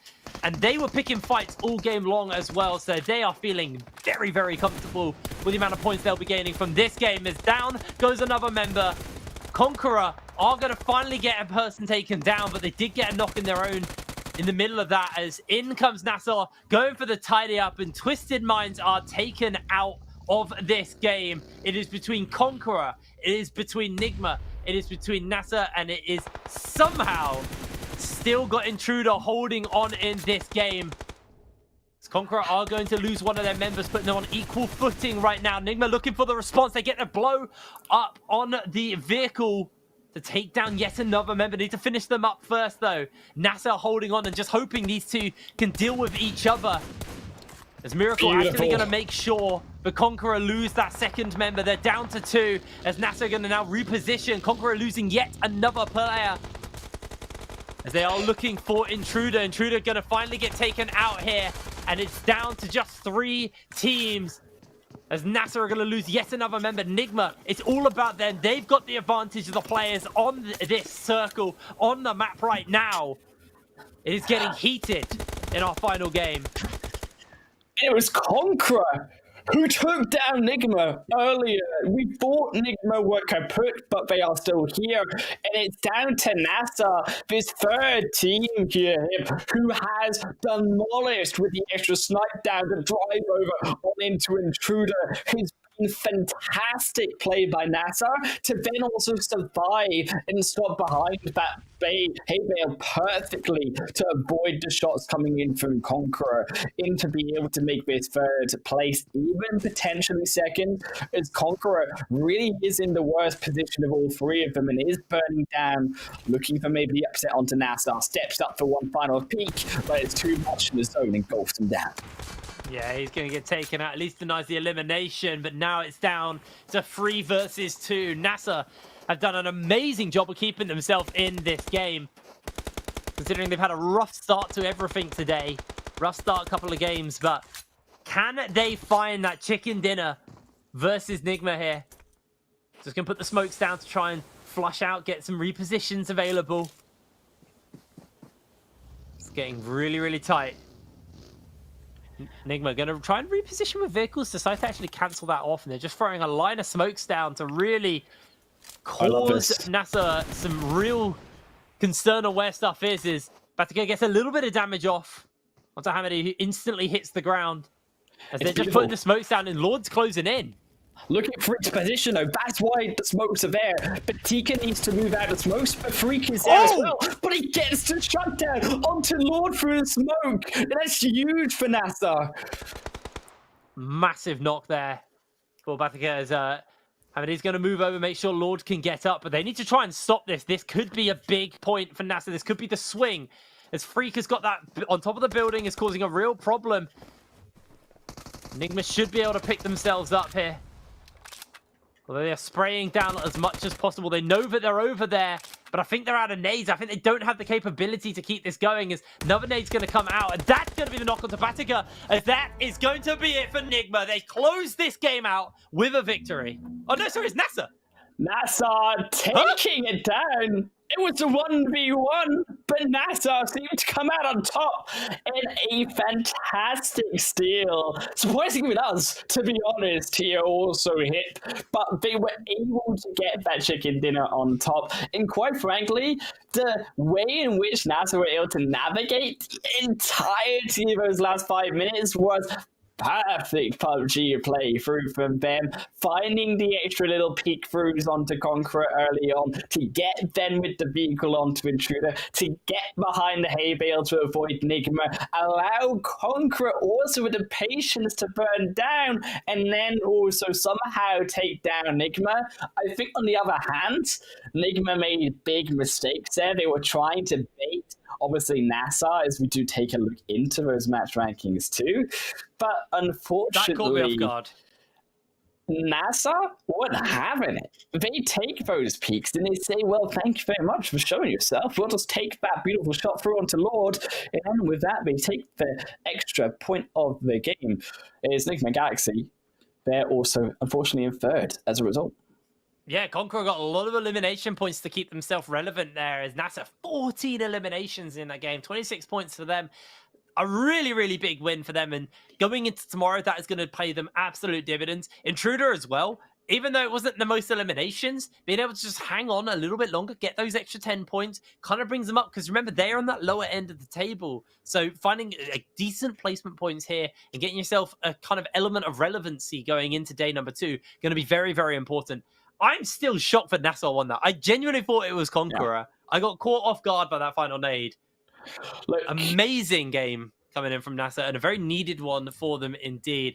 And again, it's a little bit of that kind of disruption, because we see, you know, in this top 8, there is a team missing who are our first seed coming out of this first game. And that's the big one for me. You know, we've seen some great recoveries from the likes of CONQUEROR in the last couple of games. Nigma kind of came back as well. Twisted Minds have had a pretty good one. But you're missing YaLLa, who were in that top end of the table.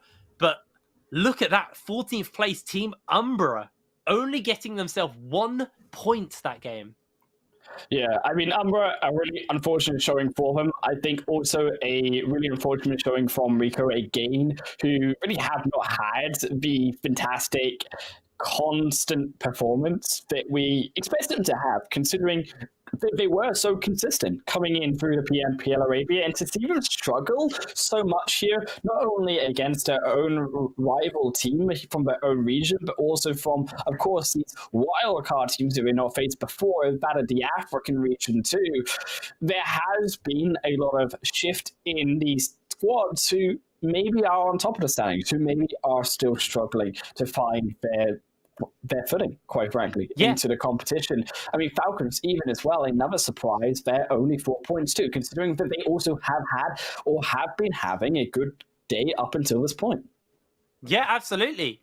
It's been a very interesting day, because I think there's a lot of teams who have done amazing, who have then not done amazing in the game after. Ooredoo Thunders comes to mind. They had a great game 5, Yeah. As you see, their last map was just completely garbage for them. They didn't gain any points, and they kind of stayed out. Same for Umbra. 2 really bad end of the day matches, and that's going to cause them to kind of go into tomorrow less confident, because they started this game, I think it was 20 points above second place, and now just everybody is catching up to them. And we can actually have a look at the overall points and see what this has done to the standings, because this is going to be important going into tomorrow. So Team Umbra are still at the top, but Nigma are only 5 points behind them. So there's been a 15-point catch-up in that particular area. And everybody else is pretty close on their tail as well. So Umbra, 2 bad matches has really lost them a comfortable position in the day. Umbra, yes, they may have had bad matches, but they did have those fantastic games towards the start of the day, so they still be able to cushion that blow that they have taken and still stay on top of the overall standings. But certainly with that big game, although Nigma didn't actually win the game, they still get towards that second position and get to those 80 points overall. Twisted Minds, I think, have been, if we could say one team that has been consistent. However, in that top 3, yes, they may not be the highest, but you can certainly see in the way they play, they are always there in towards those final zones. Absolutely. I'd like to have a look at the bottom side of the table as well and see where everybody is sitting. 98th minute. It has not been a great day for them. They have some work to do to catch up. Intruder Africa, that last game, very important for them because that has put them in a little bit more of a comfortable position, but there's still plenty of days to go for these teams. It's a rough day 1, but as long as they don't have a rough day 2 like today, there is room for them to catch up. There is room for them to, keep themselves in the runnings here. Look, I think as well, the big surprise for me was 5 of these African representatives being on our second page as well. Virtual, Intruder, Slime also missed in G3 there altogether.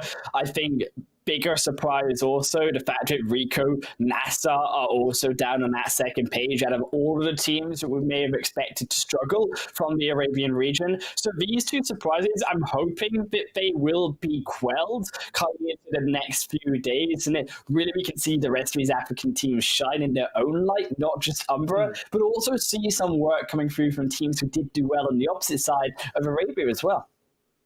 Okay, so I want to ask you the question, Jake.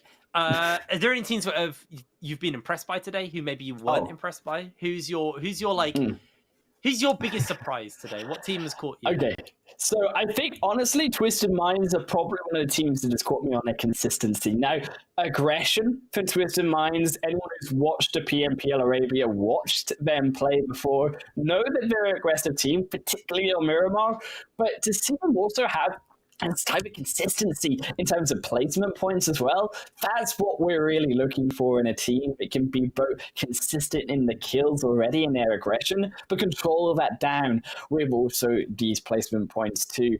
I mean, I think you also have to look towards Umbra, who these teams coming out of Africa, they were on an uphill battle, but certainly taking that first position is no small feat versus the rest of these teams in the lobby.